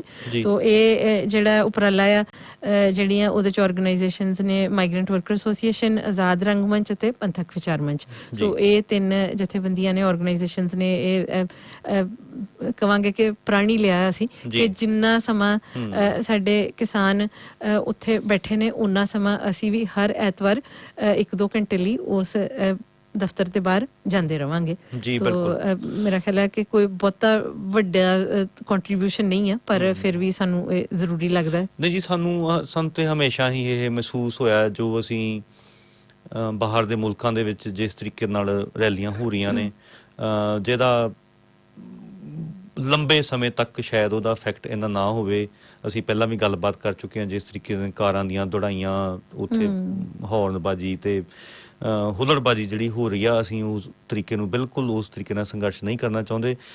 ਅਸੀਂ ਇਹਨੂੰ ਇੱਕ ਰੈਲੀ ਵੀ ਨਾ ਕਹੀਏ, ਇੱਕ ਸਾਡੀ ਇਹ ਗੇਟ ਟੂਗੈਦਰ ਆ, ਸਾਡੀ ਇੱਕ ਮਿਲਣੀ ਹੈ। ਹਾਂ, ਬਕਾਇਦਾ ਅਸੀਂ ਐਜੂਕੇਸ਼ਨ ਦਾ ਵੀ ਸਿੱਖਣ ਸਿਖਾਉਣ ਦਾ ਕੰਮ ਕਰਦੇ ਹਾਂ, ਉਹਦੇ ਵਿੱਚ ਕੰਮ ਕਰਾਂਗੇ ਜਿਹੜੇ ਸਾਡੇ ਨਾਲ ਨੌਜਵਾਨ ਜੁੜਨਗੇ। ਬੀਤੇ ਕੱਲ ਮਨਦੀਪ ਸਿੰਘ ਬੁੱਕ ਸਟਾਲ ਲੈ ਕੇ ਆਏ ਔਰ ਬਕਾਇਦਾ ਜਿਹੜੇ ਨੌਜਵਾਨ ਨੇ ਉਹ ਡਿਸਕਸ਼ਨ ਕਰਨਾ ਚਾਹੁੰਦੇ ਔਰ ਉਹਨਾਂ ਨੇ ਗੱਲਬਾਤ ਕੀਤੀ ਵੀ ਔਰ ਮੈਂ ਕਾਫੀ ਇੰਪ੍ਰੈਸਡ ਸੀਗੀ ਕਿ ਬਹੁਤ ਕਾਫੀ ਸਮਝ ਰੱਖਦੀ ਹੈ ਸਾਡੀ ਨੌਜਵਾਨੀ ਜਿਹੜੀ ਸੀਰੀਅਸ ਨੌਜਵਾਨੀ ਹੈ। ਜੀ ਬਿਲਕੁਲ ਬਿਲਕੁਲ ਜੀ। ਤੋ ਆਉਂਦੇ ਦਿਨਾਂ 'ਚ ਅਸੀਂ ਹਰ ਐਤਵਾਰ ਉੱਥੇ ਹੋਵਾਂਗੇ। ਤੋ ਇਸ ਤਰ੍ਹਾਂ ਹੀ ਇੱਕ ਤਾਂ ਉਹ ਜਿਹੜਾ ਐਜੂਕੇਸ਼ਨ ਦਾ ਕੰਮ ਹੈ ਸਿੱਖਣ ਸਿਖਾਉਣ ਦਾ ਉਹ ਵੀ ਚੱਲਦਾ ਰਹੇਗਾ। ਹੋਰ ਕਲਚਰਲ ਤਰੀਕੇ ਨਾਲ ਨਾਟਕ ਹਮੇਸ਼ਾ ਕੋਈ ਵੀ ਜਿਹੜੇ ਇਸ ਤਰ੍ਹਾਂ ਦੇ ਸੰਘਰਸ਼ ਨੇ ਜਾਂ ਇਨਕਲਾਬ ਦਾ ਰਸਤਾ ਹੈ, ਨਾਟਕ ਇੱਕ ਬਹੁਤ ਅਹਿਮ ਅੰਗ ਹੁੰਦੇ ਨੇ ਉਹਨਾਂ ਦਾ। ਤੋ ਕੋਸ਼ਿਸ਼ ਕਰਾਂਗੇ ਕਿ ਆਉਂਦੇ ਸਮੇਂ 'ਚ ਅਸੀਂ ਕੁਛ ਨਾ ਕੁਛ ਨਾਟਕ ਵੀ ਤਿਆਰ ਕਰ ਸਕੀਏ ਔਰ ਸਾਰਿਆਂ ਨਾਲ ਸ਼ੇਅਰ ਕਰੀਏ। ਬਾਕੀ ਜਿਹੜੇ ਸਾਡੇ ਸਰੋਤੇ ਸੁਣ ਰਹੇ ਨੇ I am sure coffee talented ਸਾਡੇ ਸਰੋਤੇ ਬੈਠੇ ਹੋਏ ਨੇ। ਸ਼ਾਇਦ ਕੋਈ ਕਵਿਤਾ ਲਿਖਦਾ ਆ, ਬੋਲਣਾ ਚਾਹੁੰਦਾ ਆ, ਕੋਈ ਗੀਤ ਢੁਕਵੇਂ ਜਿਹੜੇ ਗਾ ਸਕਦੇ ਨੇ। ਜ਼ਰੂਰ ਤੁਸੀਂ ਉੱਥੇ ਆਓ, ਆਪਣੇ ਆਪਣੇ ਤਰੀਕੇ ਨਾਲ ਉੱਥੇ ਆ ਕੇ ਸਾਰੇ ਅਸੀਂ ਯੋਗਦਾਨ ਪਾਈਏ। ਬੀਤੇ ਕੱਲ੍ਹ ਵਾਲਾ ਬਹੁਤ ਵਧੀਆ ਰਿਹਾ। ਹਰ ਇੱਕ ਨੇ ਆਪਣੀ ਆਪਣੀ ਗੱਲ ਜਿੰਨੀ ਵੀ ਜਿਹੜੇ ਤਰੀਕੇ ਨਾਲ ਰੱਖ ਸਕਦੇ ਸੀਗੇ ਹਰ ਇੱਕ ਨੇ ਆਪਣੀ ਗੱਲ ਰੱਖੀ। ਸੋ ਅਸੀਂ ਉਹ ਜ਼ਰੂਰ ਪਹਿਲਾਂ ਜਿਹੜੇ 1-2 ਹੋਏ ਆ ਉਹਦੇ 'ਚ ਸਾਡੇ ਉਹ ਡੈਜ਼ਿਗਨੇਟਿਡ ਸਪੀਕਰ ਬੁਲਾਰੇ ਹੁੰਦੇ ਆ, ਪਰ ਹੁਣ ਅਸੀਂ ਕਿਉਂਕਿ ਇਸ ਪੱਧਰ ਤੇ ਪਹੁੰਚ ਗਏ ਹਾਂ, ਹਰ ਕੋਈ ਇਸ ਅੰਦੋਲਨ 'ਚ ਬਿਲਕੁਲ ਪੂਰਾ ਪੁਰਜ਼ੋਰ ਸਰਗਰਮੀ ਨਾਲ ਸ਼ਾਮਲ ਆ। ਹਰ ਕੋਈ ਉਹਨੂੰ ਮਹਿਸੂਸ ਕਰਦਾ ਆ ਸ਼ਿੱਦਤ ਨਾਲ ਇਸ ਇਸ਼ੂ ਨੂੰ। ਸੋ ਇਸ ਕਰਕੇ ਹਰ ਇੱਕ ਵਿਅਕਤੀ ਜਿਹੜਾ ਉੱਥੇ ਹੁੰਦਾ ਉਹ ਸਾਡਾ ਬੁਲਾਰਾ ਆ। ਸੋ ਬੀਤੇ ਕੱਲ ਹਰ ਇੱਕ ਵਿਅਕਤੀ ਨੇ ਗੱਲ ਕੀਤੀ, ਚਾਹੇ ਉਹਨਾਂ ਨੇ ਸਤਿ ਸ਼੍ਰੀ ਅਕਾਲ ਹੀ ਬੁਲਾਈ ਹੋਵੇ। ਸੋ ਹਰ ਇੱਕ ਨੂੰ ਮਾਈਕ ਦਿੱਤਾ ਗਿਆ, ਹਰ ਇੱਕ ਪਾਰਟਿਸਿਪੈਂਟ ਨੂੰ, ਔਰ ਹਰ ਇੱਕ ਵਿਅਕਤੀ ਨੇ ਆਪਣੀ ਗੱਲ ਰੱਖੀ। ਤੋ ਆਉਂਦੇ ਹਰ ਐਤਵਾਰ ਇਸ ਤਰ੍ਹਾਂ ਹੀ ਸਾਡਾ ਇਹੋ ਹੀ ਫਾਰਮੈਟ ਚੱਲੂਗਾ। ਜੀ ਬਿਲਕੁਲ ਬਿਲਕੁਲ। ਔਰ ਅਨੁਜ ਦੇ ਨਾਲ ਸ਼ਨੀਵਾਰ ਨੂੰ ਜਿਹੜੇ ਸਾਡੇ ਵੀਰ ਭੈਣ ਕੋਵਿਡ ਦੇ ਕਰਕੇ ਆਫਸ਼ੋਰ ਇੰਡੀਆ ਦੇ ਵਿੱਚ ਸਟਕ ਹੋ ਚੁੱਕੇ ਨੇ, ਇੱਥੇ ਦੇ ਟੈਂਪਰੇਰੀ ਵਰਕਰ ਨੇ ਜਿਹੜੇ, ਉਹਨਾਂ ਦੇ ਵਾਸਤੇ ਵੀ ਗੇਟ ਟੂਗੈਦਰ ਕਹਿ ਲਈਏ, ਰੈਲੀ ਕਹਿ ਲਈਏ, ਉਹ ਕੀਤੀ ਗਈ। ਹਾਂ, ਉਹਦੇ ਵਿੱਚ ਇਹ ਗੱਲ ਜ਼ਰੂਰ ਹੈ ਕਿ ਬਹੁਤਿਆਂ ਨੇ ਸ਼ਮੂਲੀਅਤ ਨਹੀਂ ਕੀਤੀ, ਪਰ ਉਹ ਜਿਹੜੇ ਵੀ ਨਵੇਂ ਉਹਦੇ ਵਿੱਚ ਆਏ ਸੀਗੇ ਉਹਦੇ ਵਿੱਚ ਸਾਊਥ ਅਫਰੀਕਨ ਵੀ ਸੀਗੇ, ਉਹਦੇ ਵਿੱਚ ਰਸ਼ੀਆ ਦਾ ਵੀ ਬੰਦਾ ਸੀਗਾ, ਆਪਣੇ ਭਾਰਤ ਦੇ ਚਲੋ ਹੈ ਹੀ ਹੈ ਸੀਗੇ, ਇੱਥੋਂ ਦੇ ਵੀ ਸੀਗੇ ਵੇਨ ਜਿਨ੍ਹਾਂ ਦੀ ਵਾਈਫ ਫਿਲੀਪੀਨੋ ਨੇ, ਔਰ ਇੱਥੇ ਦੇ ਵੀ ਸੀਗੇ। ਸੋ ਇਹ ਵੀ ਇੱਕ ਬਹੁਤ ਗੰਭੀਰ ਮਸਲਾ ਹੈ ਜੀ, ਔਰ ਅਸੀਂ ਵੀ ਅਗਲੇ ਹਫਤੇ ਫਿਰ ਸ਼ਨੀਵਾਰ ਅਸੀਂ ਫਿਰ ਕੋਸ਼ਿਸ਼ ਕਰਾਂਗੇ ਕਿ 12 ਵਜੇ ਓਟੀਐਸਕੇਅਰ ਦੇ ਵਿੱਚ ਫਿਰ ਗੈਟ ਟੂਗੇਦਰ ਹੋਵੇ, ਉਹਨੂੰ ਮੋਮੈਂਟਮ ਦਿੱਤਾ ਜਾਵੇ ਤੇ ਥੋੜਾ ਸਰਕਾਰ ਵਿੰਡੋ ਡਰੈਸਿੰਗ ਜਿਹੜੀ ਉਹ ਕਰ ਰਹੀ ਹੈ। ਮਾਈਕਲ ਵੁੱਡ ਨੂੰ ਵੀ ਗੱਲ ਜਿਹੜੀ ਹੈ ਮੀਟਿੰਗ ਦੇ ਵਿੱਚ ਉਹਨੂੰ ਪਹੁੰਚਾਈ ਗਈ ਹੈ ਸਾਥੀ ਮਾਈਕ ਟ੍ਰੀਨ ਵੱਲੋਂ। ਹੋਰ ਵੀ ਵਿੱਚ ਕਈ ਕੁਝ ਚੱਲ ਰਿਹਾ ਹੈ। ਹੁਣ ਉਹ ਮਾਈਕਲ ਵੁੱਡ ਹੁਣਾਂ ਦਾ ਸਾਡਾ ਅਗਲਾ ਸੀਗਾ ਕਿ ਕ੍ਰਿਸ ਫਾਫੋਈ ਨਾਲ ਡਾਇਰੈਕਟ ਮੀਟਿੰਗ ਕੀਤੀ ਜਾਵੇ। ਸੋ ਅਸੀਂ ਉਹ ਕੋਸ਼ਿਸ਼ ਕਰ ਰਹੇ ਹਾਂ ਕਿ ਜਿਸ ਤਰ੍ਹਾਂ ਹੀ ਛੁੱਟੀਆਂ ਖਤਮ ਹੁੰਦੀਆਂ ਨੇ, ਅਸੀਂ ਆਪਣੀ ਰਿਕੁਐਸਟ ਆਲਰੇਡੀ ਭੇਜ ਦਿੱਤੀ ਹੈ। ਸੋ ਉਹ ਕ੍ਰਿਸ ਫਾਫੋਈ ਜਿਹੜੇ ਇਮੀਗ੍ਰੇਸ਼ਨ ਮਿਨਿਸਟਰ ਨੇ ਉਹਨਾਂ ਨਾਲ ਮੀਟਿੰਗ ਅਸੀਂ ਅਰੇਂਜ ਕਰਨ ਦੀ ਕੋਸ਼ਿਸ਼ ਕਰ ਰਹੇ ਹਾਂ। ਤੋ ਹਾਂਜੀ ਬਿਲਕੁਲ ਜੀ, ਵਿੰਡੋ ਡਰੈਸਿੰਗ ਬੁੱਧਵਾਰ ਨੂੰ ਮੀਟਿੰਗ ਸੀਗੀ ਸ਼ੁੱਕਰਵਾਰ ਸੀਗੀ ਮਾਈਕਲ ਵੁੱਡ ਨਾਲ ਮੀਟਿੰਗ। ਤੋ ਐਤਵਾਰ ਨੂੰ ਜਿਹੜਾ ਇੱਕ ਪ੍ਰੈਸ ਰਿਲੀਜ਼ ਕੀਤਾ ਗਿਆ ਇਮੀਗ੍ਰੇਸ਼ਨ ਮੰਤਰੀ ਦੁਆਰਾ, ਉਹਦੇ ਵਿੱਚ ਜੋ ਪੁਆਇੰਟਸ ਨੇ ਉਹ ਮੈਂ ਸਾਰਿਆਂ ਨਾਲ ਸ਼ੇਅਰ ਕਰ ਦਿੰਦੀ ਹਾਂ। ਬੇਸ਼ੱਕ ਉਹਦੇ 'ਚੋਂ ਰਾਹਤ ਮੈਨੂੰ ਪਤਾ ਨਹੀਂ ਕਿੰਨੀ ਕੁ ਗਿਣਤੀ ਨੂੰ ਰਾਹਤ ਮਿਲੇਗੀ। ਵਨਸ ਅਗੇਨ ਔਨ ਸ਼ੋਰ ਜਿਹੜੇ ਨੇ ਉਹਨਾਂ ਵਾਸਤੇ ਹੀ ਆ। ਇੱਕ ਤਾਂ ਇਹ ਕਿ ਜਿਹੜੇ EMPLOYER ਸਪੋਰਟਡ ਵੀਜ਼ਾਸ ਤੇ ਨੇ, essential skills visa, work to residence, ਜਿੱਥੇ ਮਤਲਬ EMPLOYER ਦੀ ਸਪਾਂਸਰਸ਼ਿਪ ਹੈ, ਉਹ ਜਿਹੜੇ ਲੋਕਾਂ ਦੇ ਵੀਜ਼ਾ ਅਗਲੇ ਸਾਲ ਜਨਵਰੀ ਤੋਂ ਜੁਲਾਈ ਦੇ ਵਿੱਚ ਐਕਸਪਾਇਰ ਹੋ ਰਹੇ ਨੇ, ਉਹਨਾਂ ਨੂੰ ਆਟੋਮੈਟਿਕਲੀ 6 ਮਹੀਨਿਆਂ ਦੀ ਐਕਸਟੈਂਸ਼ਨ ਦਿੱਤੀ ਜਾਊਗੀ। ਔਰ ਅਗਰ ਉਹਨਾਂ ਦੇ ਪਾਰਟਨਰਸ ਜਾਂ ਡਿਪੈਂਡੈਂਟ ਬੱਚੇ ਵੀ ਉਹ ਵੀਜ਼ਾ ਅਟੈਚਡ ਨੇ, ਉਹਨਾਂ ਨੂੰ ਵੀ ਉਨੇ ਹੀ ਟਾਈਮ ਦੀ ਐਕਸਟੈਂਸ਼ਨ ਮਿਲੂਗੀ। ਪਰੰਤੂ ਜੀ ਇਹਦੇ ਵਿੱਚ ਤੇ ਕੋਈ ਅਲਟਰਨੇਟਿਵ ਹੈ ਹੀ ਨਹੀਂਗਾ, ਇੱਥੇ ਇਲੀਗਲ ਹੋਣਗੇ, ਵਾਪਸ ਵੀ ਨਹੀਂ ਜਾ ਸਕਦੇ। ਸੋ ਇਹ ਤੇ ਇਹਨਾਂ ਨੂੰ ਕੰਮ ਕਰਨਾ ਹੀ ਪੈਣਾ ਸੀਗਾ ਨਾ। ਨਹੀਂ, ਜਿਸ ਤਰ੍ਹਾਂ ਫਲਾਈਟਸ ਅਵੇਲੇਬਲ ਨੇ, ਵਾਪਸ ਤਾਂ ਲੋਕ ਜਾ ਸਕਦੇ ਨੇ ਆਪਣੇ ਦੇਸ਼ਾਂ ਨੂੰ। ਇਹ ਕਿ ਉਹ ਕਮਰਸ਼ੀਅਲ ਅਵੇਲੇਬਲ ਨਹੀਂ ਹੈ ਜਾਂ ਚਾਰਟਰ ਫਲਾਈਟਸ ਨੇ, ਤੋ ਹਾਂ, ਜਾਂ ਕਿਸੇ ਹੋਰ ਵੀਜ਼ੇ ਲਈ ਅਪਲਾਈ ਕਰਦੇ। ਹਾਂ, ਇਹ ਸੋ ਇੱਕ ਤਾਂ ਇਹ ਅਨਾਉਂਸਮੈਂਟ ਹੈ। ਤੋ ਉਹਦੇ ਵਿੱਚੋਂ ਮੇਰੇ ਕੋਲ ਗਿਣਤੀ ਨਹੀਂ ਹੈ ਕਿ ਕਿੰਨੇ ਲੋਕ ਇਹਦਾ ਫਾਇਦਾ ਲੈ ਸਕਣਗੇ। ਉਹ ਇਮੀਗ੍ਰੇਸ਼ਨ ਨਿਊਜ਼ੀਲੈਂਡ ਕੋਲ ਹੋਣੇ ਚਾਹੀਦੇ ਆ ਨੰਬਰ, ਸ਼ਾਇਦ 1-2 ਦਿਨਾਂ ਤੱਕ ਉਹ ਕਰ ਵੀ ਦੇਣ ਅਨਾਉਂਸ ਕਿੰਨੇ ਨੰਬਰਸ। ਉਸ ਤੋਂ ਅਗਲਾ ਜੀ ਜਿਹੜੇ ਲੋਅਰ ਸਕਿੱਲ ਵਾਲੇ ਐਸੈਂਸ਼ੀਅਲ ਸਕਿੱਲ ਵੀਜ਼ਾ ਵਾਲੇ ਨੇ, ਉਹਨਾਂ ਦਾ ਕਿਉਂਕਿ ਸਟੈਂਡ ਡਾਊਨ ਪੀਰੀਅਡ ਹੁੰਦਾ ਜਦੋਂ ਉਹਨਾਂ ਦਾ ਵੀਜ਼ਾ ਖਤਮ ਹੋ ਜਾਂਦਾ, ਉਹ ਉਹਨਾਂ ਨੇ ਸਟੈਂਡ ਡਾਊਨ ਪੀਰੀਅਡ ਪੋਸਟਪੋਨ ਕਰ ਦਿੱਤਾ ਹੈ ਜਨਵਰੀ 2022 ਤੱਕ। ਉਹਨਾਂ ਨੂੰ ਨਾਰਮਲੀ ਉਹ ਫਿਰ 1 ਸਾਲ ਬਾਹਰ ਰਹਿਣਾ ਪੈਂਦਾ, ਸੋ ਉਹ ਕੰਡੀਸ਼ਨ ਹਟਾ ਦਿੱਤੀ ਹੈ। ਉਸ ਤੋਂ ਇਲਾਵਾ ਜਿਨ੍ਹਾਂ ਦਾ ਪੇ ਰੇਟ 1 ਜੁਲਾਈ ਤੱਕ $25.50 ਪਰ ਆਵਰ ਹੀ ਚੱਲੂਗਾ ਪੇ ਰੇਟ, ਉਸ ਤੋਂ ਬਾਅਦ $27 ਪਰ ਆਵਰ ਵਧਾਇਆ ਜਾਊਗਾ। ਜਿਹੜੇ ਵਰਕਿੰਗ ਹੌਲੀਡੇ ਵੀਜ਼ਾਸ ਵਾਲੇ ਨੇ, ਉਹਨਾਂ ਨੂੰ ਵੀ 6 ਮਹੀਨੇ ਦੀ ਐਕਸਟੈਂਸ਼ਨ ਦਿੱਤੀ ਜਾਊਗੀ। ਔਰ ਉਹਨਾਂ ਤੇ ਫਲੈਕਸੀਬਲ ਹੋਊਗਾ ਕਿ ਜਿੰਨੇ ਲੋਕਲ ਰਹਿਣੇ ਵਾਲੇ ਨੇ ਉੱਥੇ 10 ਸੈਂਟ ਤੇ ਰੌਲਾ ਪਿਆ ਹੋਇਆ ਹੈ। ਹਾਂਜੀ, ਤੇ ਉਹ $20 ਤੇ ਕਰਨਾ ਚਾਹੁੰਦੇ ਨੇ ਤੇ ਉੱਥੇ ਰੌਲਾ ਪਿਆ ਹੋਇਆ, ਤੇ ਇੱਥੇ 25। ਹਾਂ, ਇਹ ਫਿਰ ਉਹ ਰਿਕੁਆਇਰਮੈਂਟ ਹੈ ਕਿਉਂਕਿ ਮੀਡੀਅਨ ਵੇਜ ਹੈ ਨਾ। ਤੋ ਲੀਗਲ ਮਿਨੀਮਮ ਜਿਹੜੀ ਆ ਉਹ ਵੀ ਮੀਡੀਅਨ ਹੋਣੀ ਚਾਹੀਦੀ ਹੈ ਜਾਂ ਲਿਵਿੰਗ ਵੇਜ ਹੋਣੀ ਚਾਹੀਦੀ ਹੈ। ਉਹ ਉੱਥੇ ਤੱਕ ਅਜੇ ਪਹੁੰਚੇ ਨਹੀਂ ਆ ਅਸੀਂ। ਉਹ ਜਿਸ ਤਰ੍ਹਾਂ ਹੀ ਕੋਈ ਉਹ ਮਿਨੀਮਮ ਵੇਜ 'ਚ ਵਾਧਾ ਕਰਦੇ ਆ, ਛੋਟੇ ਬਿਜ਼ਨਸਾਂ ਵਾਲੇ ਨਾਲ ਹੀ ਰੌਲਾ ਪਾ ਦਿੰਦੇ ਆ। ਨੈਸ਼ਨਲ ਪਾਰਟੀ ਦੀ ਜਿਹੜੀ ਬਿਜ਼ਨਸ ਲੌਬੀ ਆ ਉਹ ਹੱਲਾ ਗੁੱਲਾ ਮਚਾਉਣਾ ਸ਼ੁਰੂ ਕਰ ਦਿੰਦੀ ਹੈ। ਹਾਂ, ਐਨੀਵੇ ਸੋ ਇਹ ਅਨਾਉਂਸਮੈਂਟ ਹੋਈ ਹੈ। ਤੇ ਇਹਦੇ ਵਿੱਚੋਂ ਸਾਨੂੰ ਇਸ ਤਰ੍ਹਾਂ ਲੱਗਦਾ ਕਿ ਇਹ ਵਿੰਡੋ ਡਰੈਸਿੰਗ, ਜਿਸ ਤਰ੍ਹਾਂ ਤੁਸੀਂ ਭਾਰਤੀ ਜੀ ਕਿਹਾ, ਕਿ ਐਵੇਂ ਥੋੜਾ ਕਰਕੇ ਨਾ ਦਾਣਾ ਜਿਹਾ ਸੁੱਟਦੇ ਰਹਿੰਦੇ ਆ ਕਿ ਸਹਿਕਦੇ ਜੇ ਰਹਿਣ, ਚੁੱਪ ਕੀਤੇ ਰਹਿਣ, ਔਰ ਸੰਘਰਸ਼ ਵੀ ਨਾ ਕਰਨ। ਕਿਉਂਕਿ ਹੁਣ ਜਿਹੜੇ ਔਨ ਸ਼ੋਰ ਆ, ਇਹਦੇ ਤੋਂ ਐਵੇਂ ਹਲਕੀ ਜੀ ਰਾਹਤ ਮਿਲ ਗਈ, ਉਹਨਾਂ ਨੇ ਫਿਰ 6 ਮਹੀਨਿਆਂ ਲਈ ਚੁੱਪ ਕਰਕੇ ਬੈਠ ਜਾਣਾ। ਜਿਹੜੇ ਆਫਸ਼ੋਰ ਨੇ ਉਹ ਤੜਫਦੇ ਰਹਿਣ ਕਿਉਂਕਿ ਉਹਨਾਂ ਲਈ ਕੋਈ ਅਨਾਉਂਸਮੈਂਟ ਨਹੀਂ ਆਉਂਦੀ। ਸੋ ਇਹਦੇ ਵਿੱਚੋਂ ਸਾਨੂੰ ਤੇ ਲੱਗਦਾ ਕਿ ਸਭ ਤੋਂ ਸਹੀ ਕੰਮ ਜਿਹੜਾ ਸਰਕਾਰ ਨੂੰ ਕਰਨਾ ਚਾਹੀਦਾ ਕਿ ਜਿਹੜੇ ਆਲਰੇਡੀ ਇੱਥੇ ਹੈਗੇ ਨੇ, ਇਨਕਲੂਡਿੰਗ ਜਿਹੜੇ ਆਫਸ਼ੋਰ ਸਟਕ ਨੇ, ਉਹਨਾਂ ਨੂੰ ਪੱਕਿਆਂ ਕਰੋ ਤੇ ਕੰਮ ਖਤਮ ਕਰੋ। ਕਿਉਂਕਿ ਇਸ ਤਰ੍ਹਾਂ ਦੇ ਜਦੋਂ ਤੁਸੀਂ ਅਨਾਉਂਸਮੈਂਟਸ ਕਰਦੇ ਹੋ, ਮਤਲਬ ਇਹਦਾ ਇਹ ਆ ਕਿ ਇੱਥੋਂ ਦੀ ਇਕੋਨਮੀ ਹਾਈਲੀ ਡਿਪੈਂਡੈਂਟ ਆ ਮਾਈਗ੍ਰੈਂਟ ਵਰਕਰਸ ਦੇ। ਕਿਉਂਕਿ ਜਿਹੜੇ EMPLOYER ਨੇ ਉਹ ਉਹਨਾਂ ਨੂੰ ਕੀਵੀਜ਼ ਇਸ ਲਈ ਨਹੀਂ ਮਿਲਦੇ ਕਿਉਂਕਿ ਉਹ ਉਹਨਾਂ ਨੂੰ ਵੱਧ ਪੇ ਨਹੀਂ ਕਰਨਾ ਚਾਹੁੰਦੇ। ਉਹ ਚਾਹੁੰਦੇ ਨੇ ਕਿ ਮਿਨੀਮਮ ਵੇਜ ਤੇ ਬਸ ਸਾਰਾ ਕੁਝ ਚੱਲਦਾ ਰਹੇ। ਹੁਣ ਜਿਸ ਤਰ੍ਹਾਂ ਔਰਚਰਡਸ 'ਚ ਆ, ਉਹ ਮੇਰਾ ਖਿਆਲ ਹਾਲੇ ਤੱਕ ਵੀ ਸ਼ਾਰਟੇਜ ਚੱਲ ਹੀ ਰਹੀ ਹੈ। ਉਹ ਤਾਂ ਔਨ ਏਅਰ ਆ ਕੇ ਜਿਹੜੇ ਔਰਚਰਡਸ ਵਾਲੇ ਉਹ ਕਹਿੰਦੇ ਕਿ ਹਾਂਜੀ ਕਿ ਜਿਹੜੀ ਲੀਗਲ ਮਿਨੀਮਮ ਵੇਜ ਹੈ ਉਹ ਸਾਡਾ ਬੈਂਚ ਮਾਰਕ ਆ। ਮਤਲਬ ਤੁਹਾਨੂੰ ਕਿੰਨੇ ਕਿਹਾ ਕਿ ਲੀਗਲ ਮਿਨੀਮਮ ਵੇਜ ਜਿਹੜੀ ਆ ਉਹ ਟਾਰਗੇਟ ਆ, ਉਹ ਮਿਨੀਮਮ ਆ। ਮਤਲਬ ਕਿ ਉਸ ਤੋਂ ਉੱਪਰ ਦੇਣ ਦੀ ਕੋਸ਼ਿਸ਼ ਕਰੋ, ਉਸ ਤੋਂ ਤੁਸੀਂ ਥੱਲੇ ਨਹੀਂ ਜਾ ਸਕਦੇ, ਉਹਨੂੰ ਤੁਸੀਂ ਬੈਂਚ ਮਾਰਕ ਕਹੀ ਜਾਂਦੇ ਹੋ। ਸੋ ਗੜਬੜ ਹੈ EMPLOYERS 'ਚ ਵੀ ਕਿ ਹਾਂ ਸ਼ਾਇਦ ਜੇ ਅਗਰ ਤੁਸੀਂ ਅਫੋਰਡ ਨਹੀਂ ਕਰ ਸਕਦੇ ਚੰਗੀ ਤਰ੍ਹਾਂ ਪੇ ਕਰਨਾ ਕਿਸੇ ਨੂੰ maybe you shouldn't be in business ਬਿਲਕੁਲ ਕੋਈ ਹੋਰ ਤੁਸੀਂ ਆਪ EMPLOYE ਬਣ ਜਾਓ ਤੋ ਹਾਂ ਇਹਦੇ ਚੋਂ ਸਥਾਈ ਹੱਲ ਇਹੋ ਹੀ ਹੈ ਕਿ ਪੱਕੇ ਕਰੋ ਸਾਰਿਆਂ ਨੂੰ ਔਰ ਅੱਜ ਸਵੇਰੇ ਜਿਹੜਾ RNZ ਦਾ 9 to noon 'ਚ ਪ੍ਰੋਗਰਾਮ ਉਹਦੇ 'ਚ ਵੀ ਜਿਹੜੇ ਪਰਿਵਾਰ ਸੈਪਰੇਟਡ ਨੇ ਉਹ ਇੱਕ ਸਾਊਥ ਅਫਰੀਕਨ ਪਰਿਵਾਰ ਦੀ ਸੀਗੀ ਗੱਲਬਾਤ ਉਹਨਾਂ ਨਾਲ ਮੇਰੀ ਵੀ 6-7 ਮਹੀਨੇ ਪਹਿਲਾਂ ਕੰਟੈਕਟ ਮੇਰਾ ਵੀ ਹੋਇਆ ਸੀ ਉਹਨਾਂ ਨਾਲ ਔਰ ਉਦੋਂ ਹਲੇ ਜਸਟ ਉਹ ਮਤਲਬ ਸਾਰਾ ਕੁਝ ਆਪਣਾ ਵੇਚ ਕਿਉਂਕਿ ਇੱਥੇ ਆਉਣਾ ਉਹਨਾਂ ਨੇ ਸਾਰਾ ਕੁਝ ਵੇਚ ਵੱਟ ਚੁੱਕੇ ਸੀ ਗਏ ਆ ਬੱਚਿਆਂ ਨੂੰ ਸਕੂਲੋਂ ਕਢਾ ਲਿਆ ਉਹਨਾਂ ਦੀ ਵਾਈਫ ਨੇ ਵੀ ਜੌਬ ਛੱਡਤੀ ਕਿਉਂਕਿ ਉਹਨਾਂ ਦੀਆਂ ਫਲਾਈਟਸ ਬੁੱਕ ਸੀਗੀਆਂ ਜਦੋਂ ਇੱਥੇ ਬਾਰਡਰ ਬੰਦ ਹੋਇਆ ਉਸ ਤੋਂ ਮੈਂ ਕਿਹਾ 2 ਜਾਂ 3 ਦਿਨ ਬਾਅਦ ਦੀ ਉਹਨਾਂ ਦੀ ਫਲਾਈਟਸ ਬੁੱਕ ਸੀਗੀਆਂ ਸਮਾਨ ਵੀ ਸਾਰਾ ਮਤਲਬ ਉਹਨਾਂ ਨੇ ਡਿਸਪੋਜ਼ ਆਫ ਕਰ ਦਿੱਤਾ ਆ ਸੋ ਉਹ ਨਾ ਹੁਣ ਇੱਥੋਂ ਜੋਗੇ ਨੇ ਨਾ ਉੱਥੋਂ ਜੋਗੇ ਨੇ ਸੋ ਮਤਲਬ ਕਿ ਉਹ ਉਹਨਾਂ ਨੂੰ ਇੱਥੇ ਲਿਆਉਣ 'ਚ ਕੀ ਦਿੱਕਤ ਆ ਉਹਨਾਂ ਨੂੰ ਔਰ ਉਹ ਜਿਹੜੇ ਉਹ ਹਸਬੈਂਡ ਨੇ ਉਹਨਾਂ ਦੀ ਕਾਫੀ ਸਕਿਲਡ ਜੌਬ ਆ ਕਿ ਉਹ ਇੱਥੇ ਉਹ ਇਕਨੋਮੀ 'ਚ ਕੰਟਰੀਬਿਊਟ ਕਰਨਗੇ ਮਤਲਬ ਤੁਸੀਂ ਜੇ ਇੱਕ ਇਨਸਾਨੀਅਤ ਪੱਖੋਂ ਨਹੀਂ ਵੀ ਸੋਚਣਾ ਪੈਸੇ ਪੱਖੋਂ ਸੋਚ ਕੇ ਲੋਕਾਂ ਨੂੰ ਲੈਓ ਕਿ ਉਹ ਪੈਸਾ ਲਿਆ ਰਹੇ ਹੋ ਤੁਸੀਂ ਦੇਸ਼ 'ਚ ਬਹੁਤ ਅੜੀਅਲ ਰਵੱਈਆ ਜੀ ਇਹ ਤਾਂ ਤੁਸੀਂ ਸਕਿਲਡ ਦੀ ਗੱਲ ਕਰ ਰਹੇ ਹੋ ਪਰ ਈਵਨ ਜਿਸ ਤਰੀਕੇ ਦੇ ਨਾਲ ਇਹ ਕੋਵਿਡ ਦੇ ਦੌਰਾਨ ਇੱਕ ਟਰੱਕ ਡਰਾਈਵਰ ਨੇ ਵੀ ਉਨਾ ਹੀ ਮਤਲਬ ਉਹਨਾਂ ਨਹੀਂ ਯੋਗਦਾਨ ਤਾਂ ਹਰ ਕਿਰਤੀ ਦਾ ਉਨਾ ਹੀ ਸੋ ਇਸ ਕਰਕੇ ਉਹ ਵੀ ਇੱਕ ਡਿਸਟਿੰਕਸ਼ਨ ਨਹੀਂ ਹੋਣੀ ਚਾਹੀਦੀ ਹਰ ਇੱਕ ਉਹ ਚੀਜ਼ ਹਰ ਇੱਕ ਜਿਹੜੀ ਜੌਬ ਆ ਆਪਣੇ ਆਪ ਦੇ ਵਿੱਚ ਇੰਪੋਰਟੈਂਟ ਆ ਆਪਣੇ ਆਪ ਦੇ ਵਿੱਚ ਪੂਰਨ ਆ ਬਿਲਕੁਲ ਔਰ ਮਾਈਗ੍ਰੈਂਟਸ ਨੂੰ ਹੋਰ ਜਿਹੜਾ ਅੱਗੇ ਤੰਗ ਸ਼ਾਇਦ ਅਸੀਂ ਪਿਛਲੇ ਹਫਤੇ ਵੀ ਮੈਨੂੰ ਲੱਗਦਾ ਗੱਲ ਸ਼ਾਇਦ ਕੀਤੀ ਹੋਵੇ ਹੁਣ ਮੇਰੇ ਦਿਮਾਗ ਚੋਂ ਨਿਕਲ ਗਿਆ ਕਿ ਜਿਹੜੇ ਬੈਨੀਫਿਟਸ ਜਿਹੜੇ ਉਹ ਮਾਈਗ੍ਰੈਂਟਸ ਨੂੰ ਦੇ ਰਹੇ ਹੈ 2 ਮਹੀਨਿਆਂ ਲਈ 3 ਮਹੀਨਿਆਂ ਲਈ ਵਰਕ ਐਂਡ ਇਨਕਮ ਦੇ ਥਰੂ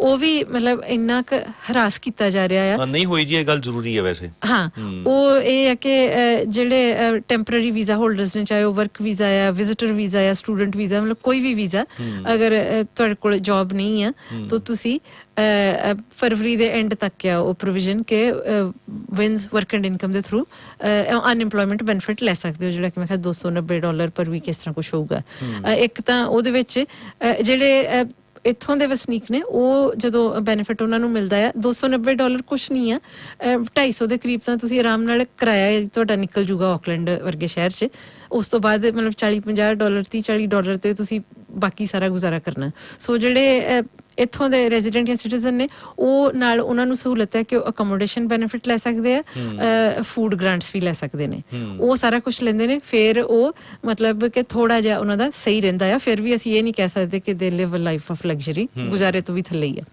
ਪਰ ਮਾਈਗ੍ਰੈਂਟਸ ਨੂੰ ਇਹਨਾਂ ਨੇ ਉਹ ਸਹੂਲਤਾਂ ਕਲੀਅਰਲੀ ਕਿਹਾ ਕਿ ਅਸੀਂ ਨਹੀਂ ਦੇਵਾਂਗੇ ਜਿਹੜਾ ਅਕੋਮੋਡੇਸ਼ਨ ਬੈਨੀਫਿਟ ਫੂਡ ਗ੍ਰਾਂਟਸ ਜਾਂ ਐਮਰਜੈਂਸੀ ਜਸਟ ਉਹ ਅਨਇੰਪਲੋਇਮੈਂਟ ਬੈਨੀਫਿਟ ਦੈਟਸ ਇਟ $290 ਔਰ ਉਹ ਵੀ ਮੈਂ ਤਾਂ ਹਾਲੇ ਤੱਕ ਕਿਸੇ ਨੂੰ ਮਿਲੀ ਨਹੀਂ ਕਿ ਜਿਹਨੂੰ ਉਹ ਮਿਲ ਗਿਆ ਹੋਵੇ ਹਾਂਜੀ ਉਹ ਅਸੀਂ ਉਹ ਜਾਣਦੇ ਜਿਹਨਾਂ ਨੂੰ ਨਹੀਂ ਮਿਲਿਆ ਹਾਂ ਕਿ ਉਹਨਾਂ ਨੂੰ ਬਕਾਇਦਾ ਪੂਰੀ ਤਰ੍ਹਾਂ ਤੰਗ ਕੀਤਾ ਜਾ ਰਿਹਾ ਇਹ ਕੰਡੀਸ਼ਨ ਰੱਖੀ ਜਾ ਰਹੀ ਹੈ ਕਿ ਆਪਣੀ ਵਾਪਸ ਜਾਣ ਦੀ ਟਿਕਟ ਦਿਖਾਓ ਮਤਲਬ ਜੇ ਤੁਸੀਂ ਉਹਨਾਂ ਨੂੰ ਵਾਪਸ ਹੀ ਭੇਜਣਾ ਹੈ ਕੱਲ ਦੇ ਭੇਜਦੇ ਤੁਸੀਂ ਅੱਜ ਕਿਉਂ ਨਹੀਂ ਭੇਜ ਦਿੰਦੇ ਵਾਪਸ ਫਿਰ ਮਤਲਬ ਇਹ ਸਾਰਾ ਢੋਂਗ ਨਾਟਕ ਡਰਾਮਾ ਕਰਨ ਦੀ ਕੀ ਲੋੜ ਹੈ ਕਿਤੇ ਤੇ ਅਹਿਸਾਨ ਕਰ ਰਹੇ ਹੋ ਤੁਸੀਂ ਇੱਕ ਬਲਕਿ ਉਹ ਇੱਕ ਸਰਕਾਰੀ ਮਹਿਕਮੇ ਤੇ ਹੀ ਬੋਝ ਪਾ ਰਹੇ ਹੋ ਨਾ ਕਰੋ ਇਸ ਤਰ੍ਹਾਂ ਉਹਨਾਂ ਨੂੰ ਸਾਰਿਆਂ ਨੂੰ ਕਹੋ ਕਿ ਗੈਟ ਆਊਟ ਨਾਓ ਇਦਾਂ ਹੈ ਨਾ ਹਿੰਮਤ ਇਦਾਂ ਕਰਨ ਦੀ ਈਵਨ ਜਿਹੜੇ ਆਫਸ਼ੋਰ ਸਟਕ ਨੇ ਉਹ ਵੀ ਇੰਨੇ ਫਰਸਟ੍ਰੇਟ ਹੋ ਗਏ ਨੇ ਉਹ ਇਹ ਕਹਿ ਰਹੇ ਨੇ ਕਿ ਜਾਂ ਤੇ ਸਾਨੂੰ ਇਹ ਕਹਿ ਦਿਓ ਕਿ ਤੁਹਾਨੂੰ ਅਸੀਂ ਕਦੀ ਵਾਪਸ ਨਹੀਂ ਬੁਲਾਉਣਾ ਮਤਲਬ ਇਹ ਇਹਨਾਂ ਨੇ ਇਸ ਤਰ੍ਹਾਂ ਵੀ ਨਹੀਂ ਕਰਨਾ ਕਿਉਂਕਿ ਜਿਹੜੀ ਉਹ ਇੰਟਰਨੈਸ਼ਨਲੀ ਇਹਨਾਂ ਦੀ ਬਦਨਾਮੀ ਹੋਊਗੀ ਉਹਦੇ ਤੋਂ ਡਰਦੇ ਇਹਨਾਂ ਨੇ ਦੇ ਵਿੱਚ ਨਹੀਂ ਕਰ ਸਕਦੇ ਜਾਂ ਤੇ ਇੰਨੀ ਜੁਰਤ ਰੱਖਣ ਕੇ ਇਸ ਤਰ੍ਹਾਂ ਇਦਾਂ ਦਾ ਬਿਆਨ ਦੇ ਕੇ ਉਹ ਬੇਸਿਕਲੀ ਅਨੂ ਜੀ ਇੱਕ ਕਾਰਨਰ ਦੇ ਵਿੱਚ ਕਰਕੇ ਨਾ ਉਹਨਾਂ ਦੇ ਹੱਥ ਇਹਨਾਂ ਨੇ ਖੜੇ ਕਰਾਉਣੇ ਆ ਕਿ ਉਹ ਆਪਣੇ ਆਪ ਹੀ ਉਹ ਹੈ ਨਾ ਜਿਸ ਤਰ੍ਹਾਂ ਅਸੀਂ ਕਹਿੰਦੇ ਕਿ ਕਿਸਾਨ ਆਪਣੇ ਆਪ ਹੀ ਜ਼ਮੀਨ ਆਪਣੀ ਕਹੂਗਾ ਕਿ ਆ ਮੇਰਾ ਗੁਜ਼ਾਰਾ ਨਹੀਂ ਹੁੰਦਾ ਲੋ ਮੇਰੀ ਜ਼ਮੀਨ ਖਰੀਦੋ ਬਹੁਤ ਮਾੜੀ ਗੱਲ ਹੈ ਜੀ ਬਹੁਤ ਬਿਲਕੁਲ ਇਹ ਸਰਕਾਰ ਦਾ ਐਟੀਟਿਊਡ ਇਸ ਮਾਮਲੇ ਦੇ ਵਿੱਚ ਬਿਲਕੁਲ ਠੀਕ ਨਹੀਂ ਹੈ ਬਿਲਕੁਲ ਜੀ ਸੋ ਅਸੀਂ ਕੋਸ਼ਿਸ਼ ਅਸੀਂ ਆਪਣੇ ਪਰਿਵਾਰ 'ਚ ਇਹ ਸਲਾਹ ਕਰ ਰਹੇ ਸੀਗੇ ਕਿ ਹਰ ਸ਼ਨੀਚਰਵਾਰ ਅਸੀਂ ਆਫਸ਼ੋਰ ਵਾਲਿਆਂ ਲਈ ਮਾਈਗ੍ਰੈਂਟਸ ਲਈ ਮੁਜ਼ਾਹਰਾ ਕਰਿਆ ਕਰੀਏ ਤੇ ਹਰ ਐਤਵਾਰ ਕਿਸਾਨਾਂ ਲਈ ਕਰਿਆ ਕਰੀਏ ਤੇ ਕਰ ਵੀ ਸਕਦੇ ਹਾਂ ਬਿਲਕੁਲ ਕੋਈ ਨਹੀਂ ਪਰਿਵਾਰ ਥੋੜਾ ਜਿਹਾ ਰੁਲ ਜਾਊਗਾ ਕੋਈ ਨਹੀਂ ਕਰ ਵੀ ਸਕਦੇ ਹਾਂ ਚਲੋ ਦੇਖਦੇ ਹਾਂ ਅਸੀਂ ਹਾਂ ਅਸੀਂ ਕਈ ਵਾਰੀ ਆਪਣਾ ਥੋੜਾ ਜਿਹਾ ਮੈਂਟਲ ਹੈਲਥ ਦਾ ਵੀ ਦੇਖਣਾ ਹੁੰਦਾ ਕਿ ਬੰਦਾ ਇੰਨਾ ਹੀ ਨਾ ਆਪਣੇ ਆਪ ਨੂੰ ਓਵਰਵਰਕ ਕਰ ਲਈਏ ਕਿ ਅਸੀਂ ਕੁਝ ਵੀ ਕਰਨ ਜੋਗੇ ਨਾ ਰਹੀਏ। ਸੋ ਉਹ ਵੀ ਥੋੜਾ ਜਿਹਾ ਸਾਡੇ ਦਿਮਾਗਾਂ 'ਚ ਹੈ। ਤੋ ਹਾਂਜੀ, ਸੰਡੇ ਦਾ ਤਾਂ ਪੱਕਾ ਹੈ, ਸਾਰਿਆਂ ਨੂੰ ਤੁਹਾਨੂੰ ਸੱਦਾ ਹੈ ਕਿ ਹਰ ਐਤਵਾਰ ਦੁਪਹਿਰ 2 ਵਜੇ 133 ਮਾਲ ਰੋਡ ਓਨੀਹੰਗਾ ਆਕਲੈਂਡ, ਜਿੱਥੇ ਕਿ ਉਹ ਭਾਰਤੀ ਹਾਈ ਕਮਿਸ਼ਨ ਦਾ ਦਫ਼ਤਰ ਹੈ, ਉਹਦੇ ਆਪੋਜ਼ਿਟ ਅਸੀਂ ਹੋਵਾਂਗੇ। ਚਾਹੇ ਸੈਟਰਡੇ ਦਾ ਵੀ ਪੱਕਾ ਹੀ ਸਮਝੋ ਜੀ, ਬਸ ਸੈਟਰਡੇ ਦਾ ਵੀ ਕਰਾਂਗੇ ਆਪਾਂ। ਅਸੀਂ ਚਾਹੇ ਕੁਛ ਵੀ ਮੌਸਮ ਹੋਏ, ਕੁਛ ਹੋਵੇ, ਅਸੀਂ ਦੋਵੇਂ ਜਾਣੇ ਜਾਂ ਸਾਡੇ ਚੋਂ ਐਟਲੀਸਟ ਇੱਕ ਜਣਾ ਤੇ ਉੱਥੇ ਹੋਊਗਾ ਹੀ। ਤੋ ਅਸੀਂ ਆਸ ਕਰਦੇ ਹਾਂ ਕਿ ਤੁਸੀਂ ਵੀ ਸਾਰੇ ਸਾਡਾ ਸਾਥ ਨਹੀਂ ਦਿਓਗੇ, ਕਿਸਾਨਾਂ ਦਾ ਸਮਰਥਨ ਕਰੋਗੇ। ਸਾਡੇ ਲਈ ਨਹੀਂ ਤੁਸੀਂ ਹੋਣਾ ਕਿ ਬਿਲਕੁਲ। ਬੱਚੇ ਬਹੁਤ ਫਰਸਟ੍ਰੇਟਡ ਨੇ ਜਿਹੜੇ ਮੈਂ ਆਫਸ਼ੋਰਾਂ ਦੀ ਗੱਲ ਕਰ ਰਿਹਾ, ਔਰ ਉਹਦੇ ਵਿੱਚ ਘੱਟੋ ਘੱਟ ਜਿਹੜੇ ਆਪਣੇ ਮੀਡੀਆ ਹਾਊਸ ਨੇ ਇੱਥੇ ਪੰਜਾਬੀ ਦੇ ਵਿੱਚ, ਰੇਡੀਓ ਸਟੇਸ਼ਨ ਜਾਂ ਅਖਬਾਰਾਂ ਨੇ, ਘੱਟੋ ਘੱਟ ਹਾਂ ਦੀ ਉਹਨਾਂ ਦੇ ਮਤਲਬ ਉਹਨਾਂ ਦੇ ਹੱਕ 'ਚ ਕੋਈ ਗੱਲ ਤੇ ਕਰੋ, ਮੁੱਦਾ ਉਠਾਓ ਉਹਨਾਂ ਦਾ। ਮੈਂ ਹੱਦ ਤੱਕ ਜਾਊਂਗਾ ਕਿ ਜੇ ਤੁਸੀਂ ਖੁਦ ਨਹੀਂ ਆ ਸਕਦੇ, ਜੇ ਤੁਸੀਂ ਇਵੈਂਟ ਵੇਖਿਆ ਵੀ ਉੱਥੇ ਉਹਨਾਂ ਨੇ ਇਕੱਠੇ ਹੋਣਾ ਆ, ਘੱਟੋ ਘੱਟ ਉਹਨੂੰ ਤੁਸੀਂ ਆਪਣੇ ਹਿਸਾਬ ਨਾਲ ਐਡਵਰਟਾਈਜ਼ ਕਰ ਦਿਓ, ਲੋਕਾਂ ਦੇ ਵਿੱਚ ਗੱਲ ਪਹੁੰਚਾ ਦਿਓ ਇੱਕ ਤਰ੍ਹਾਂ ਦੀ। ਔਰ ਦੂਸਰਾ ਭਾਰਤੀ ਜੀ, ਇਹ ਅਗਰ ਤੁਸੀਂ ਉਹਨੂੰ ਇਵੈਂਟ ਨੂੰ ਪ੍ਰਮੋਟ ਵੀ ਨਹੀਂ ਕਰਨਾ ਚਾਹੁੰਦੇ, ਨਹੀਂ ਕਰ ਸਕਦੇ, ਨਹੀਂ ਆ ਸਕਦੇ, ਕਮ ਸੇ ਕਮ ਆਊਟ ਆਫ ਦਾ ਵੇ ਜਾ ਕੇ ਉਸੇ ਦਿਨ ਉਸੇ ਟਾਈਮ ਤੇ ਹੋਰ ਇਵੈਂਟ ਤੇ ਤੁਸੀਂ ਨਾ ਅਨਾਉਂਸ ਕਰੋ। ਔਰ ਉਹ ਇਵੈਂਟ ਹੁੰਦੇ ਵੀ ਨਹੀਂ ਮੋਸਟਲੀ, ਜਸਟ ਉਹ ਮਤਲਬ ਸਾਡਾ ਇਵੈਂਟ ਅਨਾਉਂਸ ਕਰਨ ਤੋਂ ਬਾਅਦ ਕਿਸਾਨੀ ਮਸਲੇ ਤੇ ਹਰ ਇੱਕ ਦਾ ਹੋਇਆ ਇਸ ਤਰੀਕੇ ਨਾਲ, ਮਤਲਬ ਉਹ ਤੁਸੀਂ ਖਰਾਬ ਕਰਨ ਲਈ ਇਦਾਂ ਅਨਾਉਂਸ ਕਰ ਦਿੰਦੇ ਹੋ, ਦੁਬਾਰਾ ਉਹਦਾ ਕੁਝ ਲੱਭਦਾ ਵੀ ਨਹੀਂ, ਕੋਈ ਫੋਟੋਆਂ ਹੋਣ, ਕੋਈ ਫੇਸਬੁੱਕ ਲਾਈਵ ਹੋਵੇ, ਕੋਈ ਉੱਥੇ ਆਇਆ ਹੋਵੇ। ਸੋ ਮਤਲਬ ਤੁਸੀਂ ਸਾਨੂੰ ਨਹੀਂ ਖਰਾਬ ਕਰ ਰਹੇ ਏਦਾਂ ਕਰਨ ਨਾਲ। ਤੁਸੀਂ ਉਹ ਜਿਹੜੇ ਕਿਸਾਨਾਂ ਦਾ ਜਿਨ੍ਹਾਂ ਦਾ ਸਮਰਥਨ ਆ, ਉਹ ਸਮਰਥਨ ਨੂੰ ਢਾਹ ਲਾ ਰਹੇ ਹੋ, ਔਰ ਜਿਹੜੇ ਆਫਸ਼ੋਰ ਸਟੱਕ ਨੇ ਉਹਨਾਂ ਦਾ ਤੁਸੀਂ ਨੁਕਸਾਨ ਕਰ ਰਹੇ ਹੋ। ਸਾਡਾ ਤੇ ਪਰਸਨਲ ਇਹਦੇ ਚੋਂ ਕੁਝ ਜਾਂਦਾ ਨਹੀਂ ਹੈ, ਕਿਉਂਕਿ ਅਸੀਂ ਤੁਰੇ ਰਹਿੰਦੇ ਹਾਂ। ਸਾਡਾ ਆਪਣੀ ਇੱਕ ਸਾਡੀ ਧੋਨਿਆ ਸੇਧ ਆ, ਸਾਡੀ ਜਿਹੜੀ ਲਾਈਨ ਹੈ, ਅਸੀਂ ਉਹਦੇ ਤੇ ਤੁਰੇ ਰਹਿੰਦੇ ਹਾਂ। ਭਾਰਤੀ ਹਾਈ ਕਮਿਸ਼ਨ ਦੇ ਟਾਊਟ ਨੇ ਜੀ। ਹਾਂ ਚਲੋ, ਜੋ ਵੀ ਨੇ, ਪਤਾ ਨਹੀਂ ਜਾਣਬੁੱਝ ਕੇ ਕਰ ਰਹੇ ਆ, ਮਿੱਥ ਕੇ ਜਾਂ ਅਣਭੋਲ ਕਰ ਰਹੇ ਆ, ਅਸੀਂ ਉਹਨਾਂ ਨੂੰ ਇਹ ਦਰਖਾਸਤ ਹੀ ਕਰ ਸਕਦੇ ਹਾਂ ਕਿ ਇਹ ਥੋੜਾ ਜਿਹਾ ਸੋਚਣ ਕਿ ਤੁਸੀਂ ਕਿਸਾਨਾਂ ਦਾ ਸਮਰਥਨ ਨਹੀਂ ਕਰ ਰਹੇ ਇਸ ਤਰ੍ਹਾਂ ਕਰਕੇ, ਔਰ ਜਿਹੜੇ ਆਫਸ਼ੋਰ ਸਟੱਕ ਨੇ ਉਹਨਾਂ ਦਾ ਵੀ ਸਮਰਥਨ ਨਹੀਂ ਕਰ ਰਹੇ ਇਹੋ ਜਿਹੀਆਂ ਹਰਕਤਾਂ ਕਰਕੇ। ਕੀ ਕਰਾਂ ਜੀ, ਪਿਛਲੇ ਨੁਕਸਾਨ ਕਰ ਬਹੁਤ ਜ਼ਿਆਦਾ ਨੁਕਸਾਨ ਕਰ ਰਹੇ ਹੋ, ਸਾਰੀ ਨੂੰ ਢਾਹ ਬਹੁਤ ਲਾਈ ਰਲ ਮਿਲ ਕੇ ਇਹਨਾਂ ਨੇ। ਬਿਲਕੁਲ ਬਿਲਕੁਲ। ਤੋ ਮੇਰਾ ਖਿਆਲ ਹੈ ਅੱਜ ਦੇ ਪ੍ਰੋਗਰਾਮ ਦਾ ਸਮਾਂ, ਇਹ ਜਿਹੜਾ ਆਰਟੀਕਲ ਆ ਭਾਰਤੀ ਜੀ, ਆਪਾਂ ਡਾਕੂਮੈਂਟ ਹੈਗੇ ਨੇ ਜਿਹਦੇ ਤੇ ਕਾਫੀ ਦਿਲ ਦਹਿਲਾਉਣ ਵਾਲਾ ਆਰਟੀਕਲ ਹੈ ਇਹ। ਮੈਨੂੰ ਇੰਨਾ ਅੰਦਾਜ਼ਾ ਨਹੀਂ ਸੀਗਾ ਕਿ USA 'ਚ ਇੰਨੇ ਮਾੜੇ ਹਾਲਾਤ ਨੇ। ਔਰ ਪਿਛਲੇ ਸਾਲ ਦਾ ਜੀ ਇਹ 2019 ਦਾ ਮੈਂ ਡੇਟ ਦੇਖੀ ਸੀਗੀ ਇਹਦੇ ਵਿੱਚ। ਹਾਂਜੀ ਆ ਦੇਖੋ। ਨਹੀਂ ਪਿਛਲੇ ਸਾਲ ਦਾ ਕਿਉਂ ਆ ਜੀ? ਮੈਨੂੰ ਤਾਂ ਲੱਗਿਆ ਇਸੇ ਸਾਲ ਦਾ ਨਹੀਂ, ਇਹ ਤੇ ਪ੍ਰਿੰਟਿੰਗ ਡੇਟ ਹੈ। ਨਹੀਂ, ਮੈਂ 2019 ਦਾ ਸੀਗਾ, ਮੈਂ ਦੇਖਿਆ। ਠੀਕ ਹੈ ਤੇ ਲਿਖਣੇ ਵਾਲੇ ਨੇ ਇਹ ਰੋਬਿਨ ਓਬਰਾਇਨ, ਤੇ ਇਹ ਅਨੂ ਜੀ ਬਿਲਕੁਲ ਅੱਖਾਂ ਖੋਲਣੇ ਵਾਲਾ ਹੈ ਕਿ ਰਿਕਾਰਡ ਜਿਹੜਾ ਕਰਜ਼ਾ ਕਿਸਾਨਾਂ ਦੇ ਸਿਰ ਦੇ ਉੱਪਰ। ਮੈਂ ਇੱਕ ਉਹ ਛੋਟੀ ਜੀ ਡਾਕੂਮੈਂਟਰੀ ਵੀ ਸੁਣਦਾ ਪਿਆ ਸੀਗਾ ਕਿ ਜਿਹੜਾ ਸੁਸਾਈਡ ਵਾਲਾ 48% ਜਿਹੜੀਆਂ ਖੁਦਕੁਸ਼ੀਆਂ ਹੁੰਦੀਆਂ ਅਮਰੀਕਾ 'ਚ ਉਹ ਕਿਸਾਨਾਂ ਦੀਆਂ ਨੇ, ਕਰਜ਼ੇ ਹੇਠ ਦੱਬੇ ਕਿਸਾਨ ਜਿਹੜੇ। 48% ਖੁਦਕੁਸ਼ੀਆਂ ਜਿਹੜੀਆਂ ਕਿਸਾਨਾਂ ਦੀਆਂ। ਤੇ ਆਹ ਕਿੰਨਾ ਸੀਗਾ ਜੀ, $409 ਬਿਲੀਅਨ ਜਿਹੜਾ ਉਹਨਾਂ ਦੇ ਕਰਜ਼ਾ ਉੱਪਰ ਚੜਿਆ ਹੋਇਆ ਹੈ। ਔਰ ਇਹ ਸਰਕਾਰ ਦਾ ਅੰਕੜਾ ਹੈ, ਇਹ ਸਰਕਾਰੀ ਅੰਕੜਾ ਹੈ। ਔਰ ਉਹ ਕੀ ਹੁੰਦੀਆਂ, ਜਦੋਂ ਬੈਂਕਰਪਟ ਹੁੰਦੇ ਨੇ ਫਿਰ ਉਹਨਾਂ ਦੀਆਂ ਜ਼ਮੀਨਾਂ ਨੇ ਜਿਹੜੀਆਂ ਉਹ ਬੈਂਕਾਂ ਆਪਣੇ ਹੇਠਾਂ ਲੈਂਦੀਆਂ ਨੇ। ਔਰ ਉਹ ਜਿਹੜਾ ਉਹ ਸਾਰੇ ਦੇ ਵਿੱਚ ਅਸੀਂ ਉਹਨਾਂ ਚ ਇੱਕ ਡਾਕੂਮੈਂਟਰੀ ਵੇਖਦੇ ਸੀਗੇ ਕਿ ਜਦੋਂ ਜਿਹੜੇ ਜ਼ਮੀਨਾਂ, ਜਿਹੜੇ ਪਲਾਟ ਨੇ ਉਹ ਬਹੁਤ ਜ਼ਿਆਦਾ ਵੱਡੇ ਨੇ, ਉਹ ਜਦੋਂ ਉਹਦੇ ਵਿੱਚ ਟਰੈਕਟਰ ਆਪਣੇ ਕਰਾ ਲਾਉਂਦੇ ਨੇ, ਉਹ ਜਿਹੜਾ ਉਤੋਂ ਘੱਟਾ ਉੱਡਦਾ ਹੈ, ਉਹ ਮਤਲਬ ਉਹ এনवायरमेंट ਵਾਸਤੇ ਵੀ ਖਰਾਬ ਹੈ ਕਿੰਨਾ। ਉਹ ਕਿਉਂਕਿ ਕੋਈ ਵੀ ਦਰਖਤ ਨਹੀਂ ਹੈਗਾ, ਕੋਈ ਵੱਟ ਬੰਨਾ ਨਹੀਂ ਹੈ।